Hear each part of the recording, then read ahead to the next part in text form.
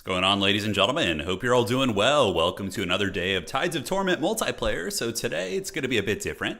We're going to be opening up with some testing. So I have Heaven's Magic lined up. So Heaven's Magic did get a rework, and I realized we haven't really taken a deep dive and looked at it yet. So we're going to be looking at Heaven's Magic, and then I have some great battle replays for myself and Anticity last night. Going to be playing with some other people as well, some other creator folk, and that's pretty much going to be it. So, should be very, very fun.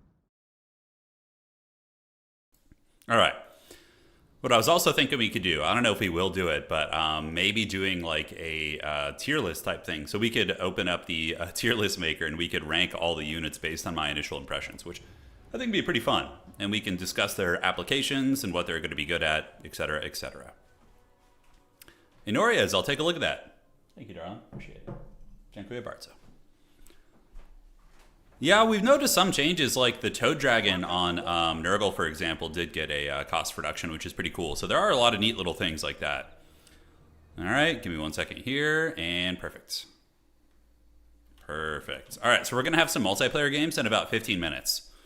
So what we're going to do is we're going to just kind of chill out here, and we're going to test Heaven's Magic for about 15-20 minutes, and then once our opponent arrives, we're going to play some multiplayer matches and go from there. Yes, yes. All right. So let's test it out. We have our mage. So we do have Harmonic Convergence, which now, okay, gives reload skill. I believe it did not give reload skill before. We can actually just go to the spell thing too and check all the overcasted stuff. So we're going to go here. We're going to go to Heaven's Magic. Okay, so Harmonic Convergence gives you melee defense, melee attack, and reload skill. And if you overcast it, it's also going to be giving you armor. Very interesting. Wind Blast, 0 AP. Very much a spell that is designed to deal with light armor.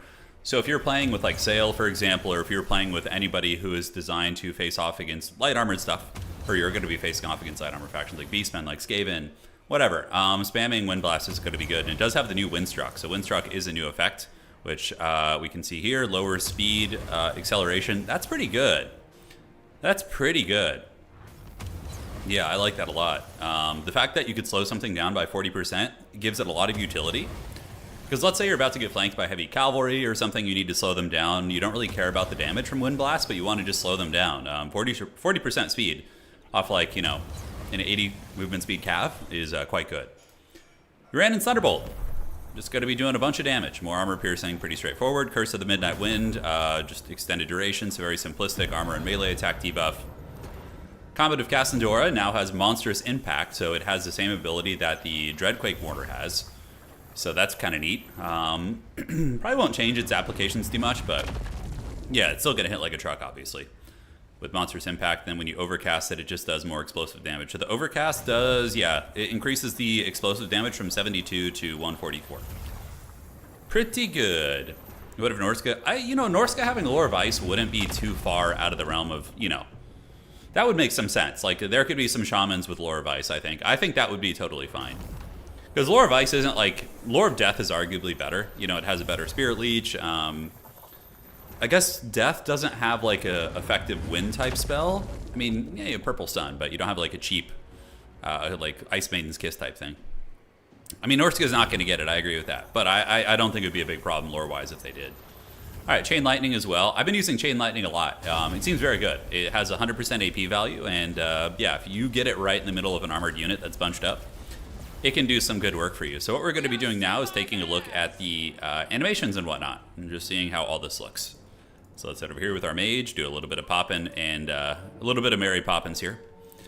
So firstly, let's go ahead and experiment with the Wind Blast. So overcasting Wind Blast will just increase the damage, which we don't care about. So we're just going to do this, do a little bit of Wind Blastage, and see what that looks like. So it slows their speed down to 20. Pretty cool. And obviously, if you overcast it, it would do more substantial damage, right? And then Harmonic Convergence, we know what that looks like. So we're just going to save up for the big comet spells and that sort of goodness and see what is cooking. All right, let's pull this guy out here. Can you make a video on how to defend against a larger army, like getting a flank? Sure, yeah, I could do some tactics videos. Not today, obviously, but we could do stuff like that. Again, my videos are going to be more designed towards domination mode, because that, to me, is competitive multiplayer. So, all right. So let's get a little net on these guys, and we're going to get a comet on them. See what the new comet looks like here in a second. Okay, there we go. And is the net going to go? Are you gonna net these bad boys down, or are you just going to miss? All right. There we go. And let's go ahead and drop the Comet of Cassandra on their face. Always a fun combo. And here it comes. I want to see what the rework looks like. Oh, okay. Now, the one thing I like about the Comet is I like how it comes from an angle. It kind of looks like a naturally, I mean, obviously, looks kind of cool. The harmonic convergence buff is interesting, Ents. You know, I'm kind of... With harmonic convergence, like buff spells, it's sometimes so hard to justify them compared to direct damage, right? Unless you can really guarantee you're going to get that sustained combat. You know, like a lot of times, like if I was playing you, for example, if I was playing Inticity and I charge in a cav unit, I use harmonic convergence. Well, with his micro and attention, he's going to see that's happening and he's going to run away. And my buff is going to be largely wasted. Whereas if I just get a Wind Blast, for example, you know, it's guaranteed value, more or less. It's tricky, but I mean, the fact that it gives reload skill, how much do you get? So 5 Winds of Magic for 20 reload skill. I'd have to look at Hand of Glory. No new microphone. I just, my voice sounds different. It's probably because I just woke up not too long ago. I was up really late last night. So my voice, I can hear it. It sounds different right now too. That morning sound. Yeah. All right, so Comet of Cassandra, we can see what Uran and Thunderbolt looks like. I've cast Chain Lightning 5,000 times, so we just need to wait for some Winds of Magic, and Marcus can just run towards the edge of the map right now. So there he goes. Yeah, Thunderbolt versus Artillery is an interesting one. We can test that out, Bob. So we're going to do a Uran and Thunderbolt. I just want to see what it looks like, firstly. So, oh, yeah, that's kind of cool. It's like more of a natural Lightning Strike. Okay, I don't hate that. And then we have the Chain Lightning to cast as well. So we're just going to wait for the Winds of Magic and see what that looks like. Okay.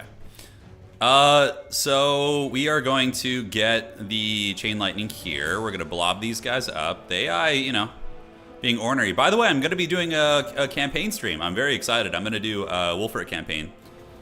He was one of the first characters I really thought was super cool in Warhammer Fantasy. So, okay, there's Chain Lightning. Looks kind of neat. Yeah, nothing too flashy. But that is a good question. Uran and Thunderbolt, will it be good against artillery? So we're going to use it against like Dowie Tsar, or do we just want to use it against like Empire Cannons or whatever? Let's get some Chaos Dwarf opponents here and get them with the Overseer, and we can get you with a regular Hell Cannon as well as a Magma Cannon here, and we're going to go test it out. Hand of Glory costs 4 WOM and gives 40 reload skill and 20. Okay, so Hand of Glory is a little bit more effective at its reload kind of shenanigans, but having the utility on Heaven's Magic isn't terrible. Granted, I think it's probably not going to be super used.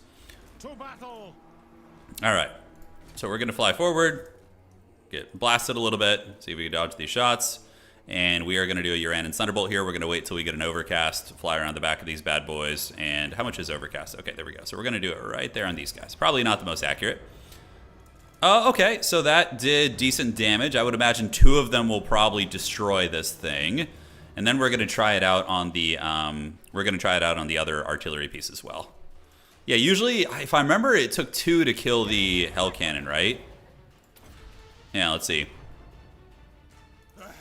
No, it doesn't actually kill it, and then we move in and attack, and maybe it'll get destroyed here.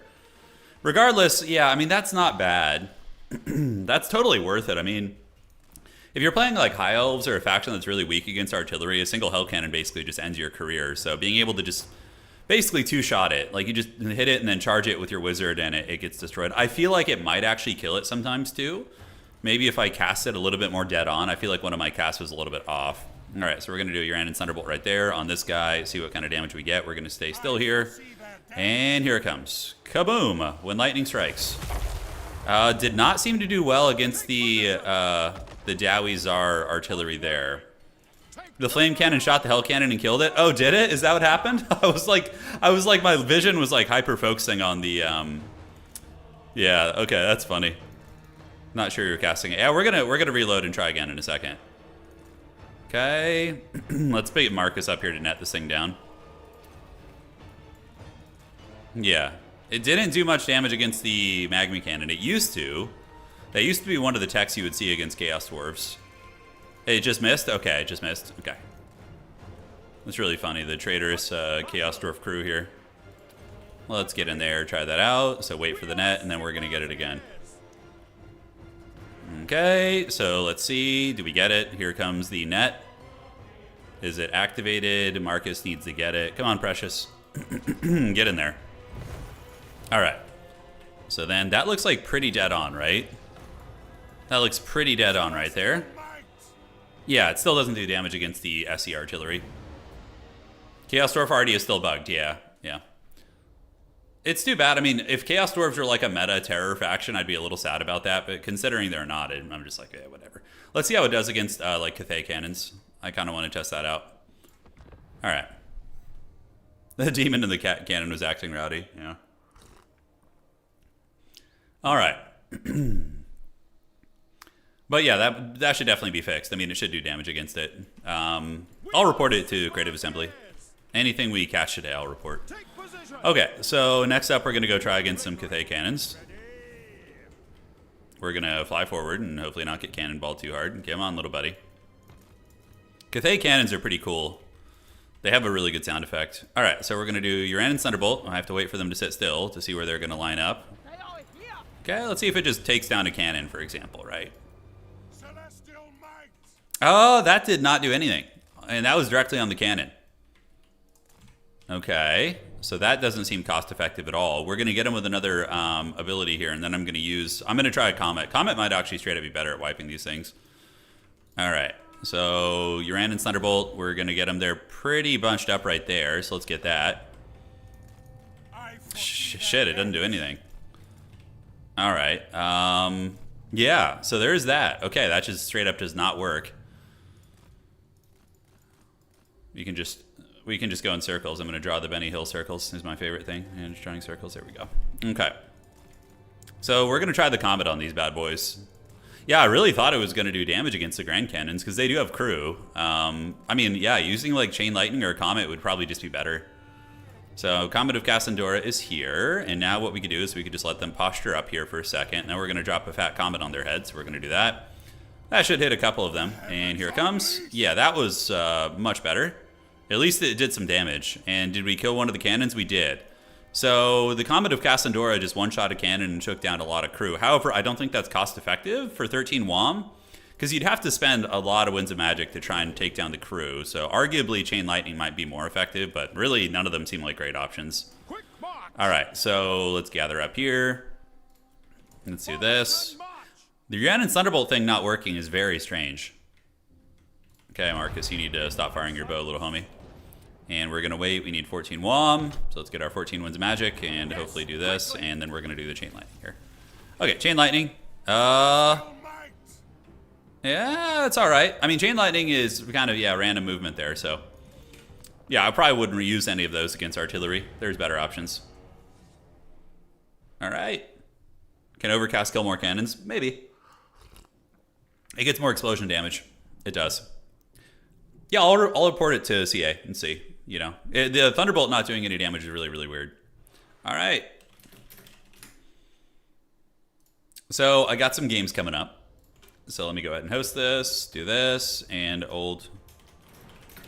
There we go. Perfection. And let's do it. Let's do it to it. So we're going to get our opponent here. There he is.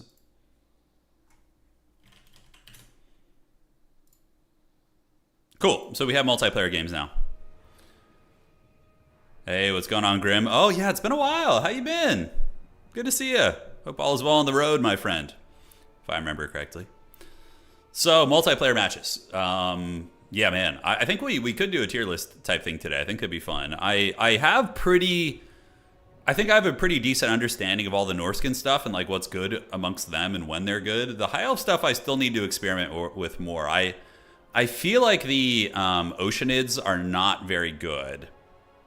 They really should do magic damage. It's kind of stupid they don't, in my opinion. I'm like, they're basically like the inverse of Kadai Fireborn, but they just don't do magic. It's so weird. If they did magic damage, they could have applications in a couple matchups, like against Greenskins, against potentially Skaven, who have some Fizz Res, against Demons and Chaos factions. I think they'd be a lot better, because their damage output with the 24 melee defense can be kind of rough, but if they did magic damage, I think that'd be quite helpful.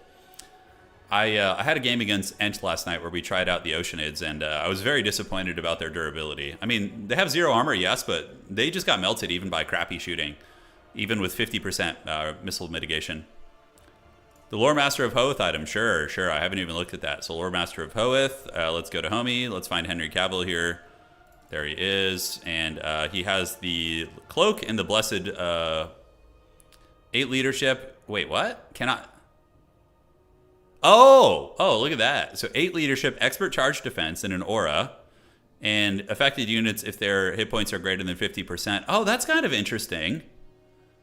So units cannot die nearby. Oh, if they're above 50% HP. So the forbidden combo is to use him with a Phoenix Guard, and then you use Caradhran. And Caradhran has that huge percentage-based heal for infantry with the captain of the Phoenix Guard.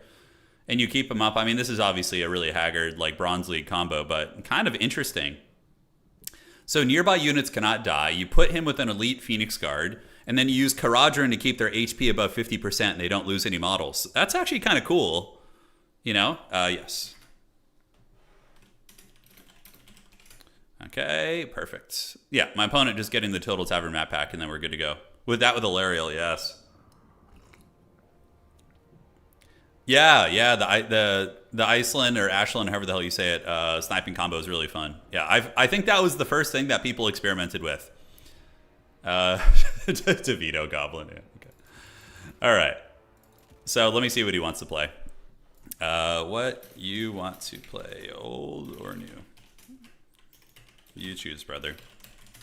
All right. So coordinating with my opponent here to see what they want to play. Looks like he's going to go on to Norska, and we will go on to... who do we want to play? Let's do old versus new, I'm thinking. Okay, so he's going to start with some Norska. We're going to start with some High Elves. So we're going to go High Elves here. Should be fun. All right. So let's get the business going. Here's the Wookiee blocker. How well did the Swordsman do against... Yeah. Aislinn if you're not Irish. Ashlyn if you're Irish. Yeah, that's what people have been telling me, because I've been saying it both ways. So he's going to go Norska. Okay, that's fine. So we're going to get you guys and perfection. Now, what lore do we want to mess with here? This map is pretty big. We're playing on Scalandir's Cave, so like a monster mashy build probably wouldn't be the best. Probably would not be the best. So we're going to get you. And then for our next disappearing act, let's go ahead and get this lady. Maybe is good. Okay. Looking fine. We'll get you and you and you. Get you on an eagle, perhaps. Wookiee protecting us from the staunch line. Wookiee is protecting, dude. He's here. He's a team player, man. All right. Let's see how we want to play this. Yeah, I have some evil schemes. I do have some evil schemes. The Norskins better beware. Let's cut all those and just get these, and then we're gonna get 1, 2, and 3. Wookiee, your beloved, yes. The Merwar might not actually be terrible in this matchup. I think it might be okay. Yeah, so he's just gonna have like Marauder Bearmen. He's gonna be Bearmen maxing basically. The Bearmen are pretty good, pretty decent. Let's get you guys and get you guys coming out. I think that's pretty good, and get a couple of these. Rocking those Techless faction colors. It could be Techless. It could be him. It could be the Peckless. Fear the Peckless. All right, so we'll get you guys in the mix. Yeah, so Dreadmaws are scary against archers, which we got to watch out for. And so, yeah, our Sisters of Avalorn could be getting hunted if we go that way. What other new stuff? So they have that. They have the Chimeras are also a bit of a problem. Those things are really, really good. I like the Chimeras a lot. Yeah, they're nasty. Is there any way we can save this? Okay. Perfection. Yeah, you got to. I mean, DeVito Goblin, you got to root for my opponent. Absolutely. Choices. Elite Infantry here. Phoenix Guard are kind of cool. You know, but Sail is going to be really, really good at punishing those type of units for sure. Sail is excellent at killing elite infantry with the Night Maw, as well as his just chain lightnings and different magic he has. It's very, very good. All right, I think that's all right. Do we want to get another one of these? That is quite expensive. All right, and let's go ahead and get you and you. That's going to leave us with 150 left. And then we can switch this to a shielded variant. All right, guys, I'm ready to go. Let's party. Good luck, have fun to my opponent. Well, Ent, you taught me that trick. Oh, by the way, so shout out to Anticity. He taught me a nice trick last night. I didn't even notice this. But Lothern Skycutters, if you land them before you charge, they do way more damage on the charge. So if you charge a Skycutter directly from the sky, they do significantly less damage and impact than if you land them first and then charge them like a regular chariot. So that's like a little bit of a micro tax, and honestly, it probably should be changed. Not that it's like they should just be good when they charge from the sky too. Any tips for playing Chorfs? Oh, it's depends on the matchup, dog. Yeah. Chorfs are great though. Yeah, they're great. Are we guessing 1 or 2 Merworms? I am bringing some naval stuff, but it's not going to be the Merworm. It's going to be the Sea Elemental. So we're going with like a bit of a mobility build considering how big the map is, and we're going to be using the Skycutters here as well. So we got Skycutters, and then we have Larry and a Sea Elemental. So the Sea Elemental is going to go sit on Objective 1 and hopefully be disruptive. We're going to call in units for it right away. Can you play Alistair the White Line in multiplayer? I still think he's an extended unit. Hey, Grizzant and Sirloin. Sirloin Steaks. Thank you guys for subscribing. Appreciate you guys. Thank you. All right. So we got Larry. We have you. And yeah, so we are using a mobility army because I don't want to get wrecked by Dreadmaws. Dreadmaws, if you bring static archer lines, will punish you pretty hard, I think. All right, so we got you guys, we got you, and you two are going to move over here. So he is using what? The new Chariot, Basic Marauders, Skinwolf Werkin, Famir Noble. Holy shit, that's a build and a half. All right then, so do I have answers for those units? I mean, the Sea Elementals should be okay against them. We're going to go start poking and make sure to conserve ammo. Yeah. So if he goes Chimera, I'm going to have some answers against it, obviously. Let's get some Spearmen out and Basic Spearmen. So we're going to get a couple of these guys to bolster my ranks, and there they go. All right, so should have enough in a second, and here they are. Yeah, Bolt Thrower would... Oh, look, it's the Dreadmaw, dude. It's the Dreadmaw. He's dreaded. He's here. All right, so we're going to start shooting at Sail the Faithless, I guess. Not ideal, but we do see a Dreadmaw in the bushes. All right, so my Elemental's coming. My Spearmen are coming as well. So the Dreadmaw is going for my backfield goodies. And my opponent running into the trees, which is fine. The Reaver Archers, we want to save ammo, so we're going to save ammo on these guys. Sail, hitting him with Arcane Unforgings is going to be very cost effective, but we just want to kill Sail. He's strangely vulnerable, I've noticed, is the thing with him. Yeah, he's strangely vulnerable, and the Skycutters, if he didn't bring any anti-air, I'm just gonna feast, you know. Okay, so he's about to pop up. We're gonna try and run here, and here he comes. It's a big tell, yeah. All right, so we're able to do that. We're going to pull back here, do this a little bit. Outstanding. And he did not pop up, which is okay. I thought he was. He kind of just chilled out there. So let's get on the chariots. We're going to keep going after your boy here. And, yeah, he's got a Famir Noble and some other scariness also. All right, so let's send one Spearman out there and get you guys to shoot a little bit. Sea Elemental doing some nice work against the big boy there. And I don't know where he's going with that Dreadmaw. I have no idea. Okay, so we're chilling. We're getting some damage in on these chariots here. We're going to move across this way, make sure he doesn't get that objective. We can call in some Silver Helms to go hold that point. All right, great. So Sea Elemental's going to keep feasting. Skycutter's going to keep working on Sail if we can. And I'm going to also do an overcasted Arcane Unforging on him here. I don't know if I need to overcast it, but we're just going to try and snipe him and take him out if we can. I don't know where he's going with the Dreadmaw or what his plans are, but yeah, we are going to just keep chilling. All right, so we're working down Sail. So far, so good. Let's get you skirmishers here, and you guys to run down these Norscan Ice Wolves. Great. So the poking continues. Dreadmaw is good against static archer lines, but not much else, to be honest with you. We have time. We have the points advantage. So we're just going to keep trying to snipe Sail. If he doesn't respect my Air Force, then I'm just going to, try and punish him for it.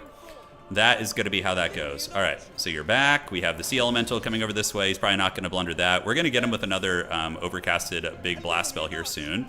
Spearman unit's going to move up. Sea Elemental's going to be chilling. Let's pull you back. And now we see some Kurgan Horseman Grey Opens being called out. Okay. So Skycutter is still just getting a lot of value. We can put Fire at Will on these guys now, and we'll have another Arcane Unforging here soon. Let's go ahead and attack here, and attack here, get you guys coming in, and we could be in some danger here. So we're going to start shooting you, get these Spearmen coming in, and we can Earthblood there, which is going to be nice. And the Sea Elemental hopefully will do some work. Let's get you guys charging in this way, pull you back here, and we're going to call in another Silver Helm here as well. Great. All right, so all is going according to plan. Sail is getting smashed up. The Sea Elemental and company able to wreck those Kurgans right there. And yeah, we have our spear units in a bit of danger, but overall I feel like we're in a pretty commanding position. And now we're going to Arcane Unforging Sail again. We're going to nail him here. And let's get these chariots to turn around, fight those. And I think everything is going according to plan. Let's get those guys fighting right there. Keep working on Sail the Faithless. So it's funny, I played a lot of games as Sail, and I always lose when I bring him on a Mammoth. I would love to be defeated here and shown different, but I find that when he's on a Mammoth, he's just such a big, juicy target, just like any Mammoth character. It's not like he's particularly bad on a Mammoth or anything, but yeah, you gotta just watch out for that. All right, so we do lose the objective, though. We are triple capped, right? So I need to get some value right now. We're going to take down the big man. One more Arcane Unforging should finish the deal there. So we're going to get on the Norscan Ice Wolves. Get these Spearmen to come back this way. And now we're going to call in Fireborn next, because that's kind of the epicenter of our strategy.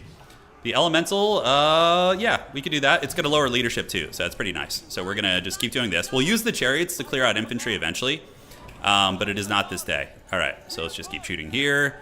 Got to save up for the Arcane Unforging. My Elemental is getting hammered pretty hard, but we're going to see if we can just trade it for Sail. I think that'll be worth it. And we can do a Star of Avalorn right here to try and keep it alive a little bit longer and take down the big man. Because if we can get his Lord down, he's probably just cooked. You know, he's probably not in good shape. All right, so we're going to do that, and we're going to call in the Fireborn at 1850. Elemental's doing it, and the Skycutters will wreck his infantry pretty badly. All right, Fireborn coming in now. So Fireborn are going to obliterate a lot of these goodies. They're going to be very, very nice. Sail is down for the count. He does have some Famir in, and Sail is now dead. Okay, great. So we got him gone, and now the Skycutters, we can just start going after various infantry pieces. We're going to move our Sea Elemental. We're going to get the Skycutters in and use them to land here. So let's stay in the fight. Stay in the fight. And we're going to get you guys to come over here and start clearing things out a little bit, which should be fine. And now we need to just start getting bodies on the field to get the objectives, basically. That is going to be the play. All right, so Larry's in good shape. The Sea Elemental is running from the Skinwolf Werekin. It is going to drop some Oceanids when it gets low here in a minute. And I don't even know what we want to shoot. Those are Famir Warriors, which Fireborn will be very, very good against. So let's charge. Get you guys coming in, and we're going to get the Skycutters. We're going to go ahead and land them here in a second. I think he forgot about his Dreadmaw, by the way. It's a very easy mistake to make. It's a very, very easy mistake. All right, so we're going to go ahead and heal you up, and we're going to get you guys to land on the ground. So they're going to land like so, and then we're going to go ahead and charge them like chariots over here to clear out some of these units. And hopefully the Giga Chad Fireborn can win the day. So the Oceanids have spawned. Our Sea Elemental has done its bit. Fireborn fighting a bit of a hard fight, but doing very, very well. So let's get some more archers in there. Yeah, some reavers. And you can see the chariots are making quick work, so we're going to go capture this objective here. Sea Elemental is still going hard, which is awesome, fighting the Werekin. And the Fireborn are getting worn down. I'm going to need a heal for them. All right, so we're able to clear those infantry out. And now we can start shooting at the Kurgans. We can move this way. You guys capture that. And do we have another heal for the Fireborn? We do. Man, the Fireborn are just giga-chatting this right now, dude. They're fighting everybody. All right, look at them go. Finally breaking, but honestly, pretty good run for them. All right, so they've done this. We're going to get you guys to get in there and charge. And Larry doing what she can. But Fireborn finally do get broken. We're down on value, but with our healing, I think we're okay. And we have killed Sail also, so that's pretty substantial. So that objective's going to go to us. And then we're just going to zip across and grab this other objective, and that should get us back in the game here. All right, cool beans. What do we want to call out next? We're going to have some trouble dealing with his characters, I think. Somehow that Sea Elemental's still going hard. I think the Sea Elementals are decent monsters. They're not bad. All right, did he call in his Dreadmaw as a reinforcement unit? Is that maybe why he's struggling here? He's not able to bring it up? I haven't seen it come up. That would be unfortunate, because there is a bug with the Dreadmaw where basically it, if you call it in as a reinforcement unit, it can't pop up. But I saw it immediately, so I think he's just kind of been indecisive about it. I don't know. Yeah, all right, so let's get our Skycutters back. We're going to grab this objective, and then we're going to come over here, and we're going to get you up to this point. So they're going to do this. We're going to retreat you guys back and get the Skycutters back up in the sky for now. Our swordsmen are getting harried. So the Werekin would be an ideal target, although no, he's got like missile resistant shit. So probably just going after the Kurgan horseman is going to be the way. Yeah, that's going to be how you do it. All right, so let's get you guys there. We need to capture this objective. Sky Cutters are going to shoot, and we could resummon the Sea Elementals, to be honest with you. All right, so how are we looking? Yeah, dealing with these characters is going to be a pain. I don't really have like a good answer for them. Do we do you? Yeah, let's go after the Famir Noble. The Werekin is just a regenerating raid boss. So we're going to start shooting you. And we do manage to get those guys off. So let's come over here and do a little bit of fighting now. And we do get the Arcane Unforging. He resummons Sail the Faithless. Oh my god, I love it. All right, so we're going to go right there. Move you guys up.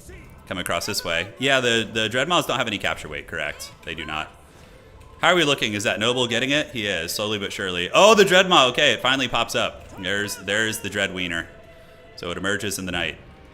All right, so we got the mobility. We're going to go ahead and get ready to try and contest the capture weight here if we can. And we're going to send you around to do your thing. We're definitely going to need like Fireborn again or something like that. Yeah, he does get the objective, which, you know, we feel the pain from that. I could take down the Dreadmaw, but I feel like the Noble character is a little bit more annoying for us to deal with here. So we're also going to get some Spearmen, send them down this way, and get you guys to come down that way too. Yeah, it's going to be a tricky game. We're definitely in a position where we can win, but are we going to? That's a whole different question. Dreadmaw doing some good work right now. He's doing the business, and the Noble is very, very low. Let's shoot at the Kurgan Horsemen, wear them down if we can. And are we going to be able to hold on to this outside point? Let's go charge those Norskin doggies. I think we need Fireborn straight up. So that's going to be Schlockane's Teeth, which does a shitload of damage. It almost breaks our leadership, but then we pop the Everqueen's business. Yeah, that's the Sail sniping ability. It's very, very good. All right, so you guys come out here. We hold on to the outside objective. Maybe, I don't know. That heal does save our butts, so that's nice. So these guys are going to get that one for sure. So then we got to start playing the middle here. And how's it looking out here? Yeah, we're trading all right. We should be able to break these Hound units. The Kurgan Horsemen are decent, but yeah, he doesn't have a lot of capture weight here, does he? Okay. So let's get these guys back. We're going to call in the Fireborn right now. We're slowly running out of time, which is the only thing. These are Kurgan Horsemen with great weapons. They're actually not great fighters. So we're going to go ahead, put Fire at Will on, and we're going to charge you guys into the back and charge one of you guys right here. And Larry's going to come in and even help it out in the fight a little bit here. I think we need to go all hands on deck to win that fight. All right, let's do a little bit of charging there. Should be good. Sail is back in business, but we are playing a healing build, so I'm hoping we can break their position here. Here comes the Famir Noble. Larry's very, very close to getting broken down, and the Fireborn will come in and annihilate these Kurgans. And yeah, but we're going to need to get all three objectives. That's going to be hard. Let's get some Spearmen coming in, move to the middle. And we are at 1,200 points. I think we're going to be able to hold this. Fireborn are going to dunk on everything here. And the Sky Cutters are still in good shape. So here comes the Fireborn. Yeah, that should break them off the objective. And I'm surprised. I guess I don't have capture weight here because it's only Sky Cutters mainly. All right, but those Kurgans should get hammered. And hopefully our Reavers can just be unsummoned and get useful here. All right, so coming in there. We do manage to break them off the objective. Now let's get you guys across and have you surge this way. Pendulum will do not a whole lot of damage. Not a whole lot. All right, let's get in there, go after the Kurgans, get you guys back in here, and we're going to call in Reavers as well. Shit, I had them on the wrong spawn. That feels bad. All right, so Sky Cutters go, go, go. Larry keeps fighting. Fireborn are trying to Chad this one. And we're going to get you guys to the middle, do this, and start capturing that. And we really just have to put all of our hope in the Fireborn right now. Yeah, she's going to die to his next magic missile. I just need to hope that it misses. There's not really anything I can do about that. So here it comes right now. We just need to get, like, behind all this shit. Yeah, get in that messy, messy area. Oh! She deserved that, honestly, for how hard I sniped Sail in the beginning. You know, that was a deserved thing. So we do manage to get this. This middle objective here is going to be ours. Do we still have the Fireborn fighting? We do. I definitely needed more anti-large this game. I just don't have enough in the anti-large department to kill him, I don't think. Because his armored characters are actually doing very, very well. All right, Dreadmaw's coming here. Shouldn't be a huge deal. You guys are capturing this. So now we need to find a way to get this objective in the next, like, minute or so. Which is going to be incredibly, incredibly hard. We're going to try and finish off the Famir Noble. Let's do this. And we're going to get you to come down here. Help out with this position. Otherwise, we're easily going to lose this. Let's move in. Sky Cutter's doing great work. He's reaching for the last cannon. He really is. He really is. All right, let's land you guys on the ground, and we're going to start using you guys as battering rams to run some shit over here. And do we have anything that can get here in time? He might get here right as the game ends. We'll see. So we do manage to break those guys off. We have the middle. The outside belongs to us, so we're going to get you guys around the back and do a rear charge right there. So, yeah, the Sky Cutter's doing some work on the ground. Let's get you guys in the outside, and oh, thank goodness, the Fireborn came back. That's huge. That actually gives me, like, a small sliver of hope. All right, so we're parked on the objective. Let's go ahead and get in here. Sky Cutters can keep shooting at the Famir Noble. We're going to go around the side. I need to break the leadership of these guys. And these are going to be somewhat. These are Marauder Bearman great weapons. Ouch, that's actually really bad for us. So we're going to get our dudes coming over there. Dude for the Dude God, dude for the Dude Throne. We do get broken there as well. We might need to call in a frickin' Silverhelm just to hold this objective. Otherwise, it may go quietly into the night. So we're going to move in here. We're going to use our Sky Cutters as melee battering rams. Fireborn do break the Noble and almost get him down. You can see the Sky Cutters doing some really excellent work there. In the meantime, the Spearmen do rally. Let's get them around the backside here on these guys, and we can get you guys coming in here too. All right. So can we do anything here? We have a little bit of time. The Marauder Bearmen are getting broken by the Sky Cutters, but we just don't have enough meat to get through his Famir, actually. Yeah, that's been the one thing that's lacking. The 4090 is good. Everything's good, yeah. This is we're playing against Flying Taco, by the way, in case anybody was wondering. So he's a very high-level player. This was a really good game, though. I mean, we fully sniped Sail. He came back. I mean, really utilized... Like, I've never seen anybody use the, what's it called? The Famir Noble to good effect, but he made it look pretty good. It was like a really difficult to remove unit for me, guys. All right, GG, well played. Yeah, we just lose on points now. So we needed more anti-monster monsters. The Sea Elemental, I think, did okay, though. It was a little bit hard to tell how it did, to be honest. We're actually kind of breaking him here. Yeah, if we had a little bit longer, maybe. But I think he would capture that outside point. GG, great game. Great game indeed. Yes. Taco's helping me with my event as well. You guys are going to get details about it soon. So, the Sea Elemental only got 1,200. Probably the Merworm would have just straight up won the game. Like, if we had gone Merworm, he just kills all the shit, and we're chilling. GG, dog. Well played. But the Sea Elemental was fun. I liked it. I thought it was a decent disruptor in the beginning, but he did a good job surrounding it with his various beatdown squad. Sail kind of got his butt kicked, though. He did snipe, though, and still got 3,800 value, but he was a total sink of 6,000 gold. With the kit that he brought, he's 6,000 gold. Yeah, the Famir has a lot of missile resist. It does. Okay, Slaanesh for me. Anyone for you? He says, I was really worried when I saw the Sky Cutters, and I brought no anti-air. I'm like, yeah, dude, that was sketchy. That was sketchy. All right, so we're going to play a Slaanesh game now, and he can play whatever he wants. Even Norska again.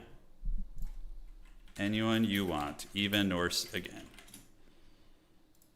All right, so we're going to go Slaanesh this time around, and we're going to do, we could just do Celestial Lake, I guess? I don't know. Eastern Isle Colony, Edge of the Darkwood, whatever. Yeah, we'll do that one. It's a classic.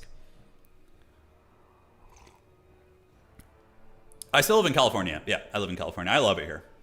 Yeah, I love where we live. I just don't love the cost of living. Okay, so we got the Empire versus Slaanesh. Nice. All right, so what's it going to be? Let's go ahead and get you up to surprise you guys.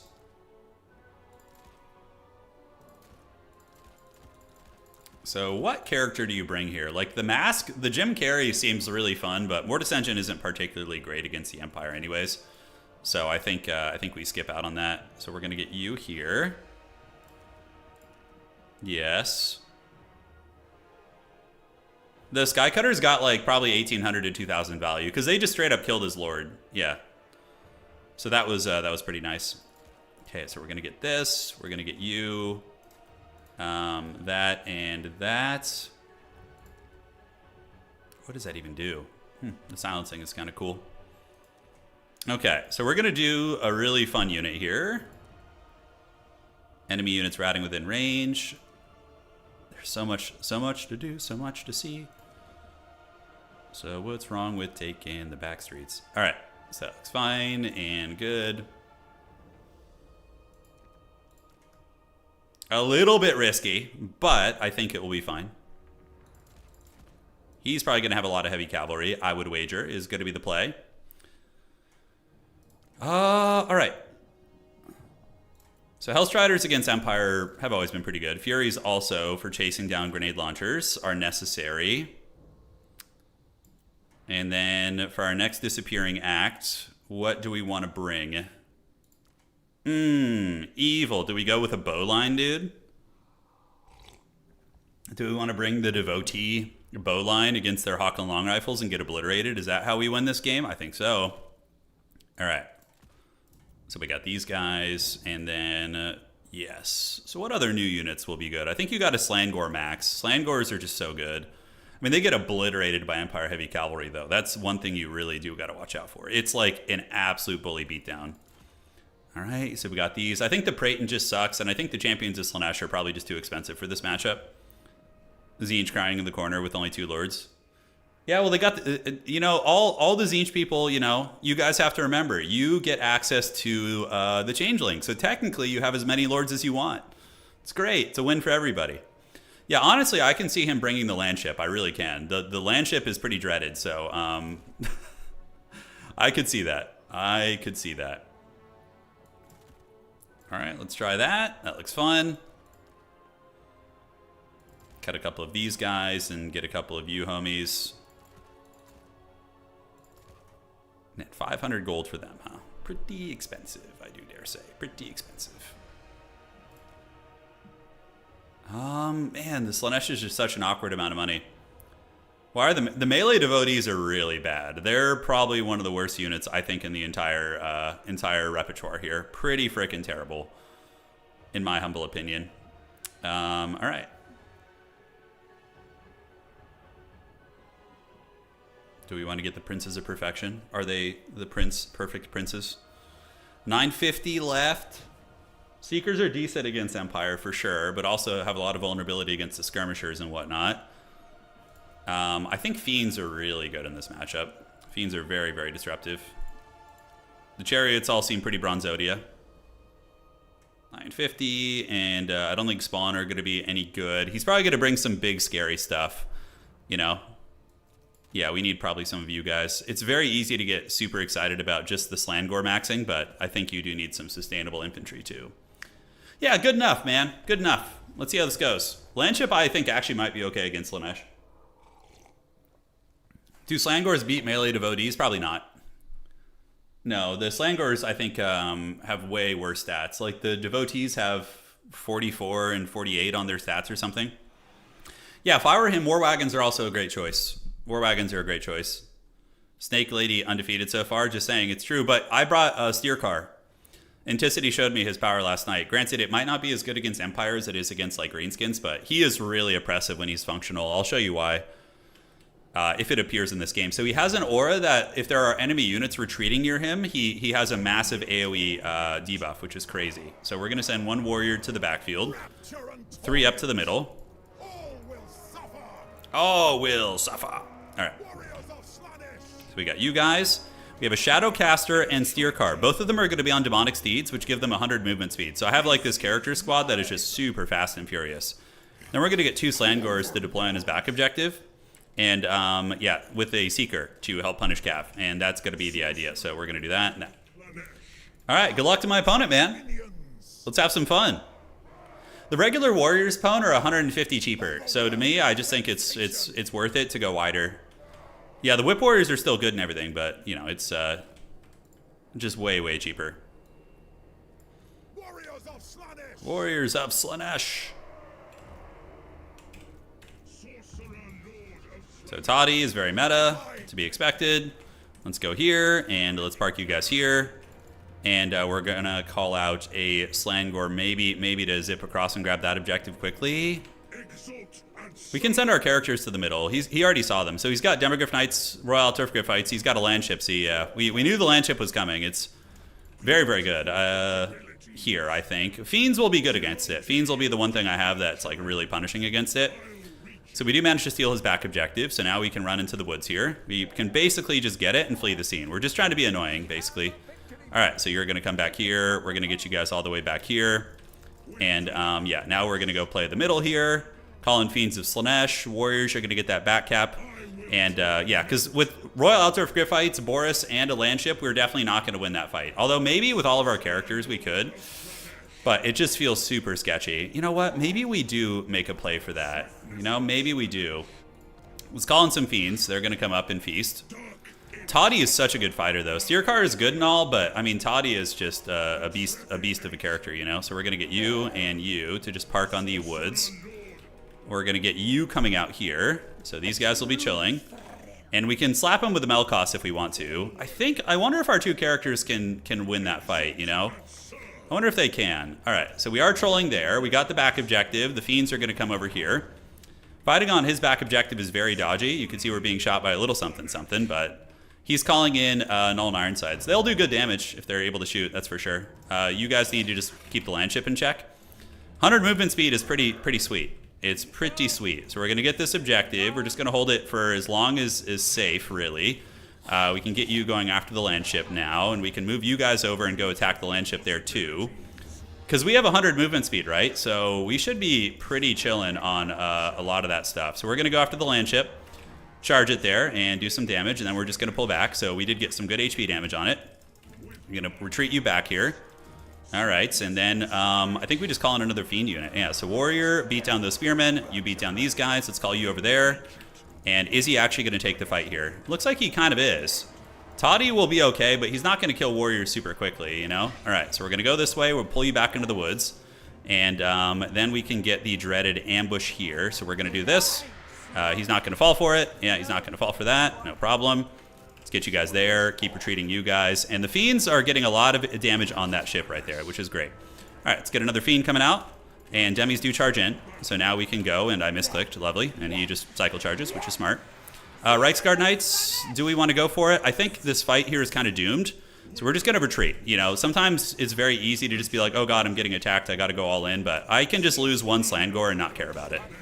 All right, so we're going to go ahead and drop a little Melkots action on you, slow you down a little bit. Looking good, and we're going to call these Seekers across to help out and get the Slangors coming this way too. So Landship is getting its butt kicked, but my Fiends are also taking some damage. I don't know what from, probably from those Spearmen, I'm guessing. Let's get these Warriors coming over this way and get a Hellstrider coming here to help out as well. So Landship is down, it's kind of low, but now we do have Steercar, so we're going to give him a little bit of damage here. Pull back our Sorcerer, and we do see the big scaries coming in. So Slangors can go. We're going to pull you guys back, retreat, and you guys are going to step up. Let's get you guys back here. And we can do a Pit of Shades if we want to. He's pretty bunched up here, so I think doing a pit actually is a good idea. So we're going to do that. We're going to drop it like it's hot. Slangors are going to retreat, and we do have Hellstriders and Fiends coming in, and we do get a good Pit of Shades on them there. Excellent. So Warriors go right here, and the two Fiend units can come in as well. We're going to get Steercar fighting in there. Slangors just retreat, you retreat. We're going to get Furies to come up and go around the side on those Null and Ironsides. Okay, so far so good. Even-ish value trading, but our Fiends, we do not want to be getting blasted like this. So we're going to run you back into the trees, keep the Fiends lurking. Steercar is going to go in and help out against the Royal Turf Griffites, and we can get those guys moving in to help as well. All right, so we'll do another Melkots. We do not want to overextend with our characters there, so we're going to jump away. We can see the Spearmen starting to break. And we do get the big scaries coming in. No problem. Slangors are going to go this way too. And Toddy is going to make his way in. We're going to do this. And we can get these Fiends to come across and help out with you. Attack the land ship. Slangors can move in there. You guys can get ready to help where? Hard to say. Seekers have not been able to really find a home yet. Let's get you guys right here. And that's going to be what? Blazing Suns? Okay, so we can definitely get on those Ironsides right now. The window is completely open. All right, and we'll get Hellstriders coming around the outside too. So Landship is getting it. Steercar can give you guys some scary buffs if we want to. But with Fiends here, I think we should be okay.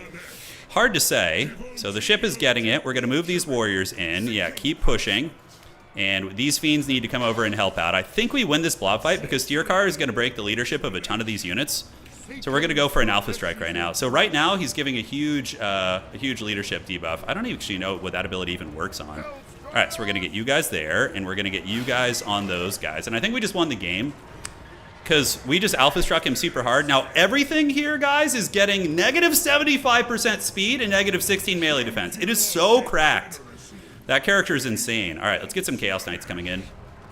Yeah, so we just basically cracked him open, I think. We're going to use Fascination on these Reiksguard Knights to try and wear him down a little bit.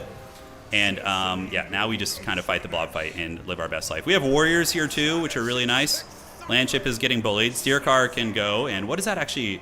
Has Mark of Slaanesh? Okay, so we're going to use it on these Warriors. Okay, so now they cause terror, which is good. All right. Hey, Dimmy G, thank you for the raid, brother. Appreciate it. Appreciate you, dude. All right, so these warriors need to get back on the objective. The Demogryph Knights are still fighting, but should be getting worn down by now. He does have a lot of healing. Let's go ahead and do this on the Empire Knights here. A little Melkoth's action. Get our Sorcerer out of here. If I lose my Sorcerer, I could lose the game, so we need to make sure that shit doesn't happen. Let's get you guys around, get you into the Spearmen. Perfect. And Steercar is still just basically owning this fight. Like, all of his shit has no speed right now. Anything fighting in the pit fight here. All right, so you guys go. Let's get the Sorcerer out of here. And we're going to go ahead and just keep hunting him. I'm pretty sure he's cooked. I'm pretty sure. I could be wrong. You know, the Landship is still trying. But the Chaos Knights are going to obliterate everything here. They're going to just crush over those guys. Steercar is still there. Some of the Fiends are getting worn down. You know, he does have the Landships, though. I gotta put some respect on their name. That is for sure. All right. So Sorcerer's chilling. Chaos Knights run over the Spearmen. Let's come back that way. Keep hunting down the Landship. We have Slangors pushing, and these Slangors right now have freaking 60 movement speed, which is outstanding. Okay, let's gather you guys around. He's going to be back. So now what we're going to do is we're going to go here and capture his back objective, get some Forsaken coming in, because we need some actual infantry. This character squad of Steercar and the Sorcerer is very cost-effective, I feel. All right, so Slangors are going to rotate to his back point.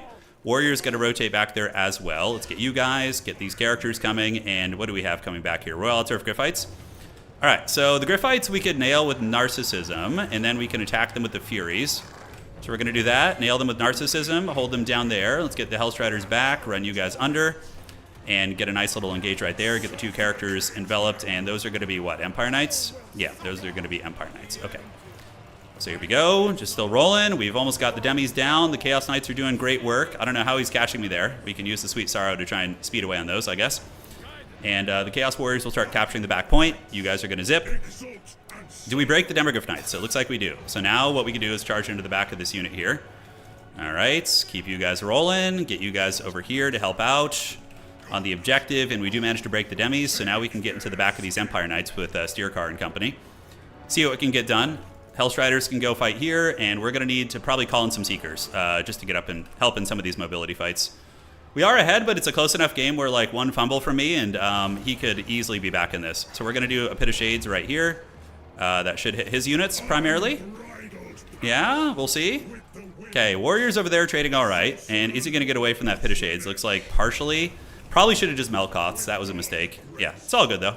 Not the worst mistake to make. All right, so we're going to get you guys back. Steercar's going to get away. We're going to go run to that objective, see if we can pressure that with our 100 movement speed. Pit of Shades did do some work, but yeah, mainly against my own stuff, probably.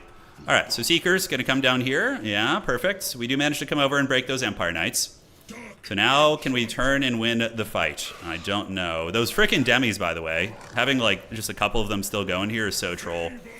All right, so we don't even need to play all three objectives anymore. We could probably start playing some of these ones here. Let's have you guys run them down. Forsaken or chillin'. Let's get them on the Sigmar Suns there. It's going to be very cost effective.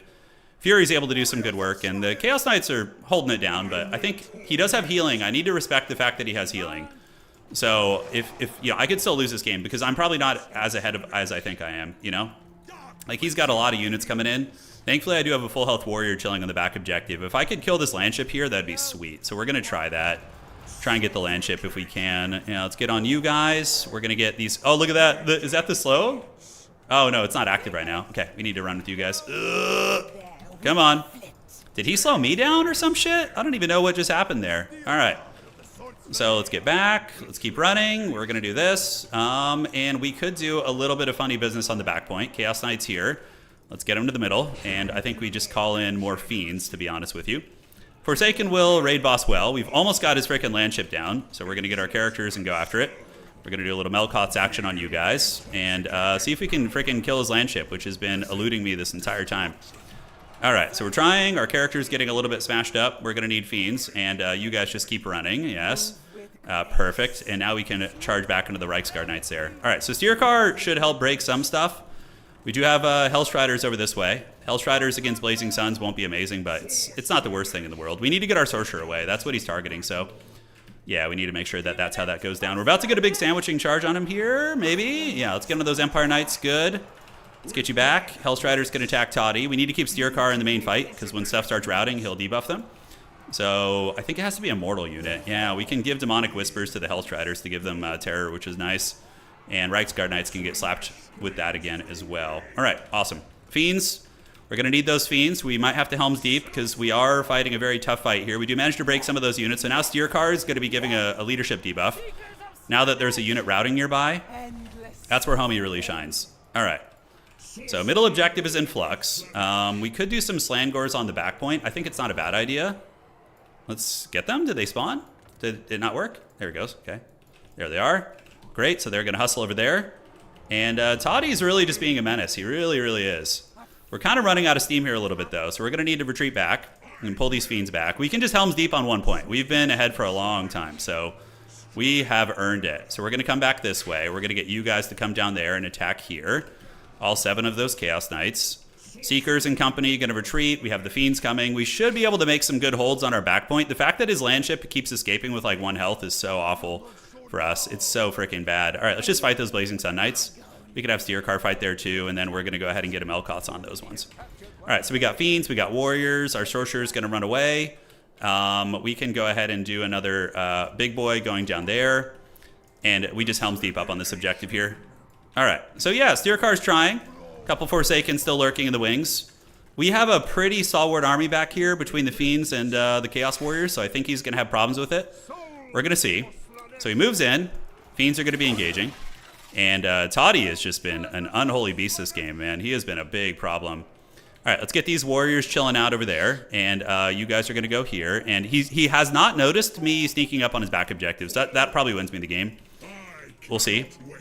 I can call in Furies over here next, but probably just calling in Slangors for capture weight is going to be the smart play. Yeah, Fiends are doing good. Let's get some Slangors coming over here to make it look like I'm desperate all in on this objective. We have the other Slangors coming here. So that will probably win it. We're actually having a good fight here. These Warriors or Forsaken need to come there. And he probably is feeling pretty good right now, but with these guys moving out, it's going to seal the deal for him. All right, so we're going to get that objective. We have the Slangors coming over with their 5 capture weight. Steercar is trying his best. Sorcerer needs to fight. That damn landship is so hot right now, dude. It's so hot right now. So let's fight the landship. Let's get these guys coming over. And on the back objective, we do manage to get the ninja on him. And that probably just ends the game, because then I call in a Hellstrider to accentuate the back cap. And I'm also capturing the middle, so I could even rotate over there if we want to as well.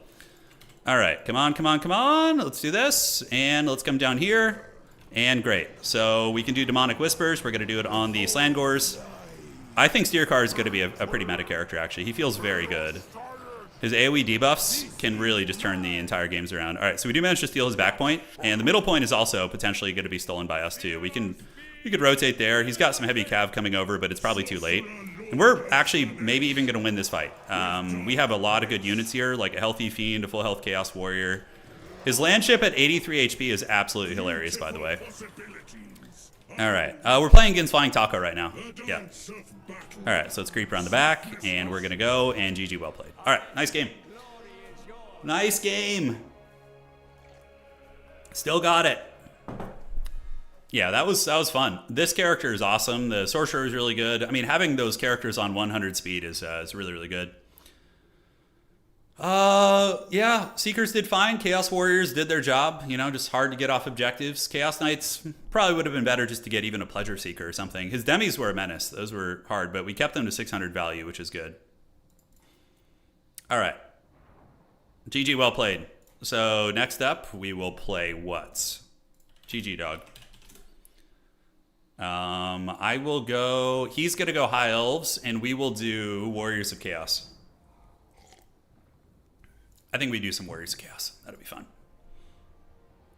All right. He started blasting with the Empire. He did. Okay, so let's get this. All right, so what map do we want to do? Let's just do a very neutral map. We could do the Crystal Lake. Yeah. Steercar performed. Yeah, he got 1700 value, but more importantly, he won me some blob fights by AoE punishing everything. He's so freaking good, man. But not against every faction. I think he's only against factions with mediocre infantry leadership, because that's where he really feasts. Yeah, Slaanesh is going to be really good. I'm not even a good Slaanesh player, but I can see the writing in the wall that they're going to be very good. Yeah, they literally got like the full Norskin DLC. I think they should change that for Warriors of Chaos, honestly. All right. Are the crossbow devotees too expensive? Yeah, they are. They're bad. They have low range too. They're just a little disappointing, unfortunately. Yeah, Warriors of Chaos are going to be a really strong faction in this update too. The fact they just literally pillaged Norska's entire DLC is pretty stupid, I think. Like, they shouldn't have Bearmen. The Dreadmaw and the Chimera are... that makes some sense. They're kind of like neutral Chaos monsters. But I don't like that they have Bearmen. And Champions of Slaanesh, though, aren't even that good. So the fact they have those doesn't bother me too much. But it's like, from a flavor perspective, the Bearmen should at least go.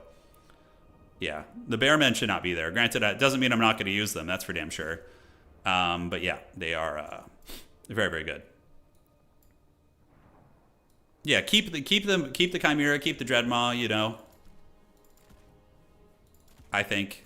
Let's get this guy.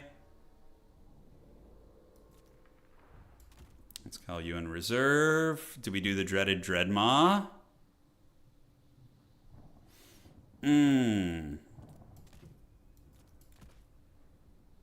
I dig it. This is fun.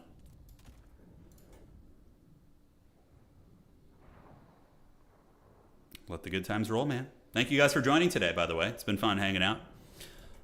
We definitely want some Hellstriders. Granted, they tend to lose to a lot of the good High Elf stuff. High Elf Skycutters. I think Skycutters, you just got to eat it, man. I think you just got to eat the wiener a little bit when they come at you, you know? Like, I'm trying to think if it's, like, my effective options against them, but I can't even really think of anything that would be super good against the Skycutters. Yeah. Yeah, Bearmen are really good, too. They're amazing. The fact that their ITP is so strong. ITP is huge. Okay. Yeah, Warriors of Chaos are feeling pretty good. I think they're going to be a pretty popular faction because they just have so many toys to play with now. I mean, I don't know if they'll be the strongest, but they'll be very good, in my opinion. Let's get a couple of these bad boys in there. So we might have to deal with the Merwookie. That's something we have to keep in mind here. The Merwookie may come for us. And he is a very, very good fighter, the Merwookie. He does not mess around.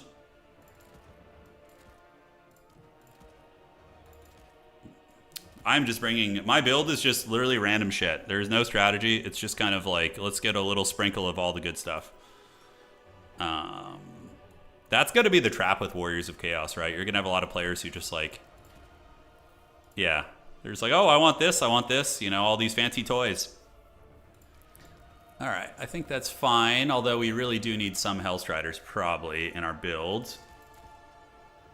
You always want Hellstriders for just like defending your backfield, basically. That's going to be 1,000 gold left. And then we can get a... Yeah, I think that's not a bad choice. Oh, man, High Elves... So he has that sniping shit. He's knowing Taco, he's probably going to do that.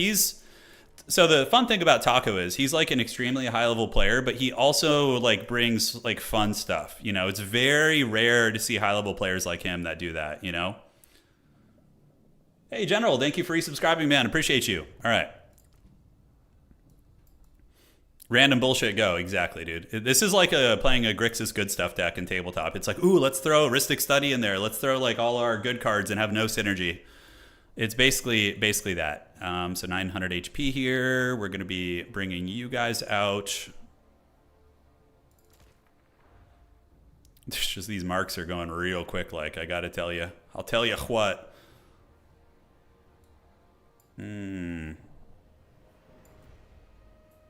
So he's for sure going to Skycutter or Wookiee Max. It's going to be one of those two things, right? There's only two options. I don't think he's going to do... Or like an Water Elemental Rush, which I feel like they're not very good. So, yeah, maybe that's fine.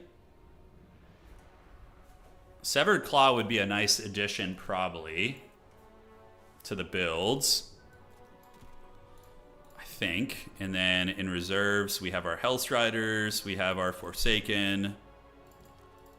Although, do we replace Forsaken with Bearmen, right? Because the Bearmen have more HP by 3,000 more HP than a Forsaken, and their ITP Kolak is probably not bad here, honestly, but him fighting the Wookiee is not something I'm looking forward to. I think the Merworm would probably outtrade him. And then I would have to bring an Urgle caster, which would change up my build too. So yeah, a couple tricksy things like that.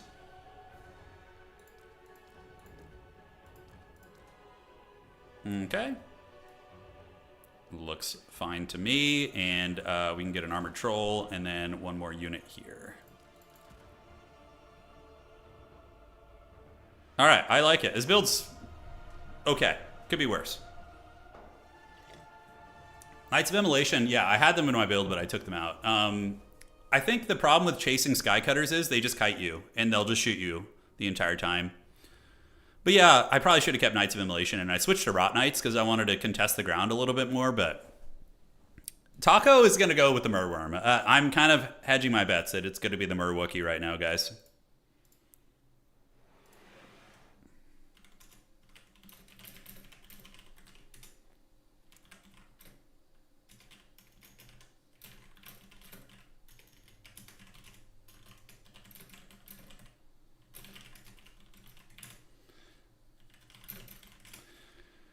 Okay.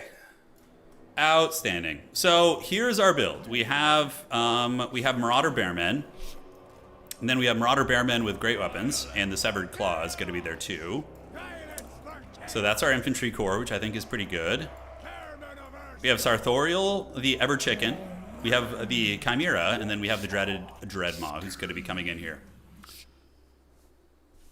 Yeah, there's a lot of knowledge in this game with when it comes to stats. The Cultist doesn't get a snake. Oh, dude, the snake mounts are so good for Slaanesh. The 100 movement speed ones that give armor piercing, so freaking good. All right, so he's using a Caradron build. That's okay, because we have breath attacks, we have final transmutation, a Lithanar, and oh, never mind, it's the Merwookiee. Oh no, it's the Merwookiee. Our end has come. All right, guys. Well, it was good. It was nice knowing y'all. The Merwookiee has arrived. The Dreadmaw not going to be very good here, unfortunately. And we do eat a shot to the face, so we're going to go back here and start bombarding his elite infantry. So he's got Caradron, he's got a lot of scary stuff. We're going to go ahead and get what? I think we're going to call out Beorg Bearstruck here and try and feast. So we're going to get the Chimera down here. We're going to run you back behind the pillar to heal up a little bit. And we're going to go get the breath attack on his dudes. Just get the cooldown going, right? So the Merwookiee is here. He is ready to feast, and we're going to go ahead and call out just a cheapo unit on the outside here. Just going to get some Marauder Bearmen, yeah. All right, so here we are. We see these guys, yeah. The Chimera Flaming Breath attack is pretty good. It's hard to get it when they're on the move, so we're going to maybe just kind of creep around. He sees the Merbeast, the Merman. I'm a merman. All right, and we're going to get you guys moving over this way. So Chicken is going to... Oh, shit, I forgot Caradron is a good fighter. Shit. I might have thrown. Oh, this is the end. Okay, Dreadmaw. Why can I not move? Come on, dude. Oh, that's so shitty. That's so stupid. All right. I legit can't move. Oh, this could just be game over. If I lose this thing early, we're just cooked. Yeah, we are just cooked. All right, let's get our Chicken in there to help out, and we're going to land you on the ground and try and get a heal coming in, and we can get some Hellstriders coming in to help out, too. If Caradron lands here, you know, maybe we get him. We're just going to pop the heal as soon as we land. All right. Oh, man. Okay, that was almost a disaster. The Merwookiee is chilling, and we're going to set you guys up like so. Hellstrider's waiting, and yeah, he's just kind of blasting with a Lithanar. I don't know if a Lithanar got buffed or anything, but we're going to go here, and we're going to pop up on his halberds, and then we're going to teleport away, like, pretty quickly here. All right, so here it comes. Our beast is healing, so we're going to get back up in the sky. We're going to get the Severed Claw moving in, and they're going to go fight the Merwookiee. And then we're going to go and see if we can win a fight here. All right, so Hellstriders go. We're going to do the deep tunneling and teleport away. And this is good. This is what we wanted. We wanted a blob fight here. So the Merwookiee is going to get attacked by Severed Claw and a bunch of Hellstriders. And now we can burrow you again. And calling in the back, we're going to get Beorg Bearstruck, call him out, and see what we can get done. All right, awesome sauce. So back and back we go. So let's get you guys retreating, get the Severed Claw into the Fireborn here. And then we take a big fight. I'm actually okay with this fight, and I'll show you why, because we have a final transmutation. So we're going to go ahead and get the Merwookiee right here with the final transmutation, hopefully punish a little bit, and you guys can now move in and threaten the capture weight there. So we do get that. It's going to hit the Merwookiee, He obviously splits up with good micro there, but we'll keep chasing the Fireborn at least. And Beorg Bearstruck is coming. And let's keep punting. Yeah, let's just keep going after these guys, man. It's free real estate. All right, so Murwookie takes a bit of damage. Happy to keep chasing the Fireborn here and dragging down models as they run away from us. We have Severed Claw. Beorg Bearstruck is going to be really nice. We can bring in the Dreadmaw too, so we're just going to get the capture weight advantage here and then just run over there. No problemo. Hellstriders are doing it. Let's get Severed Claw into the big boy, and we're going to go try and get a breath attack with you. Sartorial can help out here, and we're going to actually get the Beastie to go here. So we're going to run up this way, come here. Beorg is a really, really good anti-large fighter, so I'm just going to use this pillar to try and mitigate their effectiveness here. So let's attack, and we're going to get the Dreadmaw to pop up right now and help out, because it's actually a pretty good fighter if you can get it on top of its prey, you know? So let's hit the Murwookie, drag it down, and I could get a Hell Cannon also. A Hell Cannon wouldn't be terrible. Sartorial is getting hunted a little bit, but we still have Severed Claw in the fight, which is great. We could go after you, but I think Beorg... We're already committed to trying to take down the Wookiee here, so I think we're just going to do it. We're going to do a Searing Doom right there, get the Marauder Bearman coming in, and the Manticore Beast is just going to run Caradron off the side of the map. That was a really good Searing Doom right there. That was a Chef's Kiss one. All right, so let's move in and fight. Sartorial's going to go after the Lord here, and let's wait for the Rotting Riders. I think that's going to be a play. All right, so Hellstriders can run. We have the Dreadmaw here. Yeah, we see it getting attacked. The Bearmen doing great work. So we broke that position pretty hard here. Let's get you in there and call in Rotting Riders now. And the Chimera can just land on the ground and do its heal again, and it's going to be very, very happy about that. So let's run. We need to get away with our chicken. If I fold my chicken here, we're in some serious danger. So we're going to do a final transmutation. We're going to run, and we're going to pop the heal, and then we're going to bring it back. Very, very nice. All right, so that's Chef's Kiss. Dreadmaw is just sitting, being a penis monster, and, you know, doing its thing. We do have Rotting Riders coming in, and we're going to get our Beastie back up in the sky, bring those guys here, and so far, yeah, actually not bad at all. The Wookiee is having some problems. Caradron is a menace, by the way. He's a very, very scary fighter. I could try and go after him with a couple units here. Yeah, so let's get you guys coming over this way. And, ooh, he might have blundered Caradron here. We might be able to get him, actually. So we're going to go ahead and 3v1 him with the Rotting Riders. Yeah, that's money. Severed Claw doing good work, and Beorg Bearstruck is really strong here. He's very strong. Let's do this. We're going to call it some more Hellstriders. Caradron is on the run now. He's going to make his way back in. Let's get the Great Opens on top of the target there. And the Wiener Monster, do we teleport it a little bit closer? We do. Beorg has passive healing, too. He's very tough to kill. We'll have enough for one more regular Final Transmutation, I think. So we're going to get you back up in the sky and do the Breath Attack. Yeah, Beorg is getting hunted. And we're going to get a Breath Attack on you guys now, so let's go ahead and do that on the Keepers of the Flame. Wiener Monster attacks. Let's charge back here, and there's the Breath Attack. Should do some really, really good damage. Nice. And we're going to get a Final Transmutation here again. I think we're in a winning position. It's a little bit hard to tell, to be honest. Let's get Rotting Riders over here and get the Chimera back into fight. We need to get Chicken out of the blob, so he just needs to run. But we have the Wiener Monster fighting. It's doing great, and honestly, his Lord is almost dead too. Rotting Riders will be a menace to deal with. Let's call out some trolls. Just make him pay the troll toll a little bit. We're going to get on a Lithanar, run away with you, and get this guy coming over here. Yeah, that character is very annoying, dude. Caradron, holy shit, he has been just causing me tons of grief this game. All right, so Wookiee is routed. He's about to get charged by Silver Helms. Let's get you guys in here. We're going to get you back.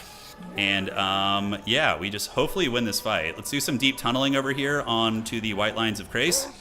Beorg Bearstruck is in the fight, but he's not in an ideal position. Wookiee might get broken. Man, he's going to rally, though, but he is healing capped, so there's that. And we almost have a Lithanar down. A Lithanar getting killed would be quite good. All right, so let's get you back. We're going to run you guys away. Rotting Riders going to keep chasing where they can. Beorg is going to come over and help out here, and we need more Hellstriders. Hell Cannon could have been good, for sure. Could have been decent. Wookiee's still going. We only have 10 Winds of Magic, so that's basically just a Final Transmutation, or excuse me, a Searing Doom. Beorg and company and the Rotting Riders are presenting a lot of problems for my opponent, for sure. Let's get those trolls in there.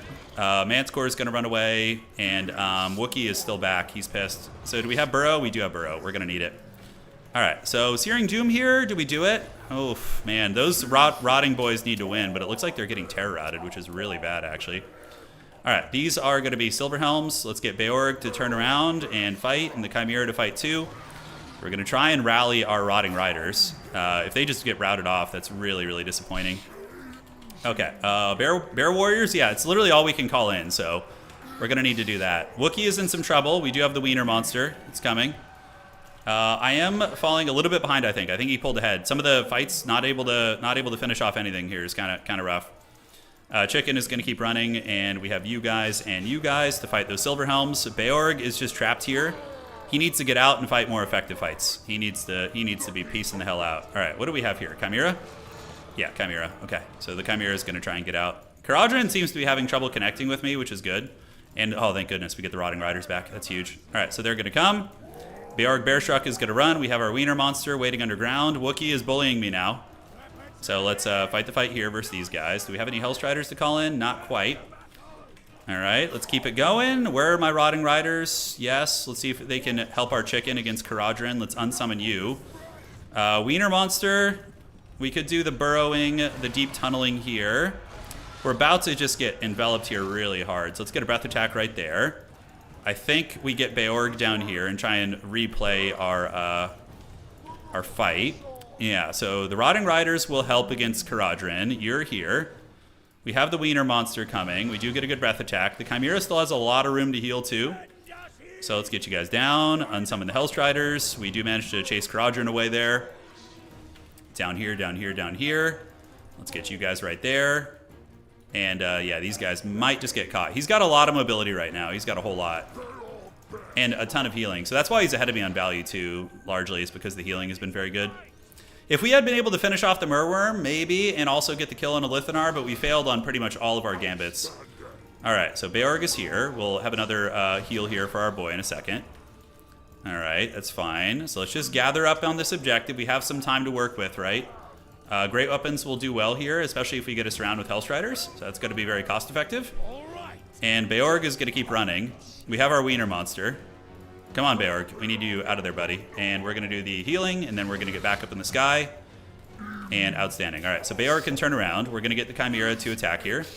So there he goes. And it's going to be very tough to deal with those freaking halberds, though. That's going to be the biggest problem.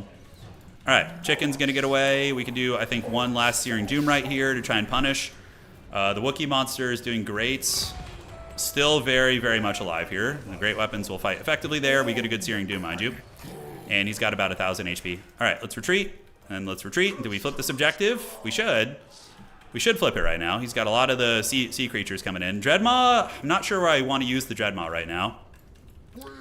Caradhran is going after my chicken, again. I think the chicken is cooked now. I think he's going to get served up for breakfast. We're going to get a breath attack right there. Go get that Lore Master of Hoth down and get a breath attack right on you. Pull you in. Get the Chaos Warriors in there too. Wookiee is finally broken. Hellstrider's doing great, so let's get you guys here and here, and then we can park up there. And do we get a breath attack? We do. Caradhran is just impossible to hurt. He has just been unholy, man. We got 1,400 HP, sending in the Beast to fight, and the Dreadmaw is just going to pop up here. And what the hell does he have on that objective that I'm not getting capture with? We're going to pop up the Dreadmaw right now. Sartorial's unstable right now. Hold, chicken! Hold! Not going to do it. Dude, this character, holy shit. Really, really hard to take down. Now, why are we not getting the capture weight here? Does he have some, like, invisible shit doing some witchcraft here? I have no idea. All right, Beorg, let's get Beorg away. The Bearmen really crushing those White Lions of Grace, although they must have been damaged before. That's not like a normal fight. All right, so Dreadmaw is just going to do its Wiener Monster attacks. It will go right there. And we do have a lot of resources to spend, so let's get Severed Claw and some Bearmen. I think we're kind of out of time, though. We finally dragged down the Wookiee Monster. Yeah, dude, I cannot beat Caradhran. He has just been killing me, dude. 3,300 value on that thing. God damn, dude. God damn. All right, let's get you out. It looks like the Wiener Monster did end up folding, too. But the bear guy was good. I think Beorg, yeah, he got 2,200 value, man. He's a pretty good fighter. He's pretty good. With passive healing and just great stats and high leadership, I mean, what's not to love, right? So let's start moving you guys down. Why am I capturing this so slowly? I feel like there's some bug with it or something. Yeah, normally it's faster. This Manticore thing is great too, though, man. The healing ability on it is so freaking good. All right, so let's get you guys there. And great, so we got Severed Claw and more Bearmen coming over. I needed probably a Hell Cannon earlier. Would have been nice. All right, so let's get you guys here, and you guys can go fight right there, and you guys can go fight right there. Severed Claw's coming. The Dreadmaw is bugged, so if you try and call it out from reinforcements, it doesn't work. Yeah, the chicken kind of got bullied this game. He did. Yeah, he really was on the receiving end of some high school bullying, unfortunately. Hey, Beorg's back. All right, let's get him over there, see if he can make a difference. I think we're cooked, though. He's too far ahead on points. Let's do this. We're going to get you here. Hellstrider's chewing. These guys chewing. We're done for. GG. Great game. That was a super good match. We're getting some really interesting looks today, you know? The Caradrin, the healing the Elite Phoenix Guard, the Wookiee monster. Elithanar also, like, killing my Severed Claw was actually legit good. Wookiee got 1,900 value. He's a 3,000 gold monster, so he didn't pay for himself. But who won the game for him was Caradrin and the Phoenix Guard, actually. Look at that shit. 2,300 and 3,700 on him. The Dreadmaw was all right. It was a little lackluster. That was probably the weak link of our build. Breath Attack was fine. The chicken got 4k value, though, man. Those final transmutations were really, really good. GG. Well played. All right. Yeah, High Elves looking pretty cool, man. And they have such fun synergies, you know? That's the thing about High Elves that look so neat, you know? Do we want to go Slaanesh again and experiment more? Let's see what he wants to play. Okay. What do you want to play, brother? Let's see. Oh God, he's bringing his ogres. It's all ogre now, guys. Give up. It's all ogre. We're done. Pack it up. We're going home. You know, it's all ogre. Do we want to go Norska or do we want to go for Slaanesh? I think I want to use Norska here. So we're going to try Norska. Let me find them. I don't know what this matchup looked like before. I assume it was just Skin Wolves and cost-effective infantry, but yeah, here we are. Experimenting with Slaanesh, that's how it starts, that's right. All right, so who do we want to bring? Let's do you. You guys know I'm getting greased right now, right? You know he's going to grease me up like a friggin', like a Christmas ham. Yeah, let's do Dunes of Cain. It's a good map. Skycutters will be good against ogres.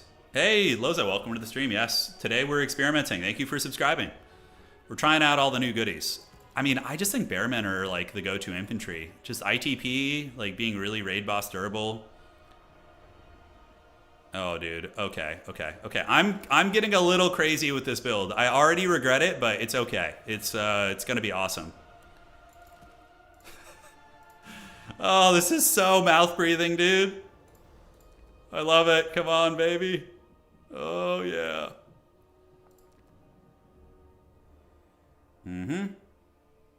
Holy shit.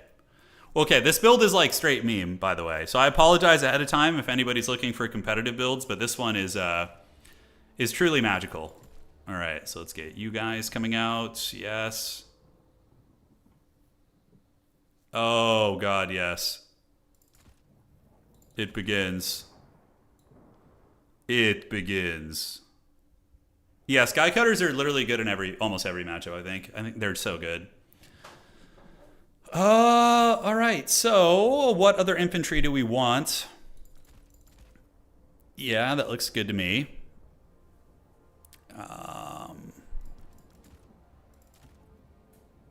Holy shit, guys, this is just the pride of Jersey. Yeah, he is the pride of New Jersey, isn't he? Yeah, we've had some really good games today. They've all been pretty close, actually, which is awesome. Good matches. So, caster-wise, what do we want to bring? Probably just a Shaman Sorcerer of something or other. Wonder what Taco's going to do, how he's going to play this. I think that's fine, so we're just going to get you in there, real cheap-like. I already regret this build, but you guys are going to like it, so that's what matters. That is what matters.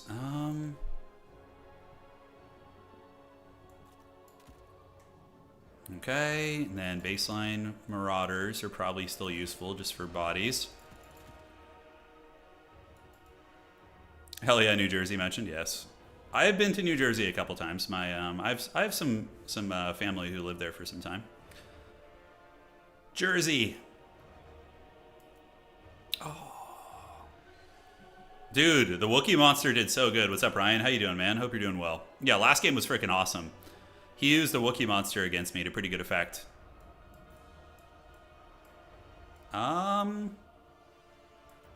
don't think this is a Dreadmaw matchup. I think Dreadmaws won't be very good against Ogres. As much as I want to bring them, I just don't think this is where the Dreadmaw feasts. Alright, I think we're ready. Let's do it. Let's do it to it.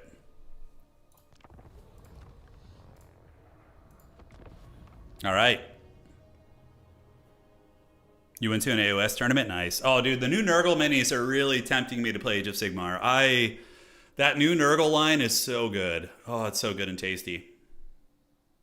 It's so good, man. What's the latest in Warhammer 3? Well, Ryan, it's a whole new world, man. We're getting a new update right now. So, well, we're in the early access right now, but yeah, they have a bunch of new units, which are really fun. All right, guys. No, it's the dreaded double cursed Etten. Oh my god, look at the little arm, dude. I love it. It's great. I want to watch the animations of this guy for a second. Hold on, let's see what he tries to do. Okay, what does he do with the little short arm? It'd be really funny if he like picked the other guy's nose or something with it. Oh my god, look at it. Look at this thing, dude. So here we are. So we have a battle line of Marauder Bearmen, because against Ogres, I think they would be the way to go. And we got Throg the Troll King. We have Beorg Bearstruck for anti-large, and then we just have 2 Ettins to go bananas. And by the way, did you guys know that the Ettins have Vanguard deployment? So these guys can Vanguard. Oh, I love it. He's going to probably have Flingers there that's going to force me back, but this build is so unga bunga. It's literally just all like... Yeah, it's the guy from Total Recall, exactly. Right. He's going to see the Ettins up on the points and be like, what the hell is this? Bob it. Here we go. All right, we're up on the point. A 1-1 body double. Oh, he's got the Thunder Tusk, but is it a match for my Ettins, dude? I don't know. All right, let's get you back there behind the pillar. We got, yeah, it's Greason time, dude. The Ettin jump scare. I have a pretty mean anti-large army. Like, I got 4 really fighty characters, man. Dude, look at the Ettins vanguarding and grabbing the point. I love that so much. That's so funny.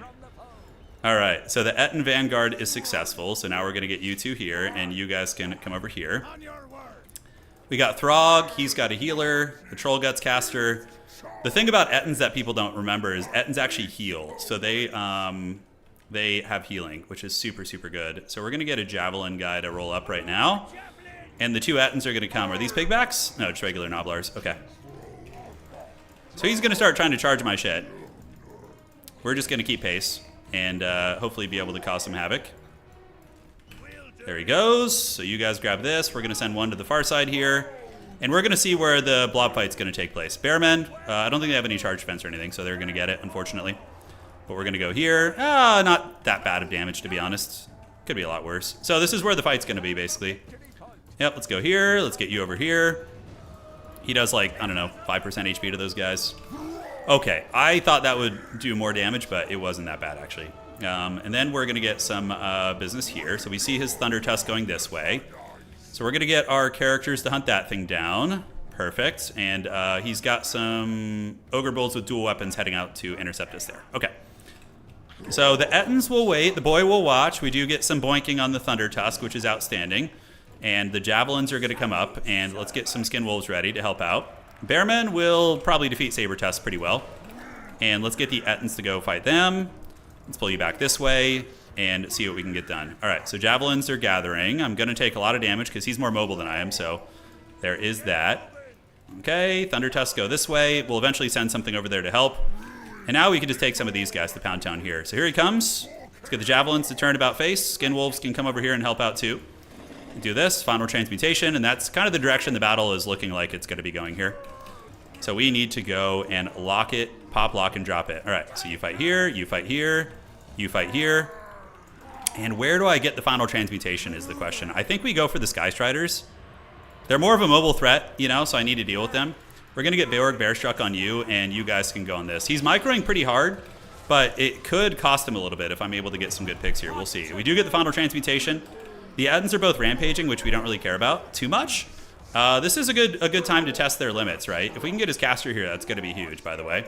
It's going to be very, very nice. All right, Throg is coming. The Ettins here are getting it. They're out of their rampage now.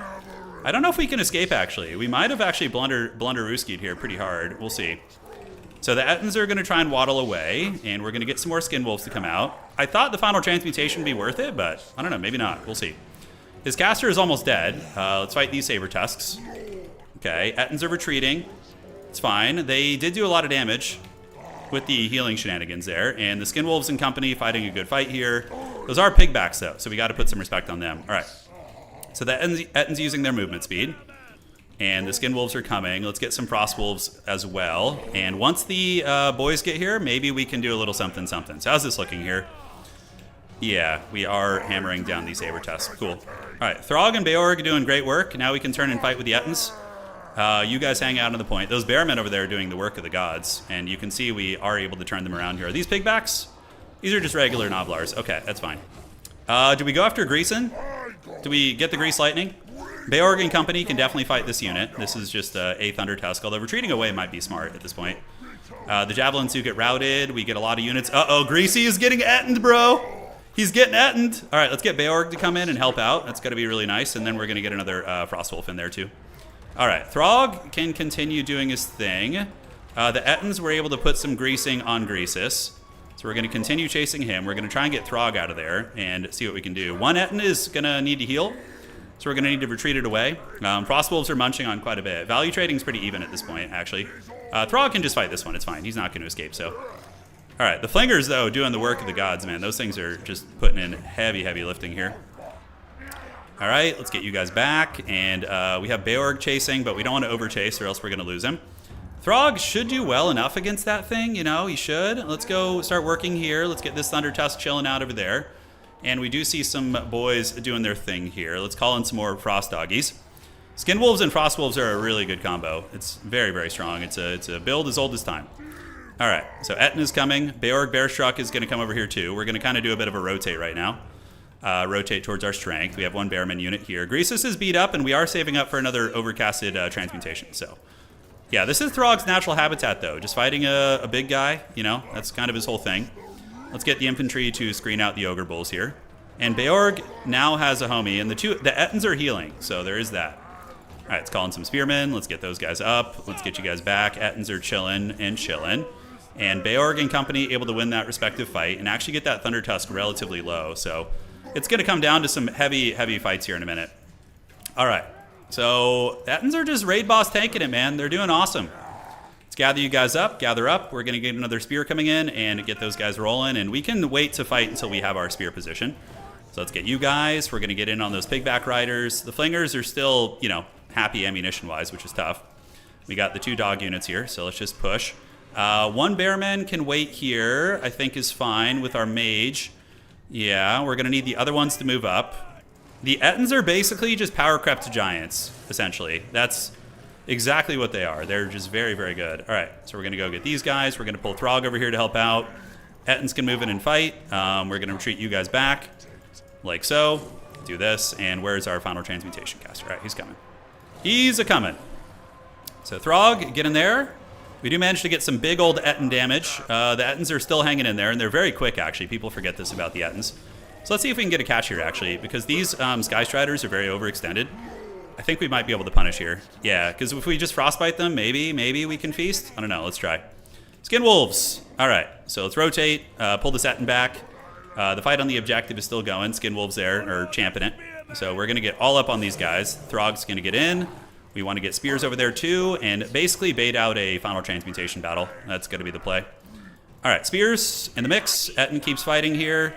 Et keeps fighting. Throg is going to fight here, and we're just looking for that juicy final transmutation. Yeah, we're looking for it, which I think we have it right now. So we're going to go ahead and do this, And we're going to get it on Grease Lightning here, and that's going to do a shitload of damage.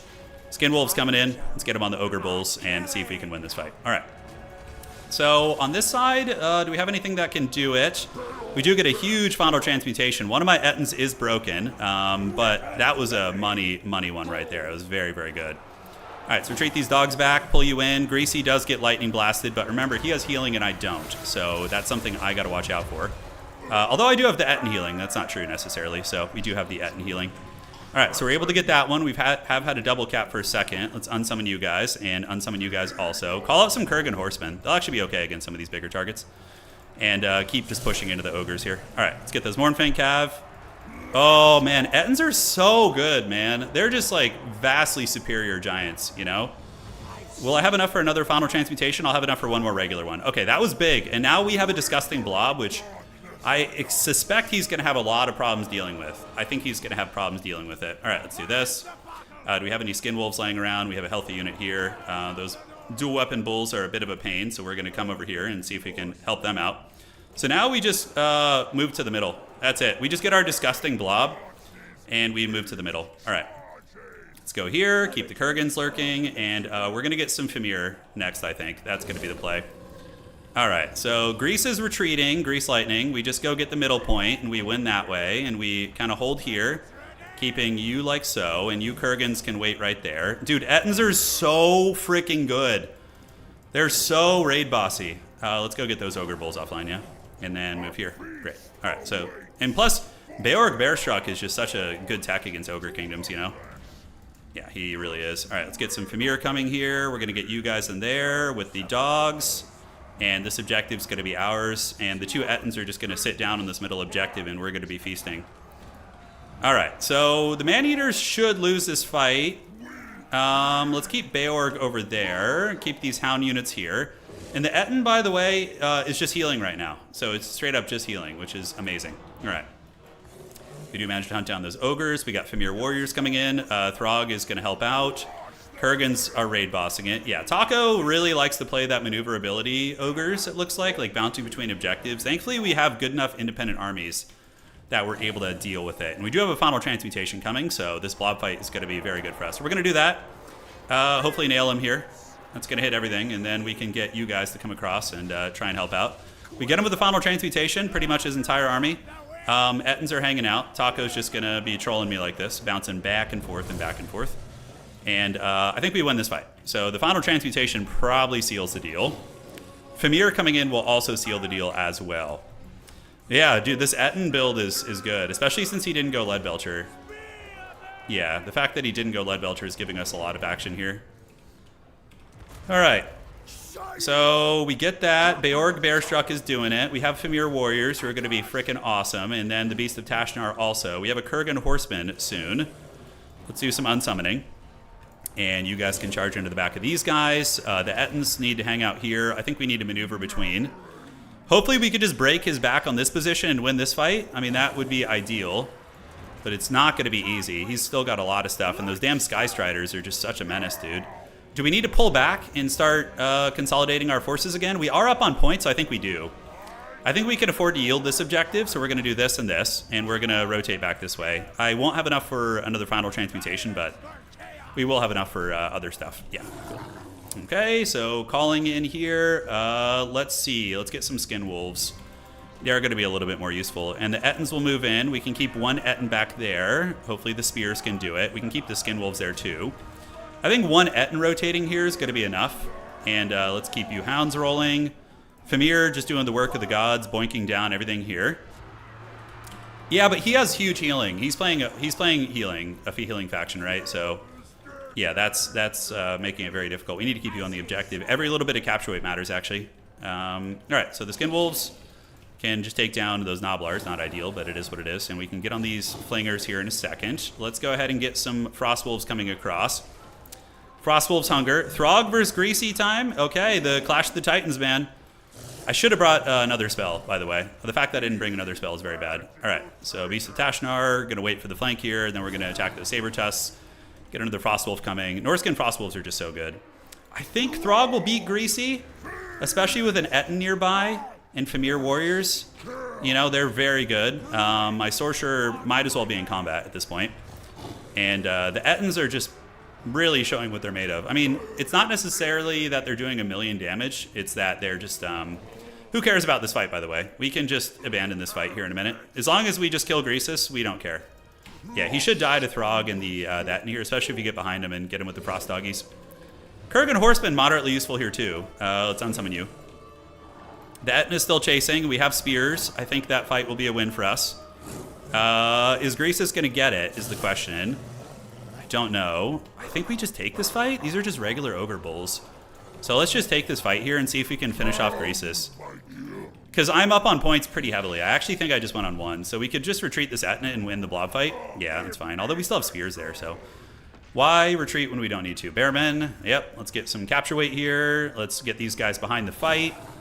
Famir warriors move over there. Greasus does get the meat feast, but Throg he's the troll king. You know, he's the troll king for a reason, man. He is no joke. Those are going to be pigbacks. Okay. So Greasus does manage to grease away from us. We do win on 1 point pretty comfortably here, and actually we win the fight over here. The Ettin was able to claim victory, I think.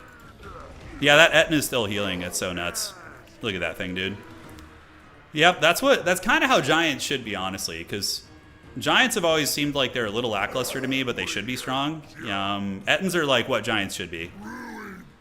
I mean, only 1,300 value, right? It's not like they do a shit ton of damage. I mean, this one did good, but it was beating on high value targets. Yeah, let's get another big boy over here.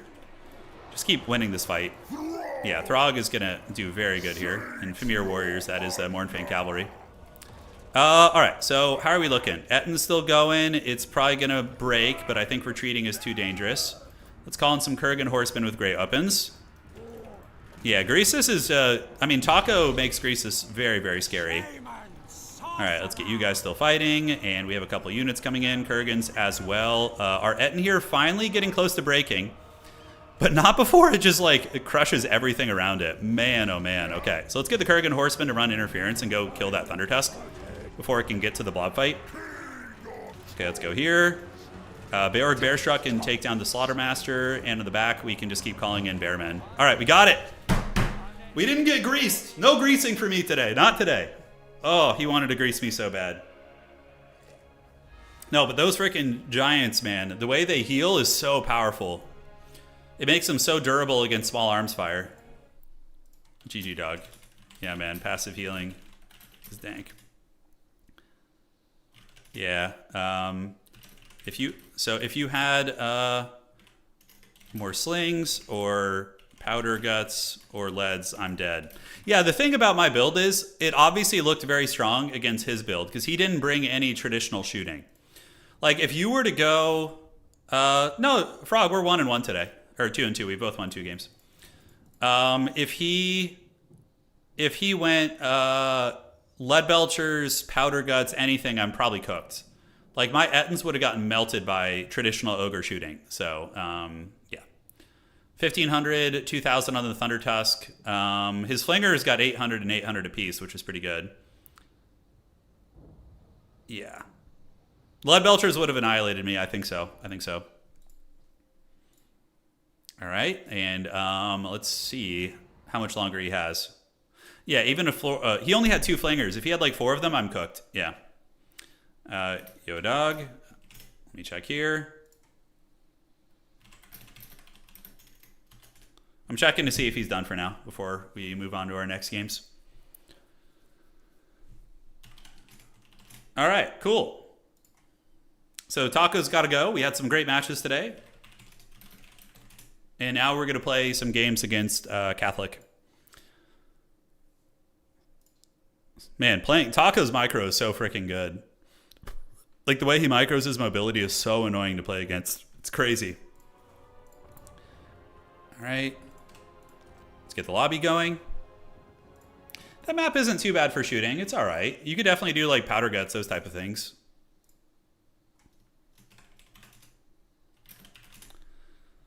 All right, there we are. Yeah, Ettins are freaking badass though. I like them a lot. Throg was a pimp though too. Him and Beorg did a lot of work for me that game. They were so hard to kill, you know. I felt like I got caught in some bad situations and those characters just like endured. Yeah, it's awesome.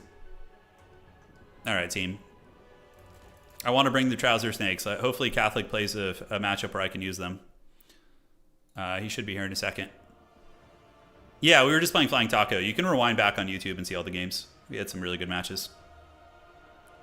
We could do 2v2s. We could. I'm going to play a couple more 1v1s, and then we'll consider that. All right, so we can do the outdoor farmlands. Let's try the outdoor farmlands. Yeah, that'll be fun.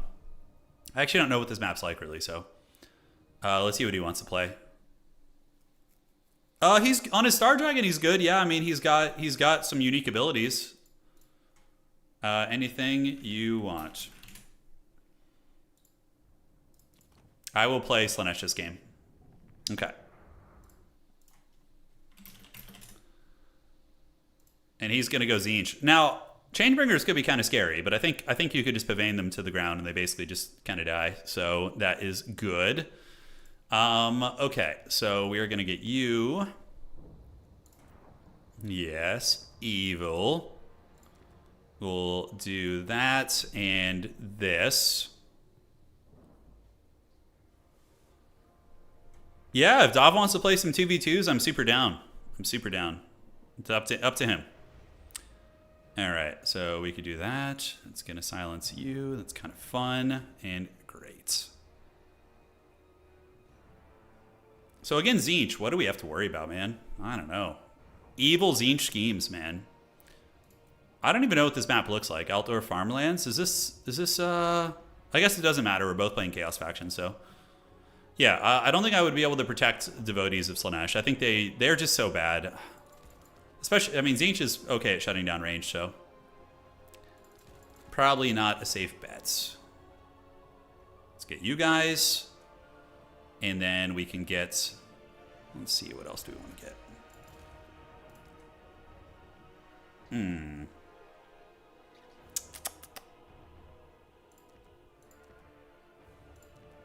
Yes and yes.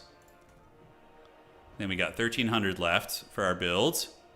Can you get 8 Dreadmaws in one game? It's true, you could. I really wish I had Dreadmaws right now. I want them.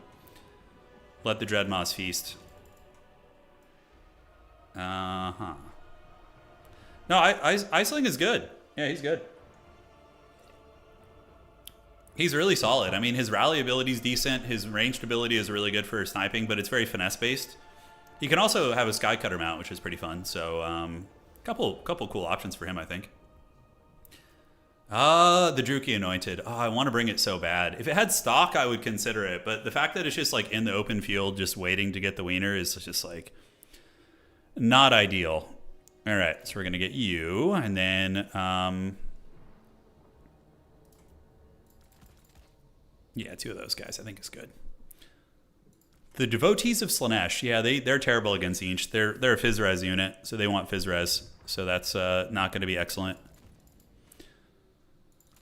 Slangor seem good, though. I think Slangor maxing is just effective in general. Seekers, what are Seekers good against here? They're good against Chaos Knights. Yeah, that's more or less it. The Slaanesh stuff, like the fact that Tzeentch does magic damage across the board kind of counters your Phys-Res thing, but it doesn't make them useless. It's just something to consider. Okay. I like this build. I think it's pretty fun. So if he brings Changebringers, what can I do against them? Right? That's the issue that we run into here. I guess I just pavane them and then lure them to the ground and kill them with Hellstriders. Yeah. That's about it. That's all we can really do. So we got you guys. And do we want to get any elite killy infantry? I think that is okay. Tzeentch beat Slaanesh Furies 5. Yeah. The Tzeentch Furies beat the Slaanesh Furies. They definitely win the Air Force fight. So I could just get Changebringered. I mean, you could bring a Praeton. The Praetons are pretty bad, though, I think. I don't like them. I think they're one of the weaker units in the update. I mean, it could chase a Changebringer around, but is it going to kill it? That's the thing. Okay, so let's do this, and then we got 500 Gs left.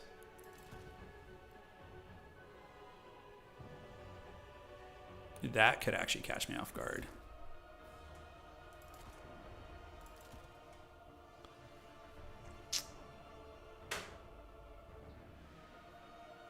All right. Yeah, screw it. Let's see what happens, man. Let's see what happens. Yeah, Forsaken are really good on Slaanesh. They're solid, yeah. The only Forsaken that are kind of bad are the Khorne ones.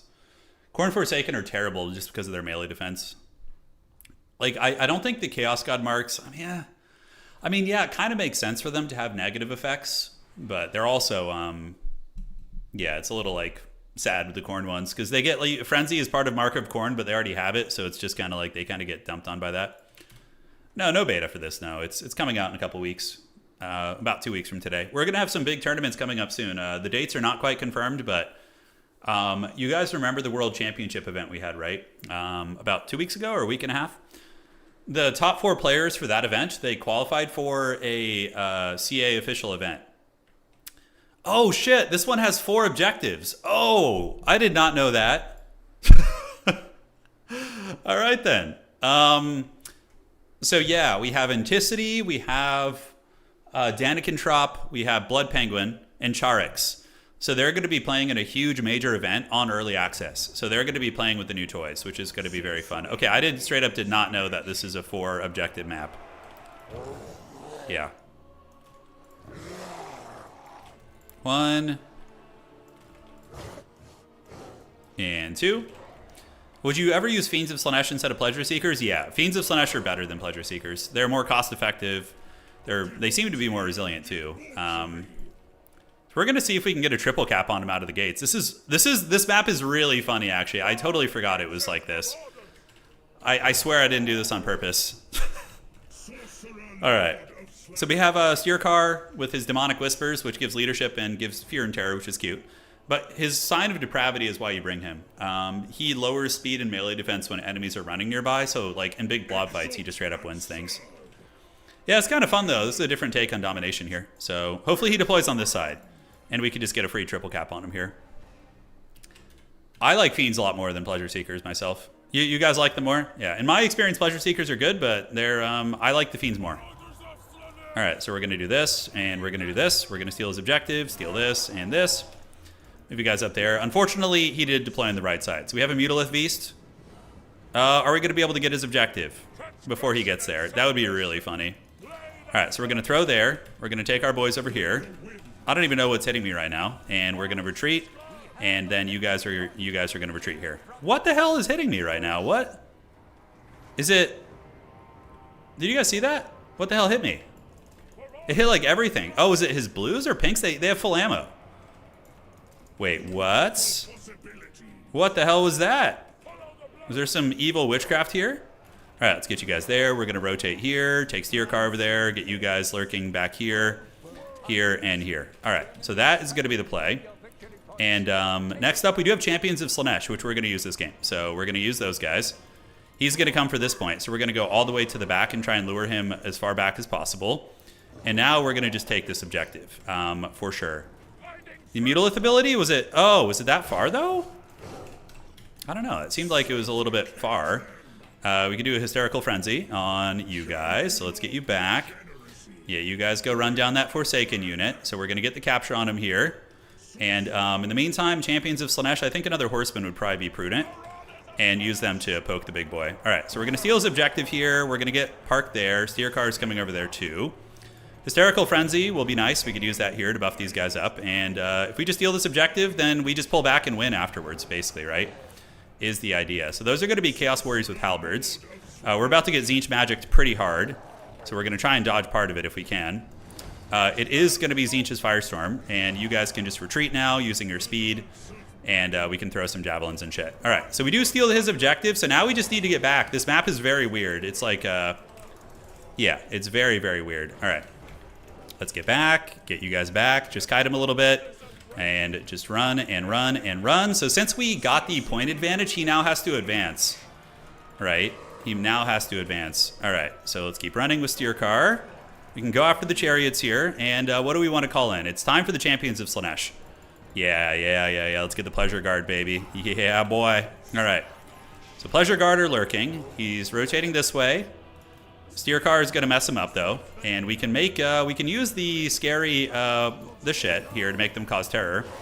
And we chase. And where's he going to go? Is he going to rotate back and across? If he does, we can just hammer this position again. All right, so let's keep chasing. Let's keep chasing. And we can just do this and get ready to use any abilities we need to here, really. All right. I legit did not think that this map was like this. I didn't think it was a 4-objective map. It's still kind of fun, though. It's a different look on things here. So let's retreat. And hopefully Steer Car and company can win it. The champions of Slaanesh are monstrous infantry, so they don't care about that too much. What the hell is he doing with the Changeling, by the way? What is he going to turn into? I don't know what he's doing with the Changeling. It's some forbidden arts, for sure. All right, so let's get you guys and you guys. Forsaken should beat Halberds. So we're going to get you, and we're going to get you over there, too. Yeah, so he's using the Mutilith Beast ability. That's kind of interesting. All right, so let's boink him. Champions of Slaanesh are in the mix now, but they are fighting Halberds, which is unfortunate for them. So let's retreat, and we can do Hysterical Frenzy on what? Champions of Slaanesh did not like that engagement. I did not like that at all. Yeah, that was not fun. All right, so we're going to get the Slangors around the outside. Pull you guys back a little bit. Champions of Slaanesh are going to retreat. Steer Car probably wants to run also. Changeling, though, he's overextended a little bit. We might be able to punish him if he stays like that. We'll see. All right, so let's get some Seekers out, see what they can do. Steer Car is going to run away, and we do get a lot of HP off the Changeling, I think. I think he took a bit of damage there. All right, retreat, and he's changing into the mask. Oh, he just turned into the mask. I love it. He Jim carried me, dude. All right, so that's pretty hilarious, and we're going to get a Slangor to come down here now, and we're going to go for this side. All right, so Steer Cars are running. We have Seekers. We have Champions of Slaanesh, but honestly, we don't have great answers against his frickin' Halberds. That is for sure. Steer Car and my character can do what? So let's have you guys throw into the Screamers. You guys can charge into the back of these guys. Yeah, and the Seekers, where do we want to go with them? I think they can just punch around the outside. All right, so we need the Slangors on top of the Halberds. Unfortunately here, I am getting surrounded a little bit, so that sucks. We need Hellstriders over there to help deal with those goodies. We're going to loop around the outside and just keep running this way. Try and be annoying here. Now the Champions of Slaanesh can move in, and what we're going to do is we're going to give them the Hysterical Frenzy. Because that'll be super. The flavor of that is just so fun. All right. So, yeah, just keep looping around. We can just go all the way back into a spawn here. And hopefully the champs will do well. We're going to start working on the Mask of Slaanesh. And, yeah, we're going to loop you guys all the way around the top. All right. So what do we got there? Forsaken coming in. We do have the capture weight, sort of, but it's actually not going that good. We need to win this fight, if at all possible. The Champions of Slaanesh with Hysterical Frenzy should be doing some work, but we'll see. I am up in value, but I don't feel like I'm winning. I feel like I'm losing this, actually. So we're going to go ahead and silence the mask. We're going to silence Jim Carrey here. We're going to attack you. Keep fighting these guys, and we need to get our horsemen some support here if we can. Yeah, this fight just is all bad news bears. It's all bad news bears. Yeah, so let's just lure you back here now, because he has a Mortis engine. Dude, oh my god, so changing into the mask is potentially a thing, right? That seems pretty good. How are Pleasure Guard looking? Not so good. So we need to retreat right now. This is just all bad news. So we're going to start sitting on this objective. We're going to run away. You guys are going to retreat and hopefully be able to defend this point. And we're going to need some Hellstriders here to come in and fight you and get this man here. And now we just hopefully get away. My Sorcerer, I don't know what's trapping him here. He's just kind of trapped in no man's land. There he goes. All right. Probably should have brought some better spells, but it is what it is. So we're going to do this. And Pavane of Slaanesh, we could do the Pavane on you and try and lure you into some Hellstriders in the woods. And hope for the best. All right, Steer Car goes there. Pleasure Guard going to go here as well. It can go try and help out over there. I basically just gave my opponent, a bunch of free gold. And Hellstriders, yes. So they're going to get Rampage. We're going to do this. Charge in there. Get you guys here. Horseman can go there. Steer Car needs to finish off this character. Let's do this. And get our Sorcerer there, too. All right. Maybe we'll win it. Maybe. Hysterical Frenzy. Go, go, go. And Hellstriders kind of getting bullied a little bit, so we need to retreat. Retreat you guys back there. And now we got Doom Knights coming in. But we do manage to take down his... Ooh, the Hysterical Frenzy combo there was pretty sick. We actually kill his Mutilith Beast. That's pretty money. Little things like that can potentially get us back in the game. Those are going to be Doom Knights. Okay, so how are we looking here? Zinch's Firestorm doing work. We need to take down the Changeling if we want any chance of winning this. Is there anything we can reinforce here with? Let's get some Whip Warriors just to provide some bodies. And we need to try and get this, man. Not going to be easy, but I think he's got us. I think he's got us. We overextended. We never should have pushed on his objective there. That was a huge mistake. All right. So how are we looking? Do we have any fight left? Steer car will help a little bit. But I think we're just in danger here, guys. We do have the Hellstriders returning. Somehow the Palpa Hellstriders have returned.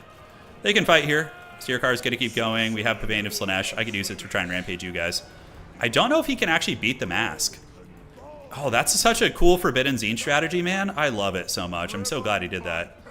What are we calling next? More Hellstriders? Those are blue horrors. We can get another Hellstrider here to try and help out. Yeah, because they get rampaged at least.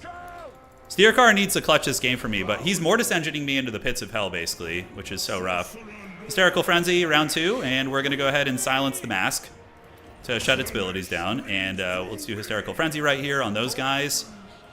It says I'm up in value, but I don't see it. You know, I don't see it. Our Sorcerer is still alive. The Hysterical Frenzies have done some good damage. And are we going to get his Doom Knights down? They seem to be hanging in there. The mask is still confident, unfortunately, so Jim Carrey is feasting here. Oh, those are Exalted Pinks. Oh, interesting. Okay. So these Slangors should have like 80 movement speed now, which is hilarious. Let's call you guys down this way. He's up on points at this point. Steer car is losing to the mask, which makes sense. The mask is a very good fighter. She's a beast. All right, so yeah, I think that's game. I think the fact that we lost that fight cost us in the end here.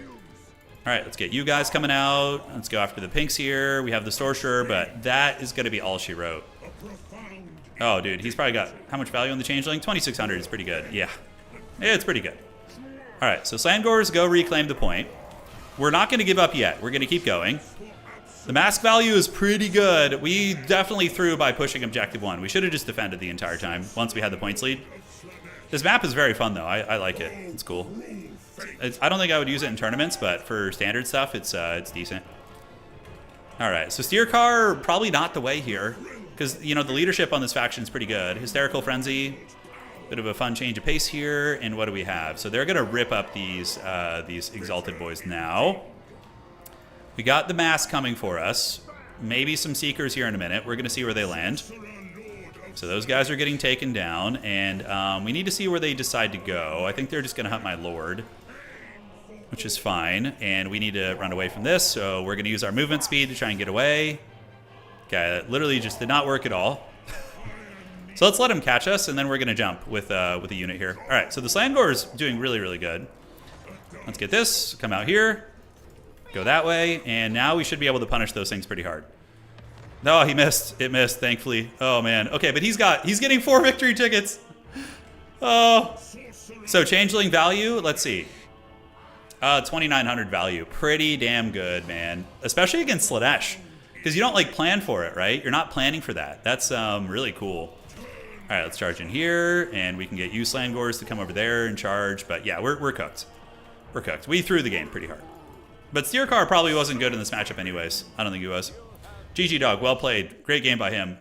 Love the mask transformation. So awesome. GG. That was such a cool tech, dude. Zinch players, look. All of you, there were some Zinch players in chat earlier complaining about this update, but you guys got the mask. Talk about an amazing transformation target. You know, that's so good. The champions of Slaanesh were not very good. They kind of were bad too. Yeah, against all the halberds. Yeah, he obviously brought halberds because of them, so. Forbidden Tech confirmed, I know. He's fun. What you want next?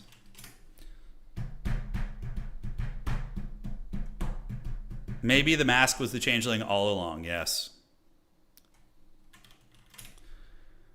Okay, so next up we will play something old and he'll play something new, so let's see any faction you want.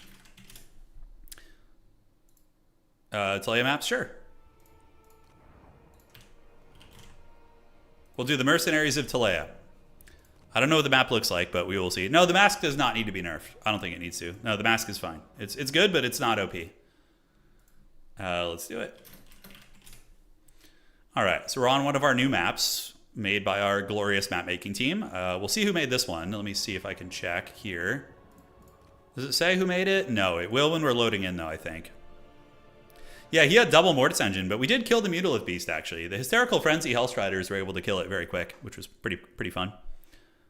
He's going to go Skaven. Okay, so if he's going Skaven, Skaven, let me look at what matchup they have the best matchup in. I'm going to check. All right. So Skaven. So Skaven is apparently good against High Elves. They have a 50-50 with High Elves. Okay, that's fine. And then with Slaanesh, wow, Skaven actually have a decent win rate against Slaanesh. What the hell? Norska counters them pretty hard though, so we're not going to do that. We're going to play High Elves because High Elves have a 50-50 with Skaven in tournaments right now. Obviously, we have new toys, which maybe they'll be good, but honestly, I don't think the Flying Chariots will be amazing against Skaven. Maybe. I don't know. We'll see. We will see. Chosen frontline with crossbows in the back. Yeah, it's pretty fun. All right, let's get this going here, and we're going to play some High Elves. Oceanids, I think, die too quickly to Skaven. I think they have a bad time. Okay. Let's do a little bit of this. And then we are going to go with you.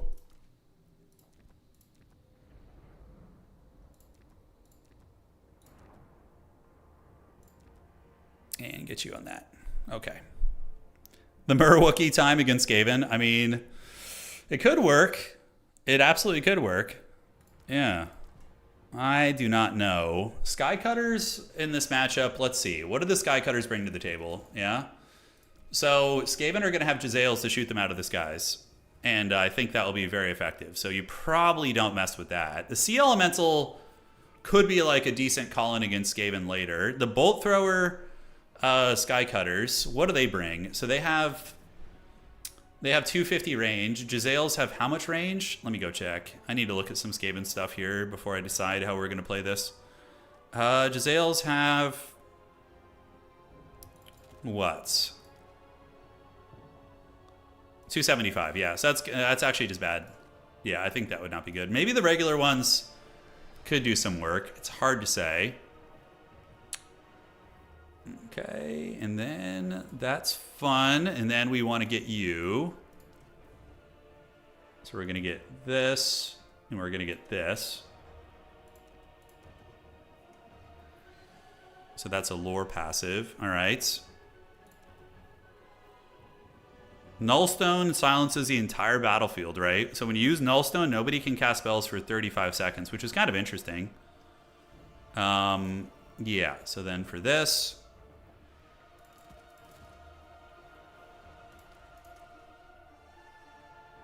Skycutter Chariot. Looking at the Skycutter options. What does this do? So that's going to be... yeah, pretty decent, I would say. Gonna mass out. You always mass out on like mobility in this matchup, like the Silver Helms and Reavers and stuff. They're just super good. So this matchup's actually even-ish, which is cool for the Skaven, for the little rat people. Yeah, I think that's enough. Fun. And then for our next Disappearing Act, the Ships Company are really good against Skaven. Just having like a cheap infantry that can kind of get in there. I think that's very, very nice. Any other monsters we want to get? Do we want monsters? Is it just too vulnerable? Is it just a little bit too sketchy? The Henry Cavill character is very fun. Caradhran, though, man, he might just be a menace in this matchup too, but he's so hard to kill. Miss Mage. So there's that, and the Anulian Crystal. What does that do? All right. All Skaven units should have the Dread Mob Row ability. You know, that would be hilarious. I don't think it'd be practical, but it would be very funny. It would be very, very funny if they could do that. So I think we'll get you, and we want Shadow Warriors. Yes, fear it. I mean, Storm Vermin are probably not a huge concern. I think Storm Vermin are just kind of haggard, but you probably should bring like 1 or 2 lions to try and keep them in check. In case he tries that, I think 3 of those is enough. The double Wookiee summon. I don't even know if you can go double Merworm, can you? No, you can't. They're like the big super heavies. You can only bring 1 of them. Yeah.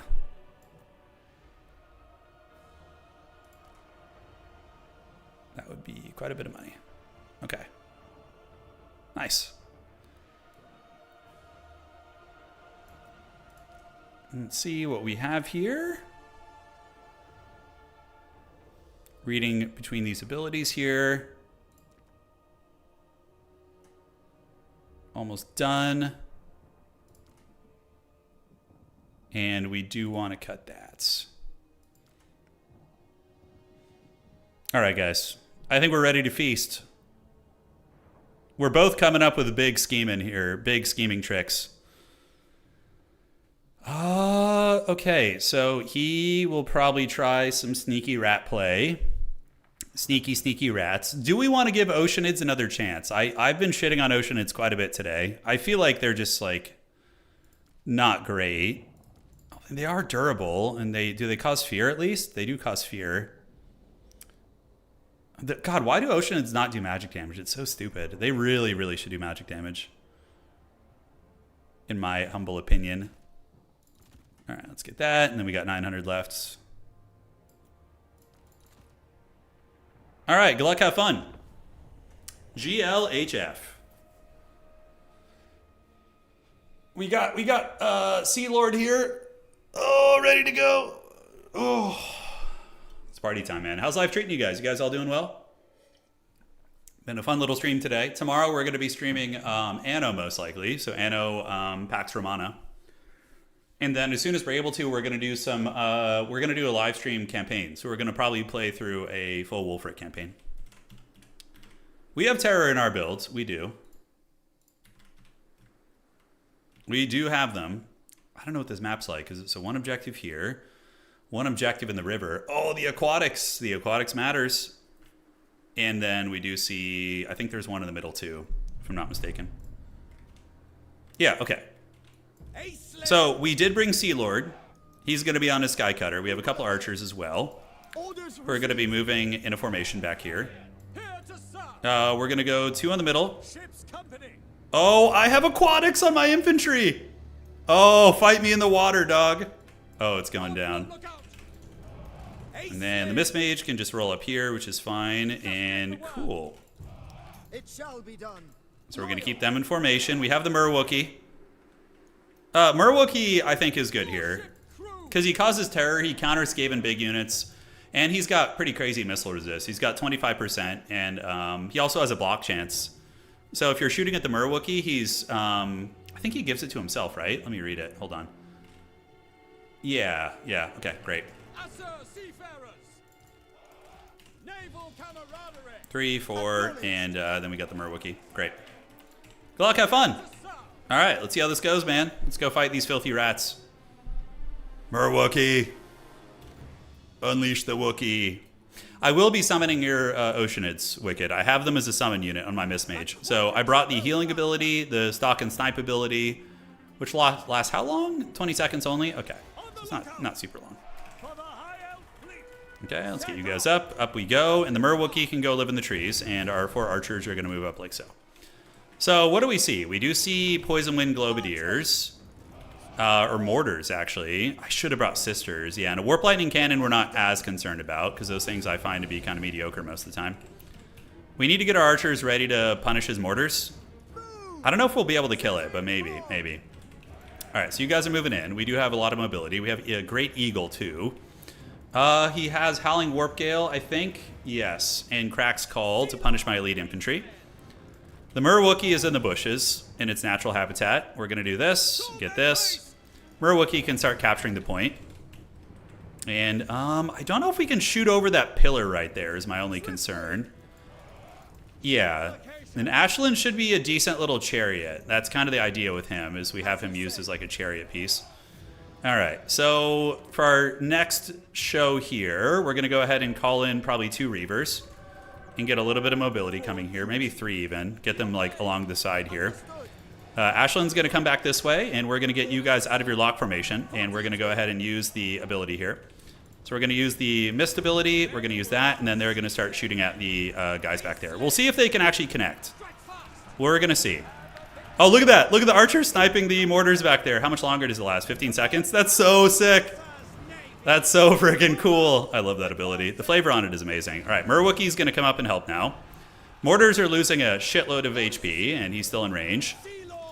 We want to land our chariot character, and now we can just kind of start shooting at the bell here. Yeah, if he's going to get out of range there, it's fine. We softened it up, right? We softened it up. All right, so let's get in here. Merwookie's going to come and party. We're going to need to get the Reavers all up in the backfield. So we're going to get the Reavers, and we're going to fan out. So we're going to do this, and also send an Eagle overhead. And the Eagle is just to bait out his what's it called? His final transmutation. Holy shit, Crack's Call just deleted my archers. I didn't even notice that. I didn't even notice it, man. All right. That's so funny. All right, so we're going to go here with one of you. Go here with one of you. Other ones are going to come around the backside, and we're going to go... Oh, this was the one with the supply camp in the back, by the way. Yeah, so we're going to just dive and dive. Get you around the back, and Sea Lord is going. We're going to get the Eagle to go jump on the mortar teams also. We're going to retreat you. And now come under here. Do this. Keep you there. Sea Lord's going to keep crumping. The Merwookie can jump on this guy, and we're going to get some Silver Helms to come out and just run down these clan rats here. All right, so yep, we go around. We're going to go ahead and circumvent the defenses here a little bit. Then we're going to retreat you back, and we can retreat you back, and hopefully we can just get on top of that. So let's keep going here. See if we can get on top of the Warp Lightning Cannon while the Great Eagle just continues poking. The Merwookie is going bananas here, guys. It is. And the Mist Mage can continue creeping forward also. So let's get these swordsmen here. We're going to turn you guys about face, and now you guys can fight there. And we can do the healing ability on the Merwookie, I think is a good idea. So let's get the Merwookie healed up. Eagle is going to keep staying on top of the mortars. We need the Merwookie to come back. He's a little bit deep in enemy lines, but we did get on top of the Warp Lightning Cannon, which is great. All right, so let's keep running through these bad boys. Value trading is even-ish. Our archers have somehow returned. We can call in more Silver Helms now and just keep going after him. Merwookie's just going to terror out some shit and just be a raid boss. Did we get his mortars offline? Not quite yet. Yeah, it looks like he snared us down. Sea Lord can go in himself and deal with that.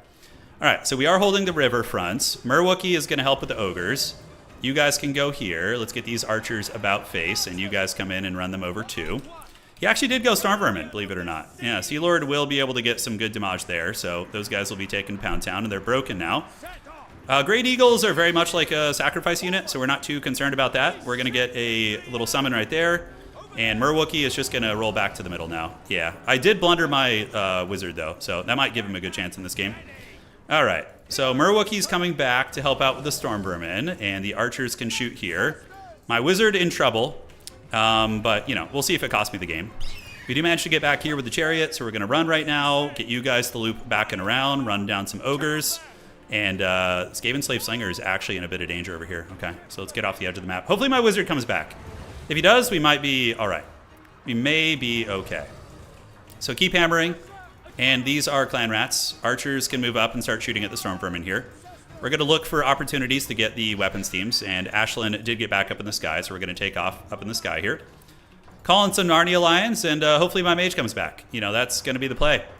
Merwookie is going to get some big terror routes, definitely fold up some of the positions here, and our little Eagle force is being very, very annoying. Very, very annoying back here. All right, so we've gotten this. Let's get you guys back here. The Eagle has successfully routed those guys, so let's go jump on you, pull you back this way.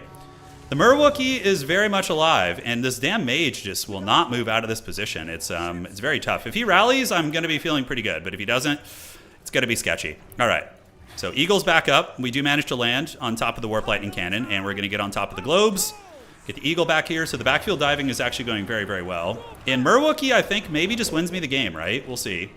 All right, let's do the Mighty Roar. Come on, Mage. Crack's Call there, not a huge deal. We don't care about that too much. All right, so how's the backfield diving looking? Really good. All right, we're just feasting on his backfield now. So with that being done, he probably won't have any answer against the Merwookie. And I think my Mage will rally too. I think he's going to come back. All right, so you guys are coming. Narnia Lions can go. Munch over here. We kill his Globadiers, run those guys down, and the Merwookie is now just going after the enemy lord. And will my damn wizard rally? Come on, dog. Give it to me. All right, there he goes. So first things first, we're going to go ahead and do a little heal on himself. So that will heal him up. Oh my god, he blew himself up! It's like playing tabletop. I didn't think it'd be that much damage. Oh my god, dude. Oh my god, he just blew himself up. I knew it was risky, but I didn't think it would just one-shot him. I didn't think it would just one-shot him. All right, so we're going to get back right now. Merwookie, can he do it? I mean, he's a little bit damaged, and I just lost my mage. That was so much overcast damage, bro. It was so much. All right, so let's get in here. The lions are feasting. Ashlyn is still all right. We have Merwookie. But now he doesn't have any healing. We have a Howling Warp Gale locking us down, too. Yeah, we could be in some trouble here. Could be in some trouble. Okay, that just lost us the game. That's straight up, like, as bad as it gets. All right, and let's get you guys right there. Merwookie needs to retreat and rally and just come back. That's what needs to happen here. All right, let's get Reavers, come across here. Let's get Ashlyn to continue, use his healing potion, because why the hell not? And the Eagle might rally and come back, and then we can get on those globes. But the Merwookie's in trouble. That was the true tabletop experience. It really was. All right, so how are we looking here? Let's get you guys on the Wolves. Is there any way I can wrap my way back in this game? I think we just lost with that, because I had a lot of magic. And I could have healed things too, but now we don't have any of that, so. Yeah, the whole Ashlyn thing, probably not great here. Like, the cute Archer Gambit was fun, but I don't think that's like a game-winning play, you know? All right, so we're going to continue here. Keep pushing where we can.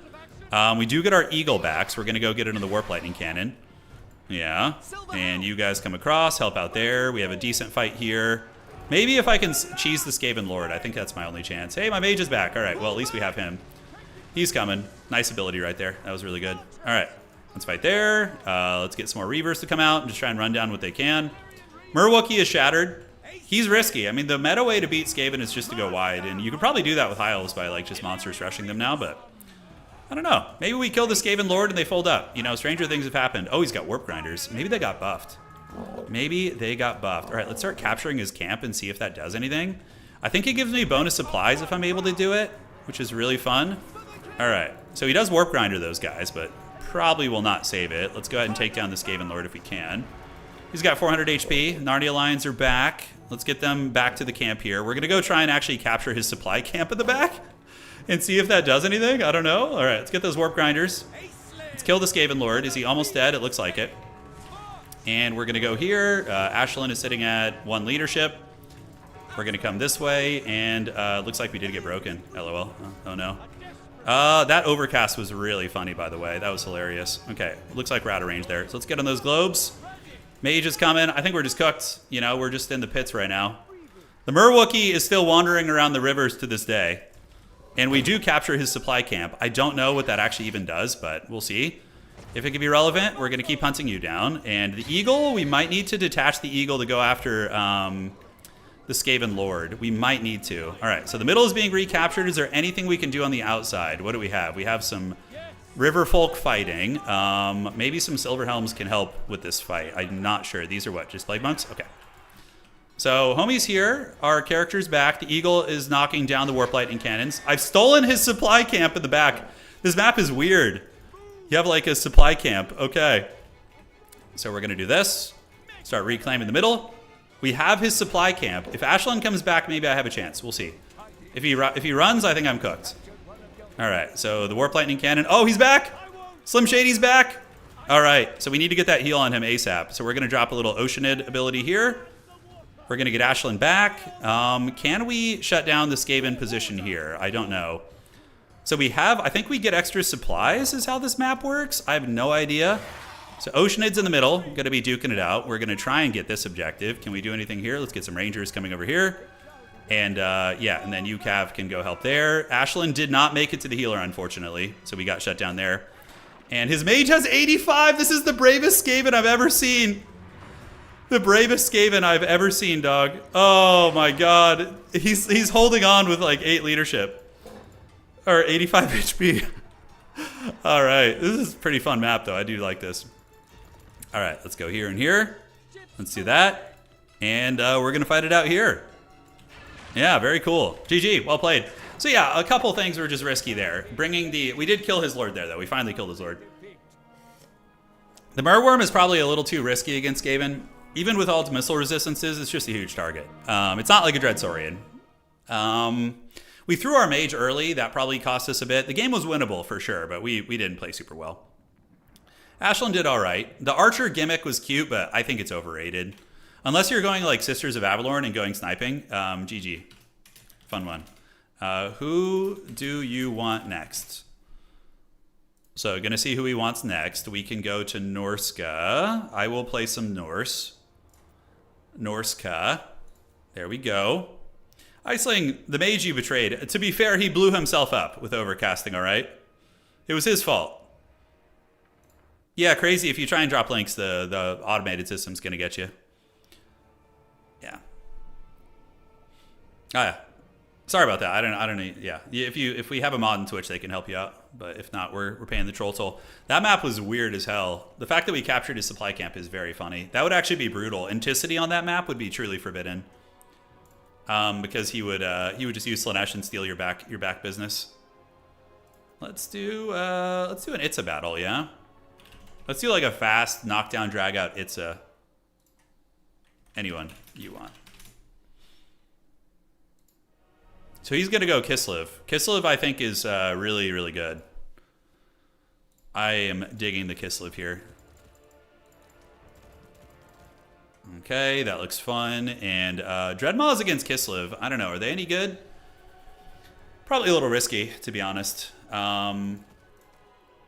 Okay, so we're going to get you. We're going to get that and this. And then we want to get a Harry Potter as well. So probably a Shaman Sorcerer is going to be good. Okay. Yeah, that map was awesome. It was very fun. Unexpected Famir build. Yeah, Famir could be very good. Oh, God, I really want to try Dreadmaws against Kislev, though. But my problem with them is that I can't bring them in reinforcements, which is not fun. So we kind of pay the troll toll a little bit there. Yeah, so you guys and you guys. Ettins against Kislev are just going to get shot to pieces. You're probably going to have a pretty bad time. Kurgan Horsemen might be good here. Like a couple Kurgan Horsemen just to fight Winged Lancers and stuff. I think that's okay. And he's probably going to go like Big Scaries. Who's the big winner of the DLC? Probably... They're all big. They all scored pretty good, honestly. They all scored pretty good. I think we can do... I know Ent doesn't... Well, Anticity liked Dreadmaws when we were playing last night. If in the wrong context, you know, Anticity was having fun with my snakes last night, but... yeah, it's interesting. All right. The new Famir Noble guy, yeah, he could be kind of interesting. But Beorg Bearstruck seems more solid here. Kurgan Horsemen are very... I'm on the fence about them. I'm really on the fence about them, absolutely. I'm in the same boat. Okay. Yeah, the Mask of Slaanesh is really good. I like the Mask a lot. Uh-huh.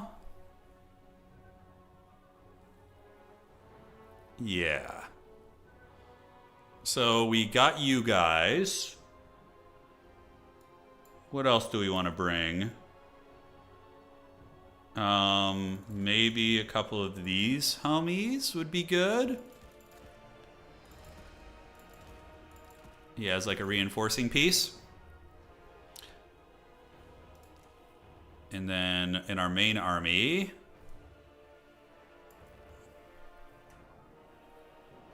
We're almost done, guys. We're almost ready with the Forbidden build. It's very close to being ready here. Then the world will tremble at our might. I think these guys are a trap, but I want to keep experimenting with them, you know. I'm not going to give up on them. We're not going to give up on the dreaded Trouser Snake. I'm going to keep losing games with the Dreadmaw until I get a win with them. Although I have won a couple games with them, but we're going to keep it up. Yeah... I think we maybe need 2 of these just to kind of keep things honest. What do these guys bring to the table? I think 1 and 1 is fine. Yeah, a couple of those. Probably 2 is adequate. And then for our last Disappearing Act, what about Trolls in this matchup? I don't think so. Skinwolves are all right. Beasts of Tashnar are definitely not terrible either. Kurgan Horsemen, the jury is still out on them for me. Whatever, it's fine. We're just having fun. If we lose, it is what it is. So this guy has the Warcry ability. We can pop that. And then the Worshippers of the Crow seem like a fun unit. The Chaos Chariot doesn't seem particularly exciting to me. Catholic, he likes to, he's an elf player. I feel like he's going to play this like elves. Like as if they were elves. Screw it. All right, this build's not optimal, but it's a learning build. I don't think Ent is going to use the mask very much. I think in tournaments you're going to see Enticity using the Sorcerer on a snake. 100 speed Sorcerer who can, you know, Pavane things and Melkoth things and, you know, really turn around fights. 70 speed isn't enough for Enticity. He is going to go full pedal to the metal for, you know, for the Sorcerer, I think. He's going to be using the Sorcerer and Strykar in a bunch of matchups, would be my suspicion. Sorry, guys. I went double Dreadmaw. I can't resist the snakes, especially on this map. They're just so fun. Probably going to cost us the game, but it's all right. We're going out on our Norscan shield. And man, all this cool Norscan stuff, it's tempting me to start a Norscan army in tabletop, because they do have an army in Old World, actually. I'll show you guys the minis when we have some downtime today. They look freaking awesome. So we're going Shielded Bearmen, just as like a backbone. We have double Dreadmaw, obviously. Wulfric with Seafang. Shaman Sorcerer with Lore of Metal. And then we have the Bear person. We're going to go for the high ground here with the Kurgans. And then the Trouser Snakes are going to dive. Sorcerer Snake is super cost effective. I agree with you 100%, Dov. 100%. Alright, so we got double snakes. If he goes with like a bow or a gun line, we might be cooking. But if he goes for like mass mobility, the snakes are going to be pretty bad. Yeah.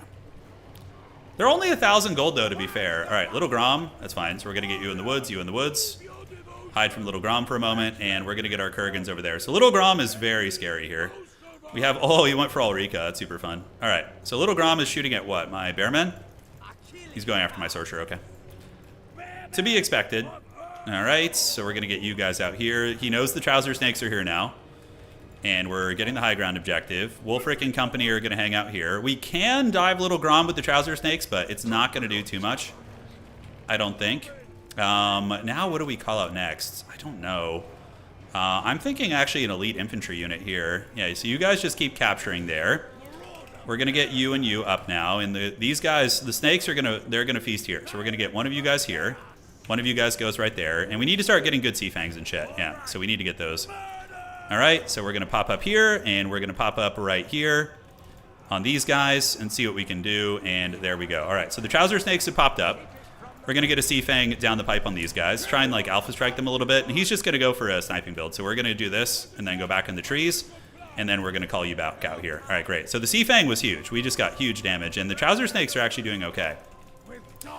All right, so the snakes are feasting. Let's do the deep tunneling ability right there.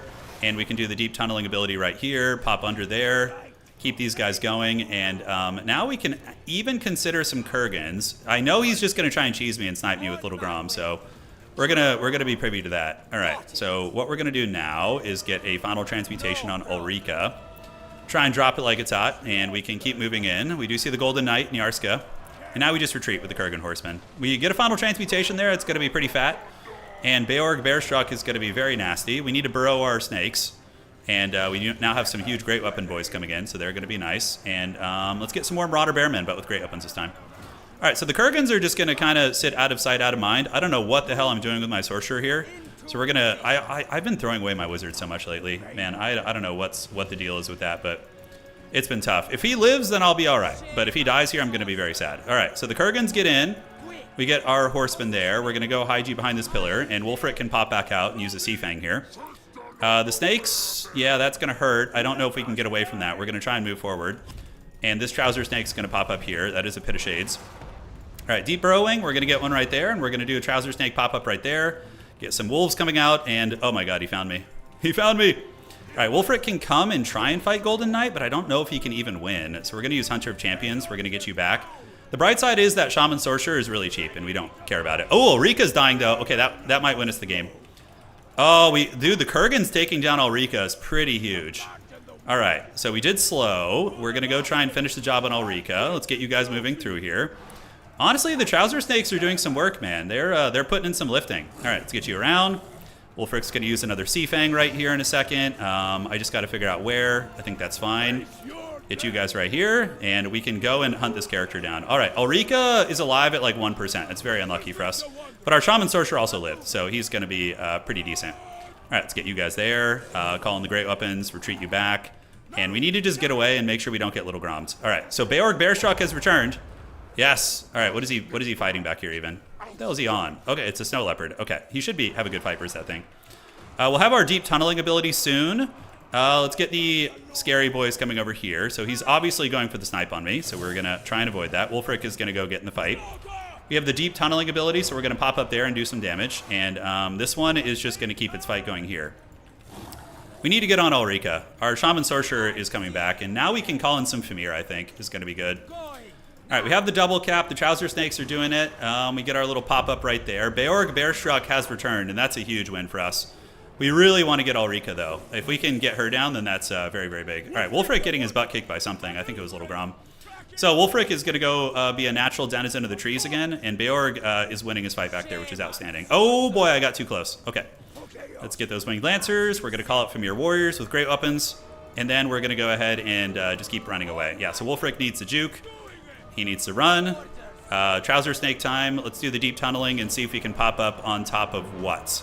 Let's see if we can get Ulrika, actually. That would be hilarious if we pop up and get her with the snake here. All right, so Beorg has succeeded. We're going to bring him and get him on the Little Grom, ideally. So he's going to go shut that shit down. And we're going to run you to the edge of the map. Famir coming in. Wulfric is a natural denizen to the trees. And did we get Ulrika? Okay, okay. The snake was able to use its spitting attack and do some work. We're going to send this Trouser Snake over there. And we're just going to, if he runs all the way over here, we can just ambush him with some Kurgan Horsemen, actually. So that'll be very cost effective.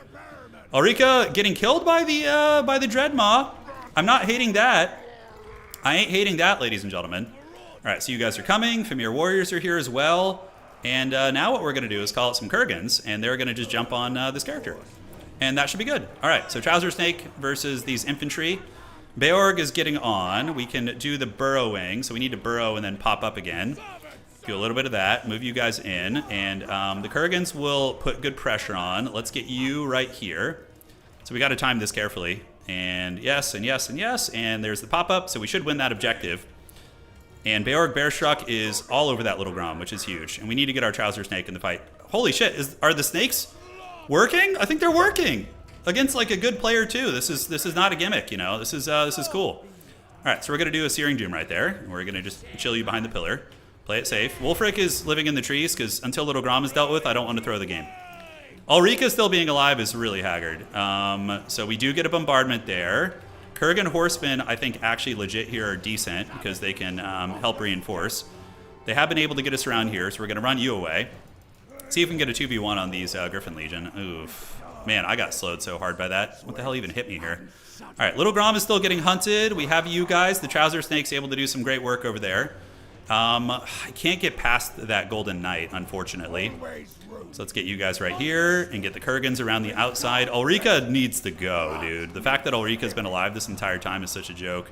All right, we're going to pop up the Trouser Snake, and we're going to go and, yeah, that's actually a good fight. So we're going to do this. And we can bring the Shaman Sorcerer over here now. Yeah, Trouser Snake can go burrow. We're going to bring you over there. And what do we want to call out? Wulfric living in the bushes is pretty hilarious.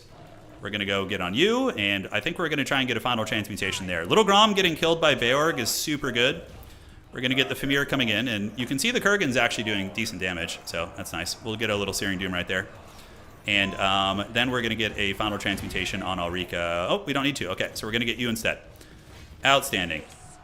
All right, deep burrowing. Where do we want to go with this? I think we just deep burrow over here. Guys, I think these snakes are legit okay against Kislev. They felt pretty damn good in this matchup against all the armored Kossars. Just like popping out of the bushes and shit. Yeah, I didn't hate that at all. All right, let's get you guys in there. Beorg is going to go slap the Lord down, and holy shit, it worked! They worked! Oh, I love it. They actually did something. And that was like, you know, a solid Kislev front line. I mean, he went off meta with Ulrika and this character, but everything else was decent. I didn't hate that. The fact that he kept Elrica alive was pretty crazy. He has very good micro, so didn't make it easy. GG, dog. Yeah, Wolfric definitely should have more AP. If he's going to be like a Hunter of Champions, it's kind of silly. Like, he can't even get through the armor. Dude, Shai Halud feasts, man. He does. They were actually useful. They were. They were. Yes. All right. What do you want to play now? You want to play Norse for someone new?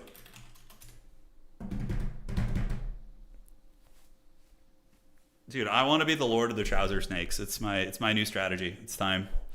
It's my new unit. They're so fun. They're so fun to use. Wolfric is Maudib. Yeah, he is. Okay, he's gonna go High Elves. He is gonna go High Elves. No more Trouser Snakes for him. We are gonna go for who do we want to play? Could do some Tomb Kings. Yeah, let's do some Tomb Kings. He knows Tomb Kings very well. He's very good at them, so this should be interesting. The Werebear did have the potion, Wenda. He had the potion. That's how he recovered and came back. All right. Let's do the... you can do a little Eastern Isle Colony. That's a fun map. All right. So, for our build here, we got to worry about the Bolt Thrower boys trolling on us.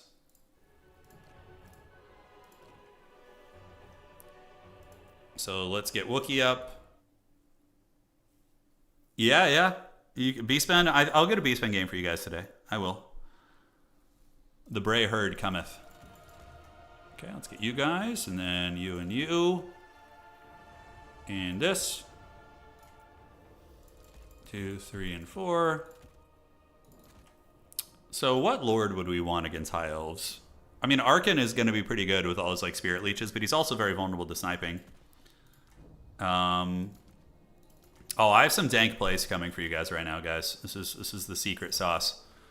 Nobody saw this shit coming. So he might have like the sniping shit with his bows, which would be really funny. So that puts us in a bit of a precarious position. Okay, so like, yeah, calling it artillery makes me a little bit nervous, considering like he can bring 3 Sisters of Avalorn and just like melt me. It's kind of like a cheese build in a way. But like, yeah, it's a thing. You gotta watch out for that. What spells do we have? It's kind of reading through my options. All right. So we got these. Lord Choice. I mean, Kotep on his Roomba would be funny, but it's basically just asking to die, you know? It's just asking to get punched in the dongus. We're going to do you and you and you.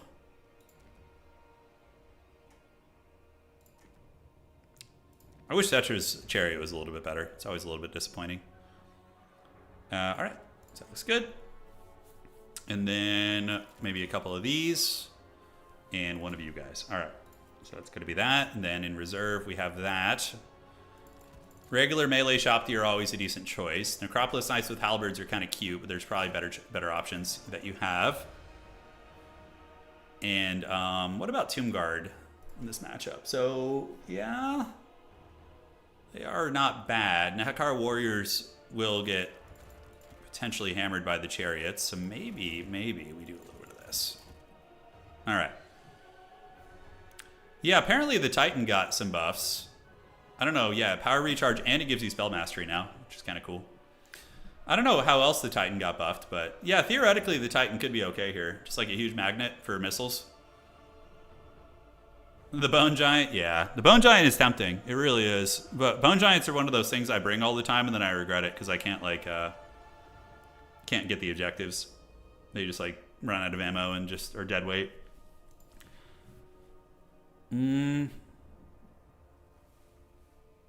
Okay. I think we'll get you in there for this. We definitely want some light horsemen.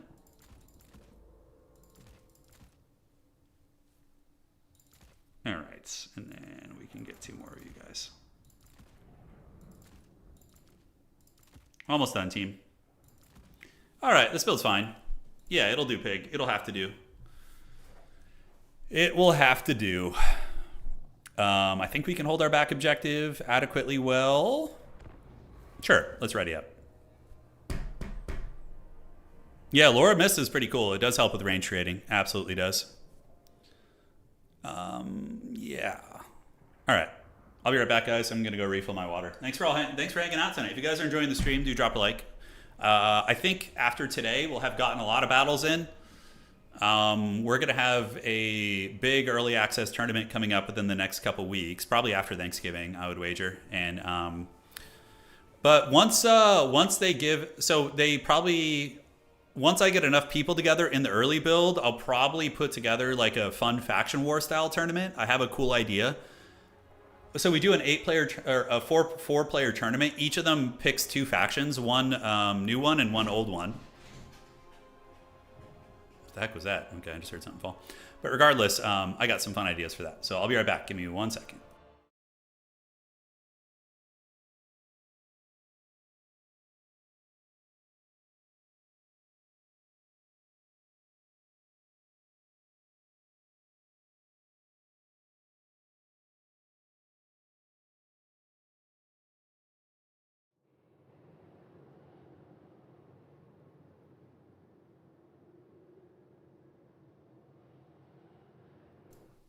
All right, guys. So here we go. And let's see what we can do. Dude, the Dread Maws are so fun. Oh, they're so fun. They actually feel good against Kislev, too, against Armored Kossars. They feel like a bit of a counter to them. All right, so we got Cetra on the Sphinx. Let's get the blocker out of here. So we got Sphinx Cetra. 2 Skelly's going to go grab that objective, and the other 2 can move this way. Then we have 2 horsemen to go grab objectives. Ushapti Great Bows. And Sepulchral Stalkers here to deal with Sky. Like, I really am worried about Sky Cutters. I don't know how big of a threat they'll be, but I assume it's going to be substantial. Yeah, we'll have to see. All right. Let's put you in 5. All right, guys. Good luck, have fun. Cetra's here. We're going to see if he rules or if he serves. I don't know. We're going to find out here today. The Merwookie, I don't know if he's going to bring it. He does have the Sky Cutters. Probably Bolt Thrower variants, right? Yeah, Bolt Throwers. He might be able to cheese me with the terrain a little bit. I'm not sure. You know, like keep the Bolt Throwers like out of the Ushapti Great Bow's line of sight because of the middle. He does have Caradhran and a Sea Helm. Okay, so everything else is pretty standard stuff. We're going to need to get Cetra out of line of sight of the Bolt Throwers there. And yeah, as long as he can't Bolt Thrower high-value targets, I think we're chilling. And up on here, we can then call in some Tomb Guard Halberds to come help out, and that objective is going to go to us. Great. All right, so Sepulchral Stalkers in the bushes. Ushapti Greatbow can start shooting at what? I could try and snipe his Lord a little bit. Doesn't feel like a terribly cost-effective option for me. I don't want to get Bolt Throwered. Caradhran is waiting in the wings. He's just going to be circling in the back, and you guys can just shoot at whatever at this point. Cetra will be very good against these units, but yeah, I don't know. Those Bolt Thrower guys are making me a little bit nervous to push out with Cetra. All right, so we're going to get one of you, and we're going to start shooting at the Bolt Thrower boys, and then we're going to move out Cetra. We're going to keep the snakes back, and we can get one of our horseman units to run in and do a little bit of cycle charging. So that will keep those guys at bay. Cetra should be able to wreck pretty hard here. And the Great Bows, as long as we keep pushing, yeah, Cetra Sphinx is so good at killing infantry. It's nuts. So we're going to go bounce over here and just keep going. We're going to go ahead and put the Incantation of Protection on Cetra. We managed to bully that character a little bit, and the Sepulchral Stalkers are waiting in the back. And let's call in some melee Shopti now. Okay. So Cetra just keeps rolling dirty on these guys, and some horsemen are going to be sacrificed, but the Great Bows are shooting those units. It's a pretty good effect. Caradhran's coming into fight, but that's why we have the Sepulchral Stalkers back here, right? That's what they're all about. So we're going to keep going. We do see the Bolt Thrower boys getting shot by the Great Bows. One of the Great Bows caught in melee here. Can't really dodge that, unfortunately, so that's nice. And Caradhran will hopefully get laser beamed a little bit. We're going to see. Yeah, how are those Sky Cutters taking so little damage? It's pretty wild. Yeah, they're really raid bossing it, man. All right, so we get the laser beams on Caradhran.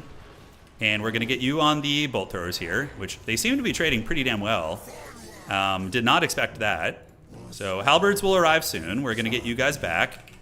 Cetra is going to keep rampaging through, and we need to get you guys. Do I switch on to Caradron, or do I keep going after his bolt throwers, right? That's the question. So he comes here.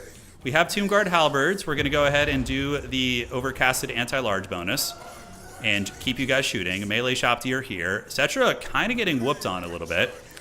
Yeah, that's just not cost effective at all. Shooting those guys is just not working out. Okay.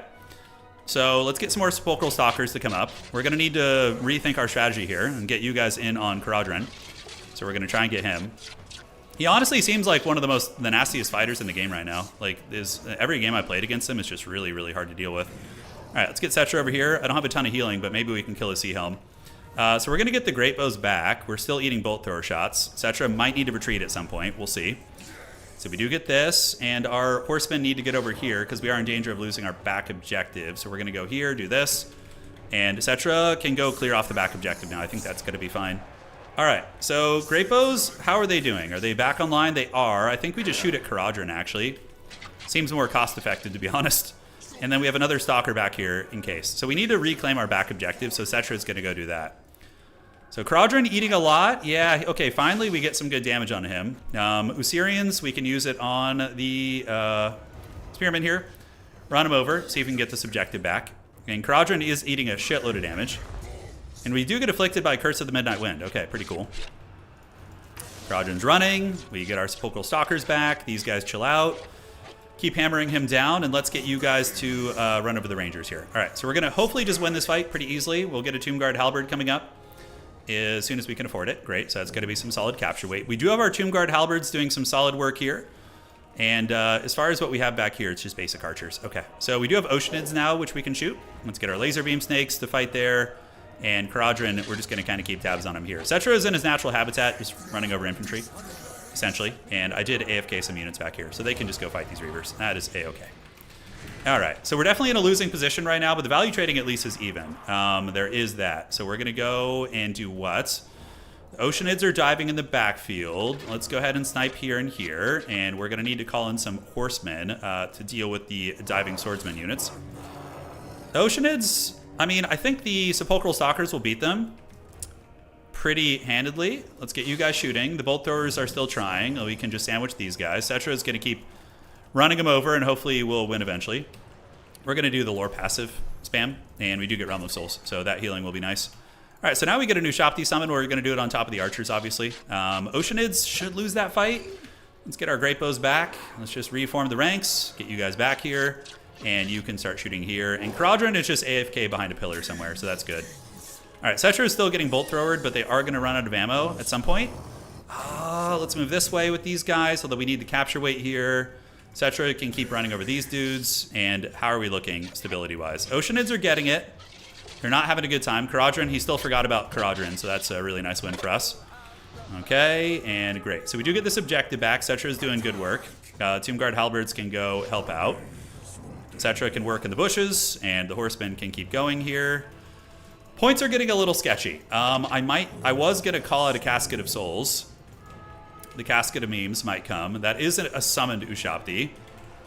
So our Tomb Guard Halberds are doing good. The Sea Helm is a little bit beat up. Let's go ahead and do an Usirians on what? Yeah, Cetra is now going to be a natural inhabitant of the bushes.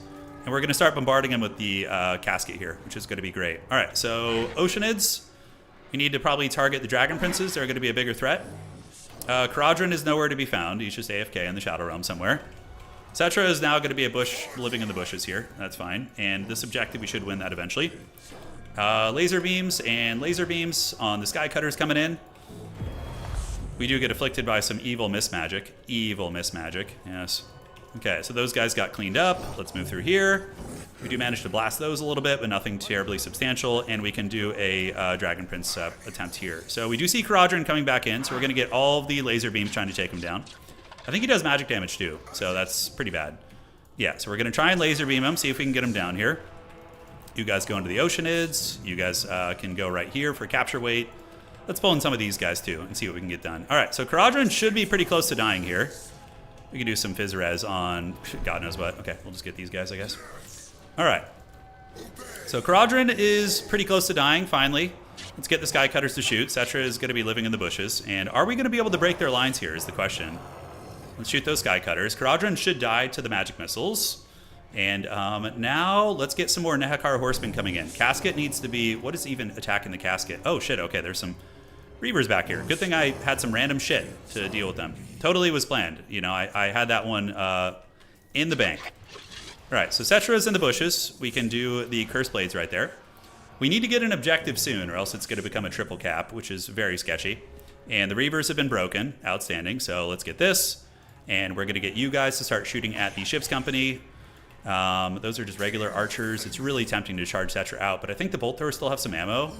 They're trying to shoot. Yeah, he's sitting on the high ground there, which is really funny, actually.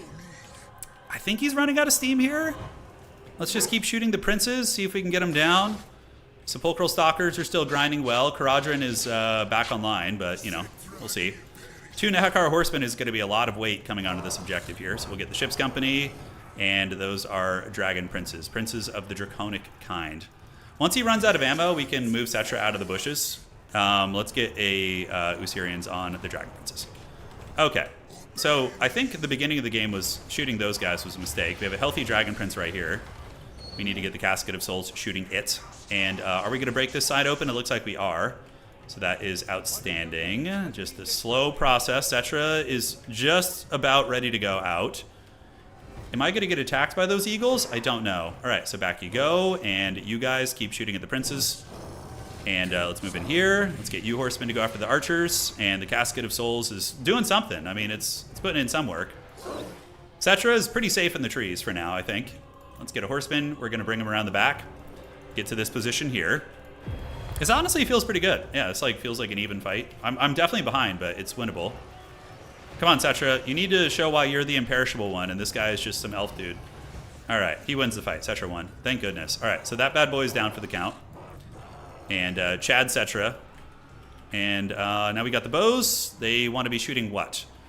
Those Dragon Princes in the front, for sure. I think we lose, though, because we just can't break that position. It's a little tricky. All right, so Tomb Guard, let's see if we can fold you up. Do this. Cetra is killing Caradhran. We can do the Fizzres on you guys just for the heal. We can't get through here in the middle. We just kind of don't have the steam. Skeletons, skeletons, and skeletons. Casket of Souls tied up by a couple Reavers, which is fine. Not ideal, but it'll do, pig. And now Cetra can go fight. So we're going to get him on these guys. Yeah, see if we can help out a little bit. I think we can't break through on this side. Can't break through on this side. Yeah, just not possible. Good game, though. We needed our great bows to be more effective early on, and they just were shooting ineffective target, and that cost us pretty bad. All right, let's get you guys around. We have the skeletons coming, but he's really, really good on points. The casket will shoot again, and will certainly feast. Yeah, I mean, that was really good damage on those Dragon Princes, actually. Damn. That was not bad at all. But Cetra's down now. Cetra took way too much damage early. That was also a colossal mistake. Bolt Throwers, Sky Cutters, they didn't really even pay for themselves. Yeah, they did not pay for themselves. That's cool. I'm happy to see when units like that are, you know, not overperforming, at least anecdotally. You know, we still have to see. There's a lot of time left to be had. Cetra won't be coming back anytime soon. The casket has gotten about 400 value. Nothing crazy. And, yeah, I think we're just cooked here.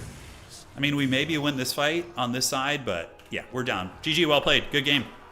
Really fun game. So the Bolt Throwers did okay. They definitely threatened me. It was like the Dennis Reynolds thing from It's Always Sunny, like the implications. You know, they sat there and, like, the implication of their threat was there. Great Bows 2,000 and 900, and then the Stalkers did pretty good, too. The Big Sphinx would have been okay, actually. I probably should have called that thing out earlier. He didn't really have a good answer for it, to be honest. Yeah, the Big Sphinx would have been good. The matchup honestly felt fine. Nothing felt like wrong or degenerate or anything. Let's go Slaanesh. We're going to do Slaanesh now. SL for me. And let's do it. Let's do it to it. Yeah, Sky Cutters, yeah. No, I have been doing that terminal. The Anticity showed me that. The ground-based chariots are really, really good. So Sky Cutters, if you want to make them work, you land them on the ground and then charge first. It's way more effective. All right. We'll do the Lost Temple of Sotek. Okay, he's going greenskins. This is a fun matchup. It is a fun one. Do we want to do Mask? Do we want to do Jim Carrey? I don't know. We'll see. All right, she's coming, maybe? Or do we want to try... Oh, we could try T'Challa. Or T'Challa, however the hell you say her name. Those are both fun options. Oh, God, I want to try the Devotees of Slaanesh, but they're just so bad. They're just so freaking terrible. I mean, could they be viable against greenskins? I mean, they have high stats, but they're just so squishy. Just seems like a terrible idea. Yeah. Seems pretty terrible. Okay. Pleasure Seekers against greenskins. Potentially an option. We're going to get you. And yes.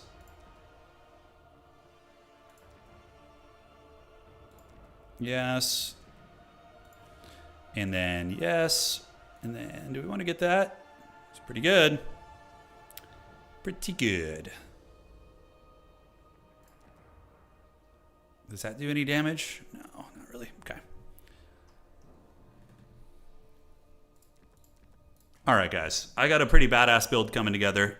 No, the Praeton is a meme pick for sure. I mean, arguably against greenskins, it could be okay because it's like a big source of terror. You know, like if there was a place for the Praeton, what does the ROR one even do? So the ROR one does what? Oh, the Dark Elf heroes are really haggard on Slaanesh. I'm trying to like show viable builds today. What does he like? What does the Praeton even do? It's frenzy. It's devastating flanker. It has pretty high missile res. I mean, I guess having a source of terror is always good against green skins. Would imagine the champions of Slaanesh may cause terror too. Don't know if they do. I always bring the Praeton, then I'm just like sad when I lose. I'm like, oh.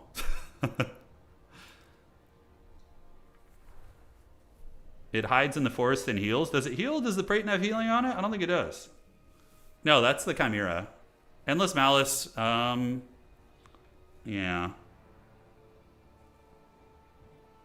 All right. So we're going to need you guys. And then the Harwar Praeton hides in the woods, yeah. It hides in the woods and does nothing. That sounds about right.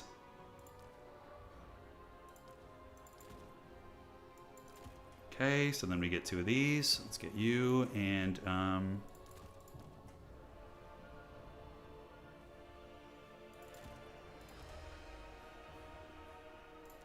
like that. It's kind of cute.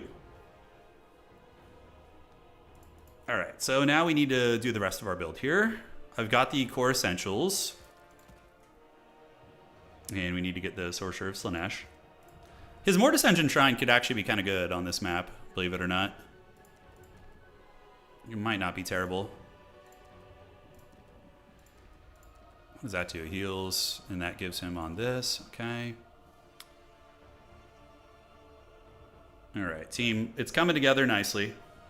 Against green skins. What do we have to worry about? We got to worry mainly about Boarboy Cav, right? Boarboy Cav and Blorks. Paul Blork Malkop potentially getting in there and doing some work is a little bit scary. So we can have you guys in reserve. And sure, let's just try new shit. We're going to be trying a lot of new stuff. Slangors will be good. Slangors are just kind of ubiquitously a good unit, I think. Don't tempt me with the Haggard Devotees.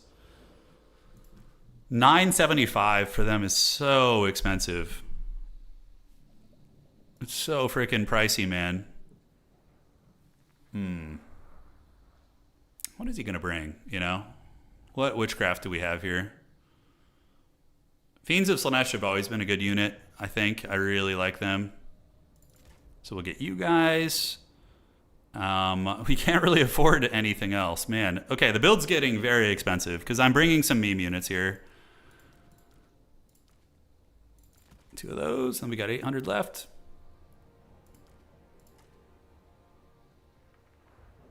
For 800, I guess we can slip you in.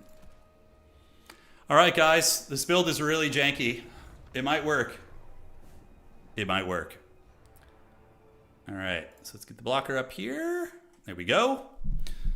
Really excited to see this come out, though. I'm pumped. We're not going to start a new season on Total Tavern, I've decided. I think we're going to just reset the stats.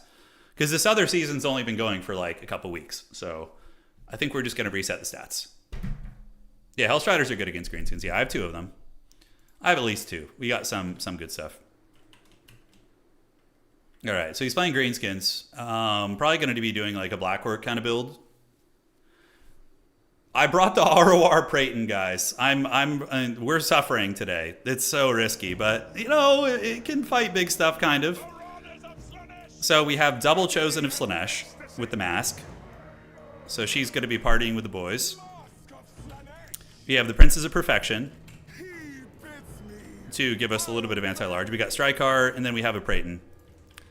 So the Praeton is pretty bad, I think, but we're going to be trying to... If this was a breath attack, oh my god. Why does it have to lower your melee defense? Like, there's so many good abilities, and then this one's just like a fat piece of shit. It's just like... oh, it's so haggard. Hey, nice, man. We'll have fun up in Canada, man. Hell yeah, dude. All right. Let's get it going. How do you bet your money on Catholic? How dare you, dude? How dare you deny the glory of the Scourge of Arden, all right? This is no mere Praeton. It is the Scourge of Arden. He even brought Grimgor for us, which unironically might be kind of good against my build. Oh, and Mangler Squigs. Oh, shit. That's so good against my Chosen. How do I stop that? Champions of Slaanesh, I guess? Okay. Yeah. So the Praeton is theoretically good against a lot of these things. We got double Chosen ready to go. Steercar is going to fight here. He's a good fighter, but Grimgor would obviously beat him in a fight. That'd be pretty ridiculous if he didn't. We got the Praeton lurking in the bushes. And Pleasure Seekers... What does he have? Savage Orcs, some Archers, some Mangler Squigs. I think Mangler Squigs got buffed, by the way. I think they did. All right. So we're going to go over here now. We got that objective. And what we're going to do is maybe rotate the Princes of Perfection over here. Let's go see if we can hunt this thing down. I don't think he's going to let us catch it. Let us have it here. All right, so let's get back. Let's get the mask here. The mask is going to go Mortis Engine mode. And we're just going to send a Spearman unit over there and prepare for the blob fight. So I need my Champions of Slaanesh. Magic is cool and all, but we need the champs. This is going to get ugly real quick. All right, so you're going. We'll keep the Praeton nearby. Steercar is there. Let's get to the back of the objective. We need our good units. God, they're so expensive. Pleasure Seekers will die immediately to the Archers, which is going to be rough. Praeton is coming. Yeah, he's going. The Spearman units should be able to get that objective from him. And the Champions of Slaanesh will be good against most of those things. Mangler Squigs might end my career, though. I'm really uncertain about this. All right, here comes the champs. We're memeing a little bit, guys. We're going for the new shit. All right, so here it comes, I guess. So let's get the mask over here and start Jim Carrey, maxing here. We're going to move you up and charge and charge. And the Spears are going to get the point. Champions of Slaanesh are on their way, so we're going to just get them in there. And the Praeton is actually doing some damage, believe it or not. The mask is also draining. We just need to stay away from Grimgor, basically. So we're going to just keep draining. Yeah, keep doing this. Praeton is going strong. Chosen are giga-chatting it. Look how quick the Praeton is killing the Mangler Squigs, though. We laughed at it until it was too late. Okay, we just can't let Grimgor catch us. Oh, he might be able to. Okay, Grimgor. No Grimgor fights for you. None of this. No soup for you. We just kite Grimgor into the Shadow Realm, basically, guys. All right, so the Praeton has killed a Mangler Squig already. Oh, it's actually kind of good here. And we're just going to keep running and to see what Grimgor wants to do. We do see more flanks coming on the sides. Hellstriders and other units might be good. We're just going to keep kiting them here. Let Steercar fight. We're going to give these Chosen Terror, which will hopefully help us break some positions. And, yeah, great. So the Champions of Slaanesh, awesome. So they and the Chosen can come back here, and we're going to get some Hellstriders and charge those Mangler Squigs. All right. So the Mask is going to just Jim Carrey back here. The Praeton is going to fight the Arachnarok Spider. Boss fight, boss fight. We need to get our Wizard now, though. We've had enough time here. All right, let's go get the Chariots. Run those guys down. And Praeton versus the other boss here. So Steercar is getting hunted. If the Praeton beats that thing, I'm going to be pretty stoked, honestly. Let's do the Mask, and we can go ahead. Oh, we have the Steercar slowing aura. We have the slowing aura right now. It's going to slow Grimgor down because there's running units nearby him. Oh, awesome. All right, so we can take down the big boss. Who needs a Wizard, right? Yeah, we do. We need a wizard. All right, so we're going to go and try and get the wizard going here. Steercar and the Chosen are going to slow shit down. Yeah, the Praeton is trying. We probably need to run away a little bit. And Jim Carrey is going to do her heal over here. Hellstriders can come and around and jump on top of these archers as well. All right. So we are getting the big man down. Steercar is going after it. The Praeton is going to be charging back in. We have a Pit of Shades. Melkoth's honestly probably is the way, though, here. Just Melkoth spamming on these guys. And then we can do an overcasted Pit of Shades on these archers to try and take them down. All right, so let's take down the spider. Okay, I know we shit on the Praeton quite a bit here, but in all honesty, it's kind of doing good. It's low-key defeating all of the big greenskin stuff, like the Mangler Squigs. Oh my god, we just obliterated his back line too. All right, Champions of Slaanesh doing some work as well. All right, so Jim Carrey, she's doing great. And it does look like... Dude, the Praeton took down the spider too? What the hell? What planet are we on? All right, let's get some Seekers up here, or some Demonettes. All right, guys. It's unironically doing okay, which is tripping me out. I mean, obviously it is a Grimgore pick, which is suboptimal, but my build isn't optimal either. We brought some weird shit. We do get snared by everyone has a price. Not everyone has a price, but you're next. We're going to send the Praeton over here to help out versus the Blorks and get the Demonettes coming in to help. And the Mask is going to keep Mortis Engine draining the entire army here. All right. I think my wizard's cooked. Probably not going to get away. Yeah, he's really trapped up here. Come on, push! Push it! How are the Champions of Slaanesh? Okay, they're back in business. We need to get back here and punish. Oh, escape! Okay, looks like he's going to escape. We'll go ahead and give the terror to these guys. Demonette's coming in, and the Praeton needs to go deal with that damn Tief Robbers. Otherwise, I'm going to have a bad time. We can use Fascination on them to lower their stats down. And how's this going over here? Yeah, honestly, not bad. The Mask is doing some good work. All right, so we'll get some Slangors coming over here. Praeton can go chase these guys. I think we're okay there. The Mask is draining. Grimgore is still pressuring on the back objective, but I think we can probably not kill Grimgore, but we could do some work. So Steercar is going to go over there and do his debuffs and stuff. All right. So we're going to bring the Mask back. We've got the double cap here, and we can call in Hellstriders to help out and deal with these. I can see how this Slaanesh addiction is a thing. You know, you start playing with all these like fast units, and you're just like, oh, it feels so good and fast. All right, so Wizard's back. So what we do is we just Pit of Shades. Yeah, God, man, having a Mortis here is so good. All right. So how's the Praeton looking? Yep, we're going to win this fight for sure. That is a... oh, yeah, the Mangler Squigs are still bugged. That's funny. They never fixed them. So Mangler Squigs, when you resummon them, they're invisible. They're just like stealth. All right, so let's get you guys. Get the Champions of Slaanesh to pile in and keep fighting. We have the Mortis here, and we're going to need some Slangors to hold this objective. I mean, Furies are also really good against Boar Boys. Let's get them to rip apart the Boar Boys. Yeah, I think on this side we win pretty decisively. The Demonettes and the Praeton will be able to do its thing, and the Mangler Squigs are going to get wrecked by the Hellstriders, so that's good. Champions of Slaanesh, look, 1,700 value. That is not terrible. The Boar Boys got folded up. I guess I should have called in the other unit here. And, yeah, Steercar needs to get away. But look at the aura of slow. Negative 50% speed on all these guys, dude. That's so troll. All right, let's Narcissism Grimgore. I'm sure Grimgore is a serious candidate for being narcissistic, right? There you go. He thinks he's the best and everything, you know? He's a little arrogant. That's maybe why Slaanesh can corrupt Grimgore, right? Because he's so arrogant. He thinks he's the best orc. He won't even consider the fact that maybe there are stronger orcs, you know? We're getting into the deep lore here, guys. So Champs of Slaanesh keep fighting. The Mask, she needs to keep helping here. I am at a little bit of a risk of losing this objective, so let's get some of the Slangors there. And now we're going to do a Pit of Shades on the Blorks. All right. There we go. Let's move in here. Keep bumping and grinding with the Mask, and we don't need to heal at the moment.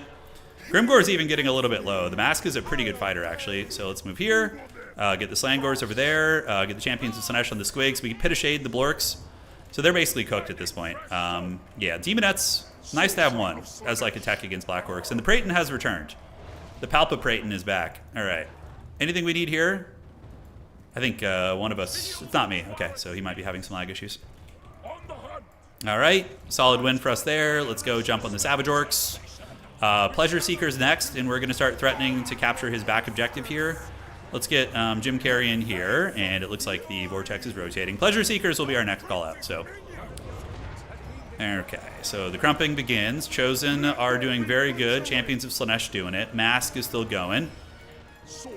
The last Mangler Squig is going to go down here, and we'll get the Savage Orcs with the Melkoths. All right, Praeton is coming. I think there are some big threats here. Hellstriders will hard counter Squig herds, especially if we get him with the Fascination and, yeah, get some other tools there. Steercar getting bullied by Grimgor. Makes sense. I mean, he should win. And what can we buff here? I think you can only buff the mortal units. I'm not sure. I'm going to have to test that. Grimgor just running in circles, being Palpatine over there. And the Hellstriders obliterate the Squigs. Praeton's going to help with that. Here we got the Orc Biggins, which we're going to take down with the Slangors and the other tools. Steercar is coming. Let's see if we can finally take down Grimgor. It's not going to be easy, but let's see if we can finish the job.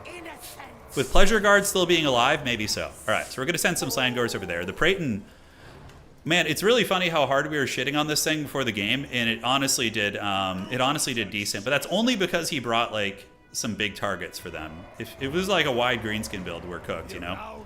All right, so Grimgor is going to break here, and we're going to get the wiener snakes now, or the boob snakes, as people call them. So Grimgor is broken. Let's take Steercar and go get the Goblin. We're going to get you guys up, gather up here. The side's looking fine. We'll just Melkoth you guys, and that's going to be it. GG. GG! Yeah, I mean, the Praeton beat the hell out of that spider, but it also had some help, too. It had we were debuffing the spider with Steercar's aura. So that was nice. GG, dog. Look at the Grimgor value, he says. 3,000 Grimgor value? How did that even happen? What the hell? How did Grimgor get 3,000 value against me, guys? The Mask only got 1,600. I mean, man, the Chosen were awesome, though. They held to the bitter end. The Praeton got about 1,600. The Champions of Slaanesh, guys, 2,500 value on the champs. It's really good. Okay, can somebody explain to me how Grimgor got that much value? And look at that, 1,800 on the Manglers. I have no idea how he did that. Ah, got it. So Grimgor bonked the Praeton. And the Praeton is a 2,000 gold unit, so he was able to put that thing down. Yeah. I guess he is the strongest orc, but you know his vanity gave Slaanesh the advantage there. What you want to play? If you're done, no problem. He smashed up your wizard in Steercar. Yeah, I guess so. I guess Grimgor did beat down a lot of my characters. I'm not laughing anymore. So I'm going to see what homie wants to play now. Grimgor is the best, that's how. Yeah, it's true. He's going to do Dark Elves. Okay, so he is going to go Dark Elves. We can do Dark Elves, High Elves. Sounds fun. Have a little battle here. We can do the we can do a little battle of the Dusted Steppe, I suppose. And let's do it. All right, so I think I know what needs to be done here. Yes, evil. Catholic with the 3 a.m. German grind set. Yeah. He's always been a creature of the night, though. He would play in our late night events, and yeah, it was always going pretty hard there. Okay. There we go, and yes.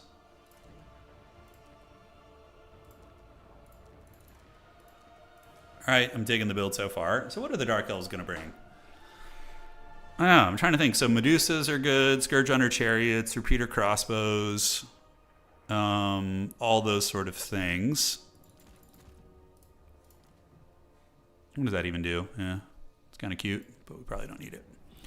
Okay. Caradhran, man, today has been a menace. That guy has been freaking dicking everything. Mist Mage is a pretty good mage. Grimgor is so narcissistic that he makes Slaanesh blush, yeah. We're not playing against Anticity right now. It's a different player. Yeah, I want it so he can hang out on stream if he wants to. I don't know if he is, but...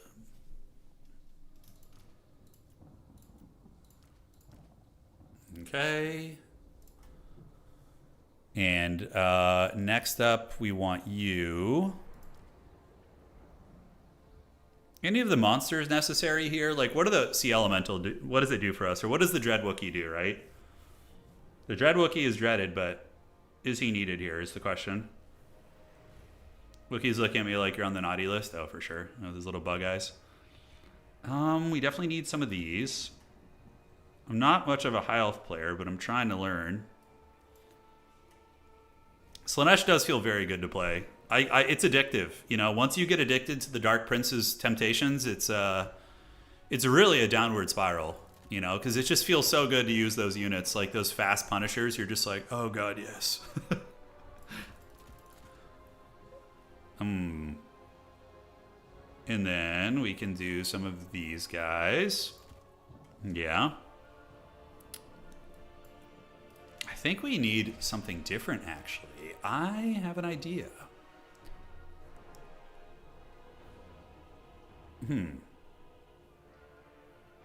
All right, so that's fun. Catholic is one of the best elf players in the world, so he definitely has the advantage on elf knowledge. So I need to win with other schemes. So the range on those is 140. It's not bad. And then we maybe get 2 of these guys. It's kind of fun, yeah. Warriors of the Deep Shadow. All right, good luck, have fun. Let's see how this build goes. Fidel, thank you for the $5. All 3 legendary heroes actually seem solid. Yeah, I mean, Kasich is good. Steercar is good. Aecold Hellbrass is really good. And Khorne doesn't really have good ones. Like, Scar Bloodwrath is mediocre. You know? Lure of Mist to win the range trade. I could. I went with something different, though. I'm going for, like, an Air Force victory. So if I can win the skies, then I have Tempest. You know, if he tries to bring Manticores or like a dragon or something, I want to make sure I win the Air Force fight. So there is that. Sure, we can do that next. If you have more in you.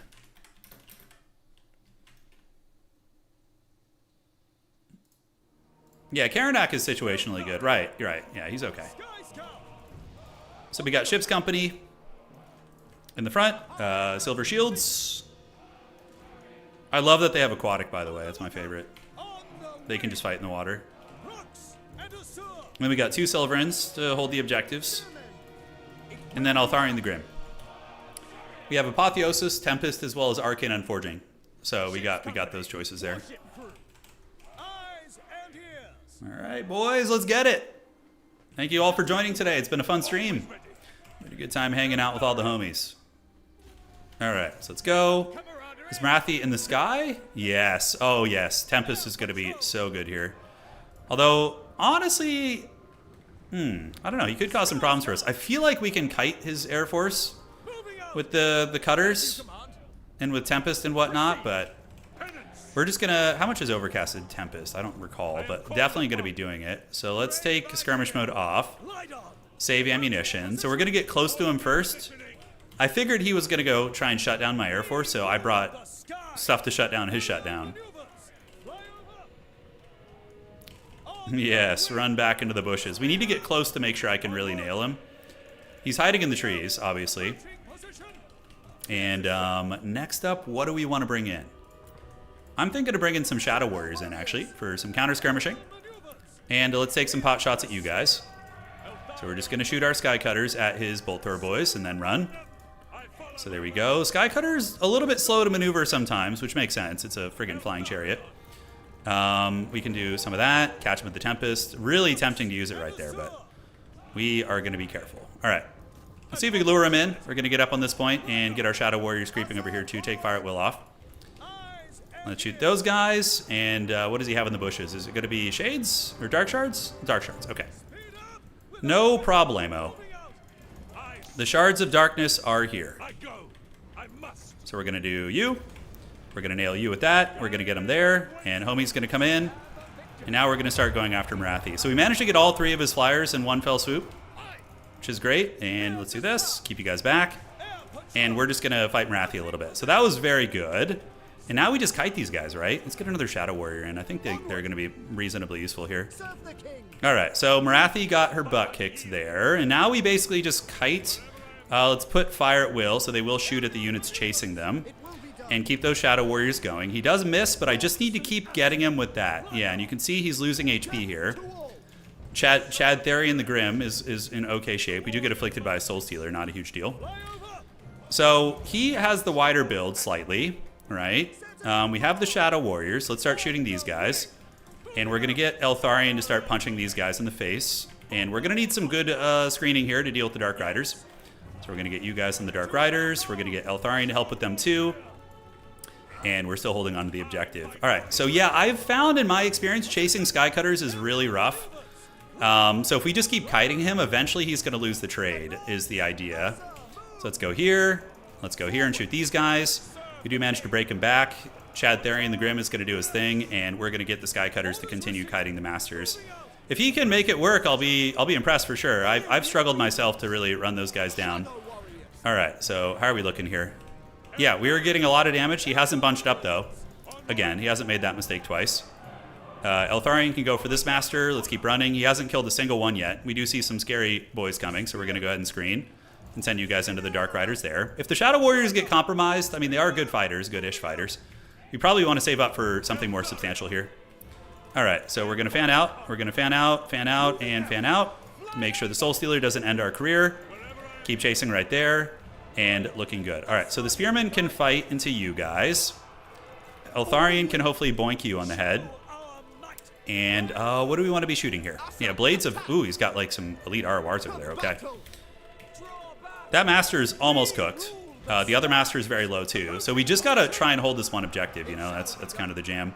Fireborn are for sure the next call out. Eltharion could use his business here, but let's see if we can take you down. These Shadow Warriors can keep doing their thing.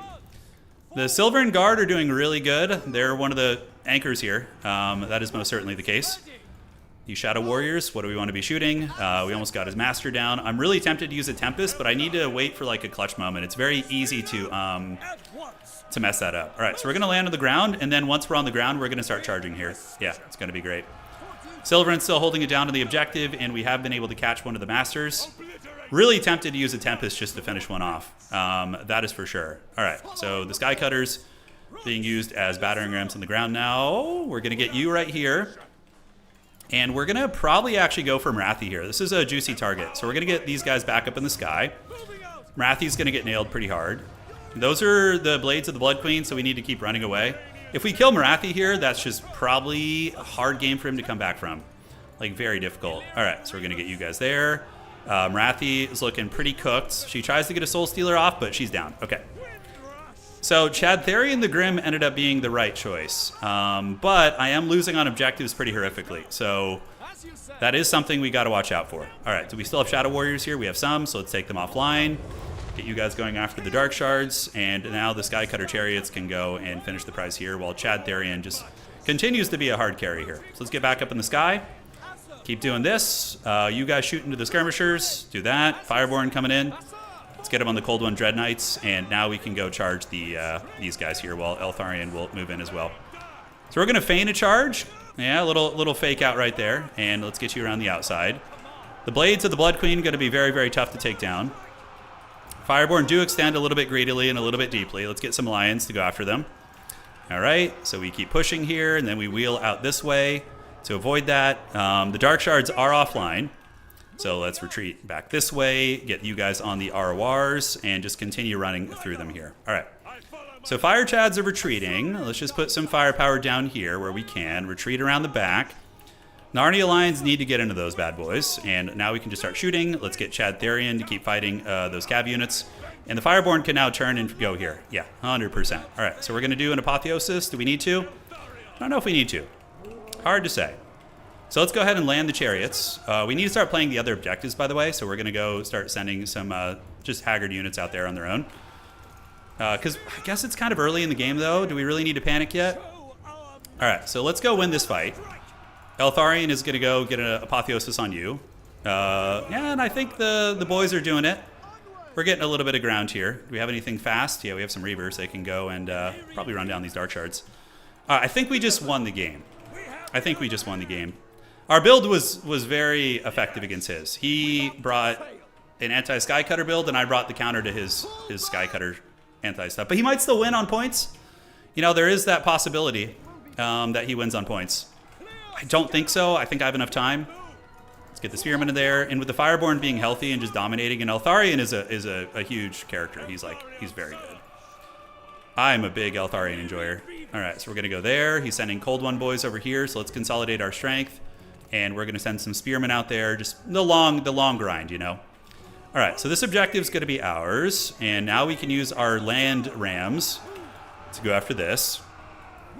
Yeah, Tempest is a really strong ability. Plus, I mean, Marathi's pretty squishy, so she's very weak to it. I think this style of play is pretty good. Like, using Eltharion to control the skies, you know, feels very, very strong. And then from there, yeah, we got the Blades of the Blood Queen down. Let's finish off these Witch Elves here. And now we just slowly and methodically push to the different objectives. Yeah, so let's get you guys unsummoning. Great, they've done the trick. Spearman coming, and we're going to need to reinforce, though, because what Catholic's going to do is play desperately. He's just going to try and ninja the objectives as I leave them. So we just need to punish that. So we're going to get our chariots in. Get a Chad Therian in there. Let's get the Fireborn coming across. You guys coming across as well. And now we got a Spearman going over there. Swordsman can come under here. I don't think there's any way you can win this. I don't think there is. Yeah, because the Fireborn and company are just going to wreck these guys, all right? And yeah, and then we can get the Sky Cutters into the Dark Riders. They have 80 frickin' armor, right? People forget that. So they're, well, people don't forget it. It's still very new, but they are incredibly resilient. All right, let's run down those guys. And the Fireborn should win their fight over there, especially with heals. So we're going to heal the Fireborn up with the Apotheosis. Get you coming here. And the Spearmen are going to arrive on that point, and that's basically GG. All right. Yeah, Dark Elves are really good in multiplayer. One of the best players in the world, like, regularly wins tournaments with them.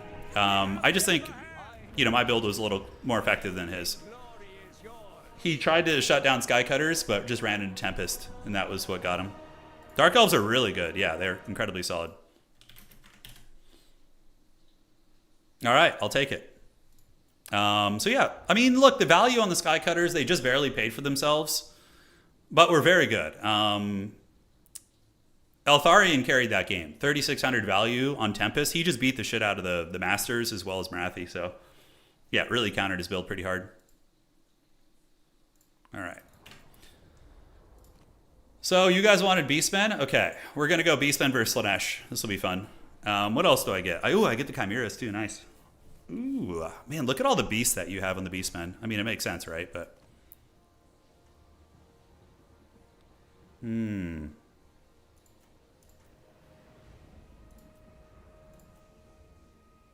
we'll do the Imperial Ambush. All right, guys. I got some really forbidden sauce cooked up for him here, all right? So we got you. The Lord choice is tricky. Slaanesh has got some evil shit, dude. But Beastmen are very good also, I think. No, it makes sense that Beastmen would have a Chimera. It's a wild creature. It's like a wild beast, so to me that makes a lot of sense. Oof. Okay.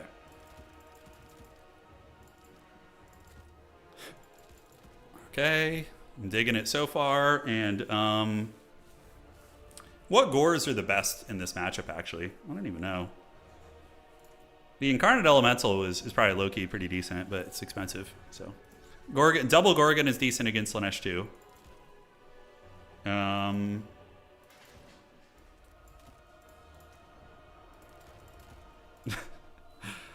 Oh man, okay. We're getting real off the chain here, guys. So Shadows, Wilds. Flock of Doom is always pretty excellent. Let's do this. Cut that. Get you on a little cheap chariot. Bring the rainbow. You want me to bring one of each gore? Oh, that would be a play and a half. Slaanesh has very cost-effective AP, so I think the best of gores would be a little bit risky, especially against like champions of Slaanesh. Them being what they are, I think they're going to be very prevalent. I don't know about in this matchup, but How much did Centaurs cost before the this update? Can somebody check for me on the old build? I am actually quite curious. Just give Beastmen everything, yeah. That's how you do it. That is how you do it. Okay, so that looks good. Harpies are terrible because they get annihilated by Furies, which is not a fun play for them. Yes. Bring the Jabberwocky. Fear the Jabberslife, dude. What about Spawn? I have used Spawn against Slaanesh to okay effect. Take 4 Slangors and 4 dual weapon Gors, and then he just goes mass mobility and I lose. You know, I don't want to do that. Okay, so Centaur's price is the same. For some reason, I wasn't sure if it had gotten changed, but it looks like it's the same. Okay. Minotaurs. Do we need anti-large Minotaurs? I mean, what can he bring that's large? That's really threatening. The Praeton he could bring. I mean, I used it against him, so maybe he'll like get the inspiration to think the Praeton is good. I don't know.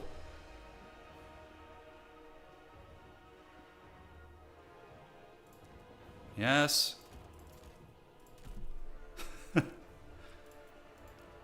Oh, this build is so janky, but I love it. It's awesome.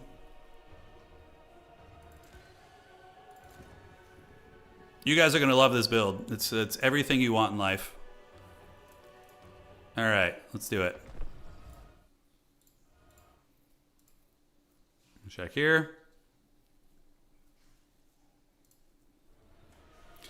All right, let's fire it off. And so it begins. We are bringing the full arsenal of the Haggard Beastmen. We have 3 giant monsters. Yeah, and that's pretty much it. I'm probably going to get wrecked. I don't know. We'll see. We will see. Fear the Rainbow. Win a tournament with 1 Gore unit of each Chaos God in your starting army. That's actually a pretty cool bounty. I like that one. All right, guys. So here's what we got. We have 2 spears. And then we have a Chimera. We have an Incarnate Elemental of Beasts. And we have an ROR Cygor. Okay, so, and a Gorbel too. Sorry, I got like all the big boys coming. So just a bunch of SEs to micro, basically. All right, guys, how excited are you for this build? Max Slangors would assert dominance. Yeah, it'd be pretty good. We have some Slangors in reserve. We do. Yes. Let the monsters feast. I really hope he brought like Chosen. I really do. So I could just drop fat boulders on their head. All right, team. I do have the breath attacks from the Chimera too. We just have to see if he has a Pavane caster. This build is probably not going to win, but it'll send a message. It'll send a message. Double Slangor Vanguard. Okay, to be expected. We're just going to go push his home objective anyway, so we're chilling. Let's go run over there with the Chimera. Yes, feast, my minions, feast. And then in reserve, we have some more traditional units. Oh, it's going to be T'Challa, the cursed one, which is a monster. Okay, Gorbel is going to have its work cut out for him. We're definitely going to start spirit leeching that thing like right now. And does he have Pavane? Shadowcaster, great. So I can just go breath attack him and shit. Yeah, awesome.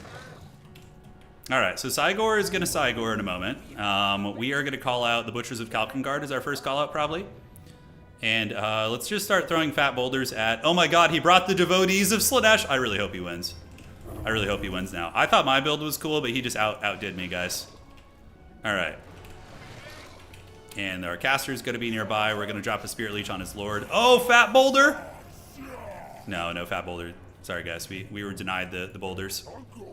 All right, so Spirit Leech is coming. We're going to do this, and we're going to get a Breath Attack down the pipe on you. We're just kind of putting the fear on T'Challa here. And now we can start running through these guys, and we do get some good value. Yeah, let's just move into them. Call on the Butchers of Chattengard. They're going to move over here. And, yeah, we can just do our thing. So I don't even know what's hitting me. I think it's like some Wand of Torment or something. But we need to run now. My Lord is potentially getting harried. Nice damage. Nice Joe DiMaggio. And we're going to get you here. We're going to pull the Chimera away and see what we can do. All right, so pull you guys back, retreat, and just keep throwing boulders at his expensive units. So we got the atomic pimp slaps coming in from the big man, and then you can come down here versus these guys and help out. This guy, those are just basic spears, which we're not too worried about. Let's keep our character alive if we can. Regular Centaurs will dominate Slangors. That's going to be a very good fight for us. Oh shit, he's got like some big scary demon back there. Okay. So Butchers of Chad and Guard are breaking the lines. We need to move you up a little bit. The devotees of Slaanesh are on their way in. Let's get you fighting right there, and you here. We're going to call in a regular Senti to run down these Slangors. And now we need to start Spirit Leeching his Lord. Yeah, we gotta pump the brakes on that thing. Alright, so Chimera, let's go after the Lord. Let's get the Incarnate Elemental to keep fighting. Gorbel can fight the Keeper of Secrets.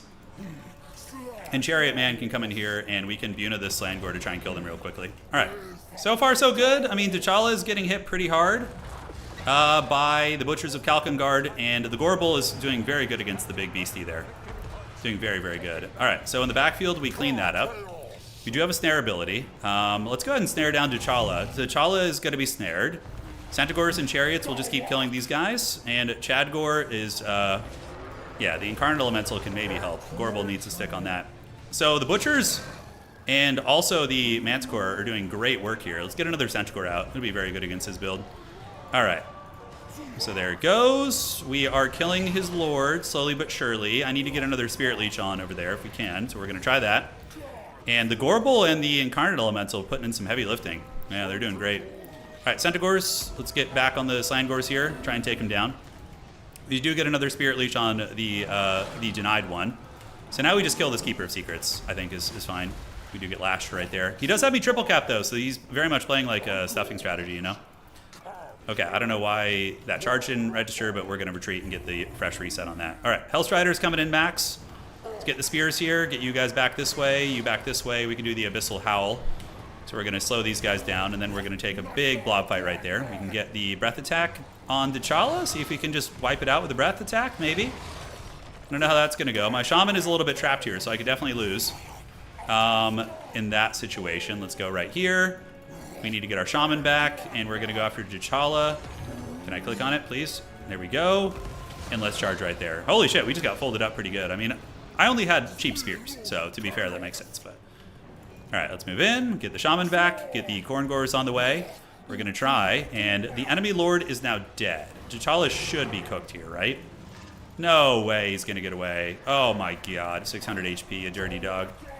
All right, so let's do this. Let's keep running with our Shaman. And we can call out some Slangors of our own to help out here. So we're going to get them on the flanks. Come on, Manticore, or Chimera, whatever the hell you are. Kill that thing. Has 100 HP! Friggin' go down! All right. My Lord's going to die too, which is actually worse. Because Beastmen, you know, don't have as good of leadership, so it's a little bit sketchy. Yeah, so I actually could have saved my Lord if I had gotten the snare as he ran by. I think he's out of range now. Yeah, it feels bad. All right, so you guys get in. Let's get the Cygor out of the fight there. We do manage to kill his Lord's way more expensive, so I can probably resummon mine, which is going to be nice. And yeah, he's still chasing me off the map. So we're going to have a huge leadership bombardment when we lose ground here, unfortunately. All right, let's get some Gors with dual weapons, get them coming in. Can we get the objectives back in time is the question, right? Can we do it? So we're going to snare you down. It's going to buy us a little bit of time. Then we countercharge you. Slangor is doing really good. The big demon is chilling. Trying to split push against Slaanesh is usually always a mistake because they'll just intercept you with faster units. So you got to like just play to your strengths here.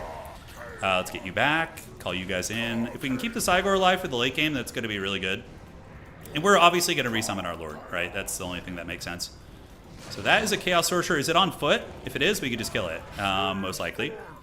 Yeah, dual weapon Gors will be very good here. Korngors and Cygor need to get up on the point. There we go. And that is going to be an army ability bombardment. So we need to keep piling in on this objective here. Let's get some dual weapon Gors. Butchers of Kalkengard will be a good counter against a couple units here. So we're going to throw boulders. And we need you on the Forsaken. Gorbel can come around here. Let's get you guys charging the high ground. Keeping the old Cygor alive, man. You know, one fight at a time here. We need to get this objective back here, and I think we do. Like, a mistake would have been... The only time you want to split push against Slaanesh is with, like, really shitty units. Because by split pushing with a 300 gold spear unit, it's going to force him to send something, like, better to go deal with it, right? So that's very good for us. All right, so let's get you in there, and we should be getting this objective in a second. Like, we should. Breath attack, yes. Let's do a breath attack on the devotees. I really hope these elf guys did good. That would be awesome if they did. All right, more Forsaken coming in. There we go. Breath attack right there. Let's go ahead and get on the big keeper right there. And you guys just need to charge the devotees, and let's get you here. He's really, really going for the points victory, which honestly he might get. Now we call the Bray Shaman out. It still has a lot of magic, so we for sure feast with that. So let's fight. Gorbel needs to come and take down the Greater Demon. Oh boy, he's actually doing pretty good here. Yeah, we need to be patient and call our Lord back. We need to be patient. All right, come on, Gorbel. Okay, we get the Cheap Spears threatening the side cap, which is good. I think he's very fixated over here, which makes sense. Let's keep going, and the Cygor is back in business, so now Cygor can just keep throwing boulders here. We need to kill that Greater Demon, if at all possible. Incarnate Elemental still beast moding it, and what's he going to be sending over there? Is it going to be Slangors? Yeah. So now we just run. So that the upside of that is he sent a more expensive unit to deal with our shitty unit. All right, that's kind of the idea. And great. So we call you out, but he's at 1,100 points. Us not flipping this objective may have cost us the game. We'll have to see, because we really needed to flip it there. All right, let's get the leadership buff. We're going to go ahead and just end the career of this Greater Demon right now, because it's been an absolute pain in the butt. Manticore fights here. Spirit Leech should kill it. And we're going to need capture weight here ASAP. The devotees, 500 value, so nothing crazy. But still, you know, better than expected.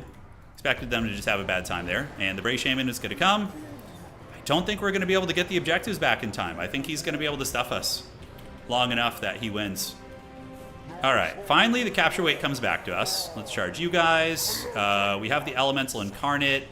You know, getting that side objective is going to be near impossible, right? That's like, how the hell are we going to get that? Maybe a Centaur of Tzeentch could help us. Yeah, we break his back here, so now we need to start rolling over to the other objective already. He's got like nothing left. He's like really, really going on fumes here. All right, so we're going to get you guys to come in, get some Centaurs to come and flank. We probably send a Chimera over there.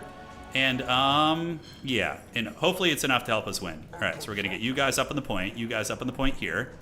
You guys go here. Breath attacks come in. Hopefully we can fold them in with just Senti split pushing, maybe. Maybe. Okay, thankfully he's focusing on this point. So we should be able to get these guys down. We're just going to fade a Buna, you guys. Get them off the table. And get the capture weight coming, Chimera's going to most likely be able to help fold these guys up. And great. So those guys got Buna'd into the Shadow Realm. Cygor's just going to be Netflix and chilling. And we'll call in a Centaur of Tzeentch on the other side soon. So let's get these infantry off the point. They're going to be easier to break. Boulder, almost direct hits. So capture weight does favor us, but I don't think we can get this side. Yeah, it's going to be a little bit too hard probably. We do get one more Centaur. I can't afford to wait for the Senti of Tzeentch, so we got to just go for it.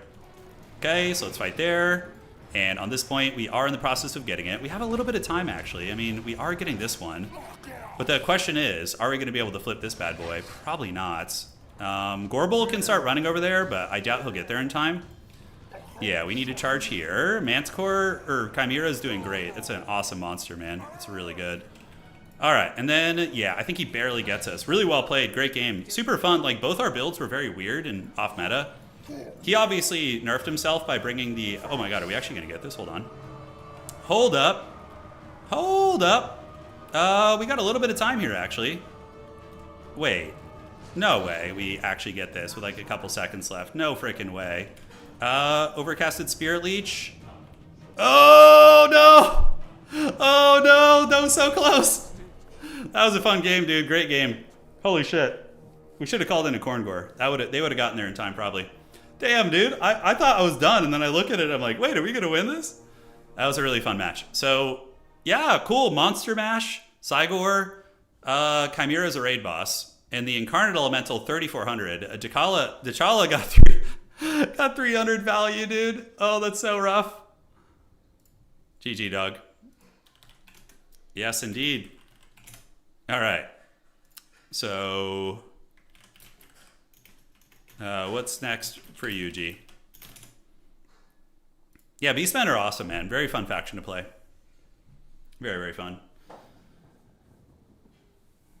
So what are we going to do next? Yeah, we need like a couple more seconds. I should have sent the Gorbel over there when I sent the Chimera. I think that would have done it. We just didn't partition our forces correctly. I just needed one more unit there would have done it.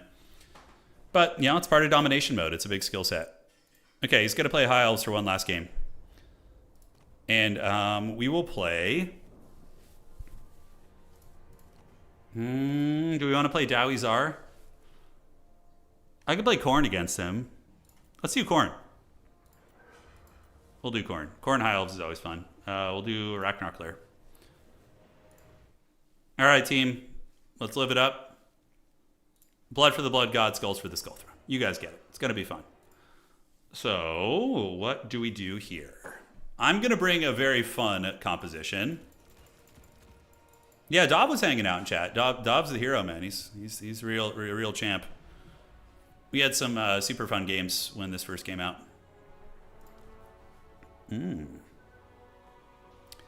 Evil Khorne. All right, let's bring some stupid shit that's gonna lose us the game. It's time. What does that do? Okay, and that does some damage.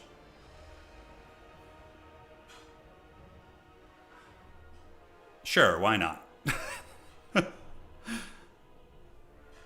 You guys don't want some corn? You guys want the corn. I know you dirty dogs want it. Should we bring a Slaughter Brute and really just throw the game? Is that how we do it?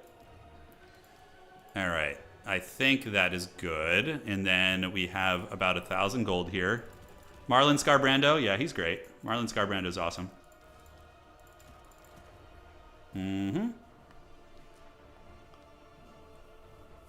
Skull Crushers and Blood Crushers. Oh my god. Yeah, I wonder if he's going to go Sky Cutter. I don't know if he will. Against Khorne, it makes sense, but you might lose on objectives if you do that. We're bringing a very fun Lord who you never get to see anymore. So we're trying to be fun here. Okay. Let's get a couple of these homies. Probably more cost-effective to just bring you guys. Khorne is such a... I have an Empire replay going up tomorrow, Lucas. I have an Empire game I played against Anticity. It was my Empire versus his Norska. Yeah, and he hunts me with his trouser snakes. It was great. It was a fun game. All right. I wish Scar Bloodwrath was better, but just honestly a little bit mediocre. Does Karanak not have... Karanak does have Vanguard deployment. Okay. So I wanted to do Karanak. Red Olgor. Oh, is that what you guys think it's going to be? I think it's going to be the dreaded Red Olgor. The reddest of gores. What is Karanak good at here? I guess he's like, you know, decent against the characters and whatnot. He's a good dog, best of all. And most importantly, he's a good boy.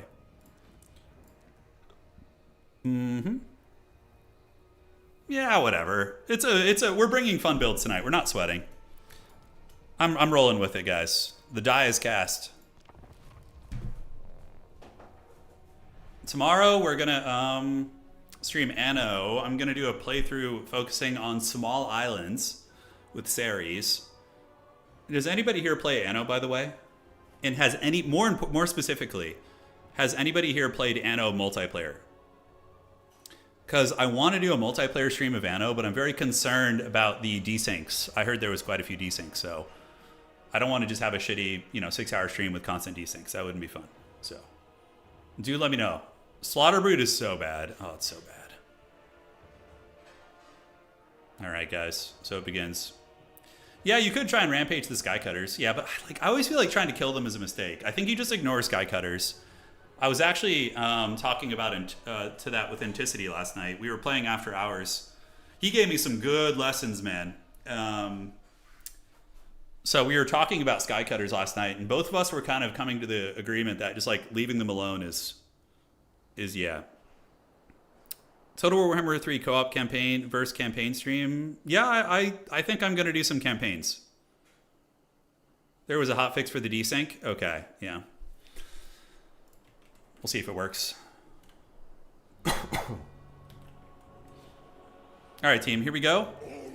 Arbol, the undefeated. So badass. Khorne is so sick.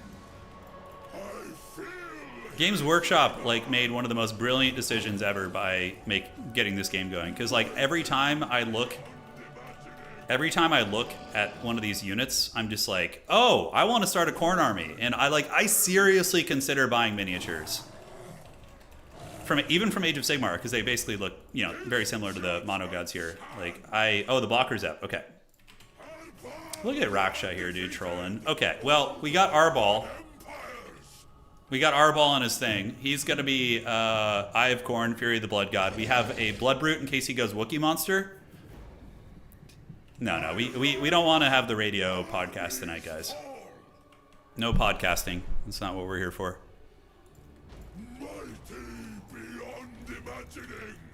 Okay. I like it. Yeah, Sky Cutters, it's fine. We're just going to tank them. Ideally. And, yeah, the Hounds are going to try and grab this objective. He might get there in time and shut me down. They're really quick. They have 90 speed, so. Swordsman, Ship's Company Archers, and he has a Prince with a upgraded Lore Master of Hoth. Yeah. Come on, doggies. Just live. You're just capture weight doggies. All right, so we're going to get them back now. We're going to run and hide in the trees. All right, because the Sky Cutters are a pretty good answer against them. So, yep, we're going to get you over there. Going to be hard to deal with that Star Dragon for sure. And it looks like the Sky Cutters are actually kind of decent at sniping Arbal too. So we got to be very cautious here out of the gates. Let's like try and bait some of the shots onto the Blood Brute Behemoth. I think that's going to be better. All right, so the Blood Chad Behemoth is going to go out this way. We got the Warriors heading down to the low ground here, and you guys are going to get this one. And if we can triple cap him here, it's going to be great. Yeah, so Sky Cutter is going to put Hurt down, and eventually the fighting will begin. We're going to get this objective. We're going to send the Hounds back this way, and we're just going to hopefully be able to heal through this. I don't know if we will. We're going to try. So let's do you, and let's do you, and get the Vanguard deployment here, and see what we can get done. All right, so go in and go in. Arbal is thinking about getting in here. Blood Root Behemoth needs to charge and make sure we don't get wrecked by the dragon. Let's fight the Ship's Company. Get the Hounds over there, and here he comes. All right, so he's going to be coming for blood, most likely. We're going to get Karanak out. We're going to get our good boy out. Holy shit, they are melting the hell out of my Blood Root Behemoth. God damn, I did not expect that to be that savage. All right, really nice breath attack. Very, very good. We need to get the healing going. And now we go in and fight. Yeah, let's see what we can do. So we're going to get in here. Jump on these guys. Dragon's going to get attacked, and Karanak is going to go ahead and do Prey of the Blood God, snare him down. At least maybe we can beat up his prince before we go quietly into the night. And we do need to get the Fury of the Blood God going soon, too. So we're going to move in there. Hound unit's going to keep looping around. We can fight here, get the Hound units back, and we are getting a lot of damage on the prince, which is good. So Arbal can do his explosion, which is going to basically one-shot that unit. Karanak is going to summon some doggies. And hey, on the bright side, at least we did some damage against the prince before the Blood Brute Behemoth goes in the trash. That is good. So, all right, are we still getting it going? Yeah, the prince is actually getting it. We do get our explosion there, and Karanak is now, I don't know why he can't summon his doggies yet. He's not able to do it. Arbal able to finish the prize there, but now he's going to run across here. We can summon a unit of Chaos Spawn. I think it has to be a little lower health. Yeah, let's get this, and Karanak is going to get just absolutely surrounded here. So Arbal's probably in trouble, although the prince, yeah, is there anything we're going to be able to do here? I don't know. Let's get these Hounds to run around the backside of the army. Arbal's going to come this way. Karanak needs to be a good dog and come help against the big man. So we're going to try that. So let's just group them together. And hey, look, the Behemoth is back. Hell yeah. All right, so we have a chance now. So let's get Corngors. Get the Corngors coming over here. We're going to move them up. A couple Hound units going to come under, and we are going to lose that outside objective. It is what it is. All right, so maybe he overextended here. Do we have another snare? We do not. Arbal's a good fighter and everything, but that's a Star Dragon, so there are levels to this shit. All right, so let's see if we can punish him for his sins here. We get one doggy unit there. The other one's going to wrap under here. We cannot let him escape right now. We have to get him real good, like. Snare is going to be up in a long time. Okay, so we have a long time before that snare is online. All right, Hound units, rip you guys up. We got to stay on top of them, and let's get you healing here. Keep hunting down the big man, and now we can at least summon his dogs, which is going to be nice. I'm definitely behind. His build was much better than mine. It was much better. All right, let's keep hunting. And yeah, we have the healing on the Behemoth, which is cute. It is going to be coming back and healing here in a minute. Let's see if we can get it in there and do its thing. We're going to summon the Flesh Hounds right there to help out. Arbal, is there anything we can nuke here? Yes, we can summon a unit of Chaos Spawn, and they can move in. So we're all hands on deck right now. I mean, we're going all in for the Blood God and all that shit, right? Yeah, so let's do that. Keep hunting here. Karanak, does he have a snare? He will in a couple seconds, so we need to just keep hunting. Oh, the Behemoth goes down. Down he goes. Pray of the Blood God. There we go. All right, let's keep going. Get all the spawn on him. We're just spam clicking everything we have on this dragon, and that's how we're gonna roll.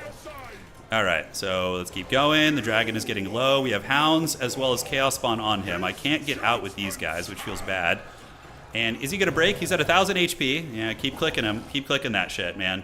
All right, and let's get you guys here. Keep the spawn of corn, spam clicking there. And we can get some scary doggies over there. So keep going. All right, Arbol, you know, kind of big pimping it a little bit. Let's get this Lord Master of Hoeth. We're gonna keep hunting here, seeing if we can hunt you down and maybe get that dragon character off the battlefield. Okay, he gets up in the sky.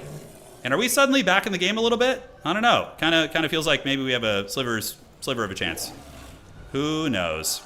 The Sky Cutters are good and all, but, you know, I don't know how effective they're going to be here. We'll see. All right, so more of these. If that dragon breaks, we have a chance. If he comes back, we're probably dead. So that's really the paradigm of this game. Yeah, really fun match, though, regardless. Seeing Arbol in action again feels good. You know, he's been neglected for a long time. Oh, do not come back. That shit should not come back, dude. It's at 300 HP. I worked so hard to kill it. All right, so we are breaking the high elf lines here a little bit, and the chariots did all right. They didn't do badly. Oh my god, no. No, god, no. All right, we'll have another snare in a little bit. The dragon's coming back for blood for round 10. Our two characters are hunting. We're killing the Lord Master of Hoeth. Points are close-ish. The doggies are fighting well. Dude, please just break. Can we just like run underneath you and break you? Is that gonna help? I don't know if it will. All right, let's unsummon you. You guys coming down here. We're gonna try and get him to run just by going near him. We need that shit off the battlefield like 5 minutes ago, man. All right, so let's do this. He's trying to get his Henry Cavill close for an Earthblood. Shit, I should probably. But he could also land and kill Arbol if I'm not careful. All right, so we're gonna go here and we're gonna run. Just keep juking here. We do lose the low ground objective. We're gonna go take Henry Cavill down. Oh, we got the silence? No, F, dude, that's bad. All right, so we're gonna do that. Do a little explosion. That's gonna mess those guys up. Ah, Wrath of Corn, scary corn stuff. And now we just lose to the dragon guy. Damn, dude, damn. We got the Henry Cavill, but it was a little bit too late. All right, let's keep scurrying away now. Do we have any fight left in the middle? Dog is coming. Pray of the Blood God is going to be activated, so he is going to start taking extra damage. This is Arbol's time to live up to his name, you know? He needs to live up to his name. Okay, let's do this, and let's go down here. And are we going to get his dragon guy? I think that Earthblood sealed the deal. I mean, I think he had the game won regardless, but yeah, we did our thing. That was a fun-ass game, though. Very cool. But Karanak not quite able to get the job done, or is he? If the dragon character broke, we may have actually had a chance to win that. It would have been contentious still, but maybe possible. So Karanak, is he going to nibble on him? Come on, get that skull for the Blood God. He deserves it. Come on, Karanak. Let the dog have its bone, man. All right, we're going to do, does that ability not work on you? Here we go, Relentless Rage, cool. All right, so the dragon character's broken, but we really don't have much left. We just have, like, these gremlins here. I wonder how much damage the chariots did. Probably not a whole lot, to be honest. Karanak is, yeah, unbreakable, cannot die. The dragon character, if it rallies with 100 HP, I'm going to be very sad. All right, doggies, feast. Feast, my hounds. Are there dragon princes? Oh, okay, I'm really dead. Okay. Yeah, and he rallied too. That means he's probably going to get a heal. Wait, it said broken and then he shatters. Okay. Yeah, unfortunate. If we broke the dragon character off the field, I think we maybe win that. Because we have our two characters and Karanak and they're healthy and we can just kind of rampage through all these units. But, you know, even still we might have lost. The Bloodbrute Behemoth got massacred early on, man. Massacred. GG, great game, dude. That was a really good match. Super fun. All right. GG, dog. Thanks for playing.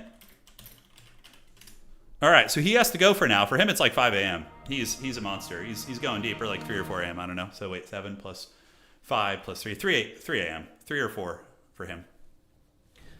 Yeah, so the Sky Cutters didn't feel really crazy. I guess they got good value. It's all because of the Behemoth, though, to be fair. The Bloodbrute Behemoth threw the game. Yeah, I think like any other corn build, and we just probably are totally fine there. But it did help with the Prince, but Karanak was a good dog. He was a really good boy. He came in, he snared, he got 1,800 value. Yeah, 1,800 on Sky Cutters makes a lot of sense considering they were blasting a Bloodbrute Behemoth. you know, no, we'll do the tier list as a video. I'm going to probably grab some other people and we'll do like group ranking where each of us like assign it to our own respective list. I think that'd be fun. All right, guys. So that's going to be it for today. Hopefully you've been enjoying this like deep dive into some of the new multiplayer stuff. It's been really, really fun. I think all the 3 factions are going to be great. Like if we look at Norska, for example, right? Let's like peek over here real quick. Norska. Where are they? I never played them. It's funny. I just don't even know where they are. Yeah, like honestly, Norska's new roster, like having a great shaman, Sail is really good. These characters are unexplored, but Beorg is great. I think that the noble maybe has something. Kurgans are the only one where the jury is still out. I think the Dreadmaws are actually decent. In some matchups, Dreadmaws are really good. The Skycutters he brought are 1,500 apiece. So they're not cheap. And he was also winning the fight too. Yeah. All right, guys. So that is going to be it for today. If you guys want more of this hot action, please do drop a like on the way out. It helps quite a bit. We'll be back with Anno tomorrow. And then as soon as we're able to stream the campaign, which I think is pretty soon, I'm going to do a Wolfric campaign. I think that'll be great fun to just kind of shoot the shit and relearn campaign. I'll need your guys' help because I don't know anything about campaign stuff. I'm a huge idiot. So we're going to do it. Hey, 5 foot, did I miss your donation? I'm sorry, man. Let me check. Let me see here. 1 second, boss. All right. Just checking real quick. The double Dreadmaw against Kislev was actually really effective. I mean, it ripped apart their armored Kossars like really, really well. Kislev would probably need to consider going like mobile heavy to avoid that. Yeah, Daniel, I do see it. And Christian, thank you guys both for the donations. I just saw those come through. Thank you so much, guys. All right. You did click the right link. You're golden. So we'll be back. Thank you guys for joining. I'm going to go hang out with my smoking hot wife. You guys take care of yourselves. And we'll see you back in the next few days. Major tournament coming up. So it's going to be super fun to see essentially the 4 best players in Total War Warhammer playing shortly after Thanksgiving with all the new toys. We're really going to see what the meta looks like. When they get their hands on it, that's when we're going to see it. All right, guys. See you around. Take care of yourselves. And Sigmar bless this ravaged body. Adios and do widzenia.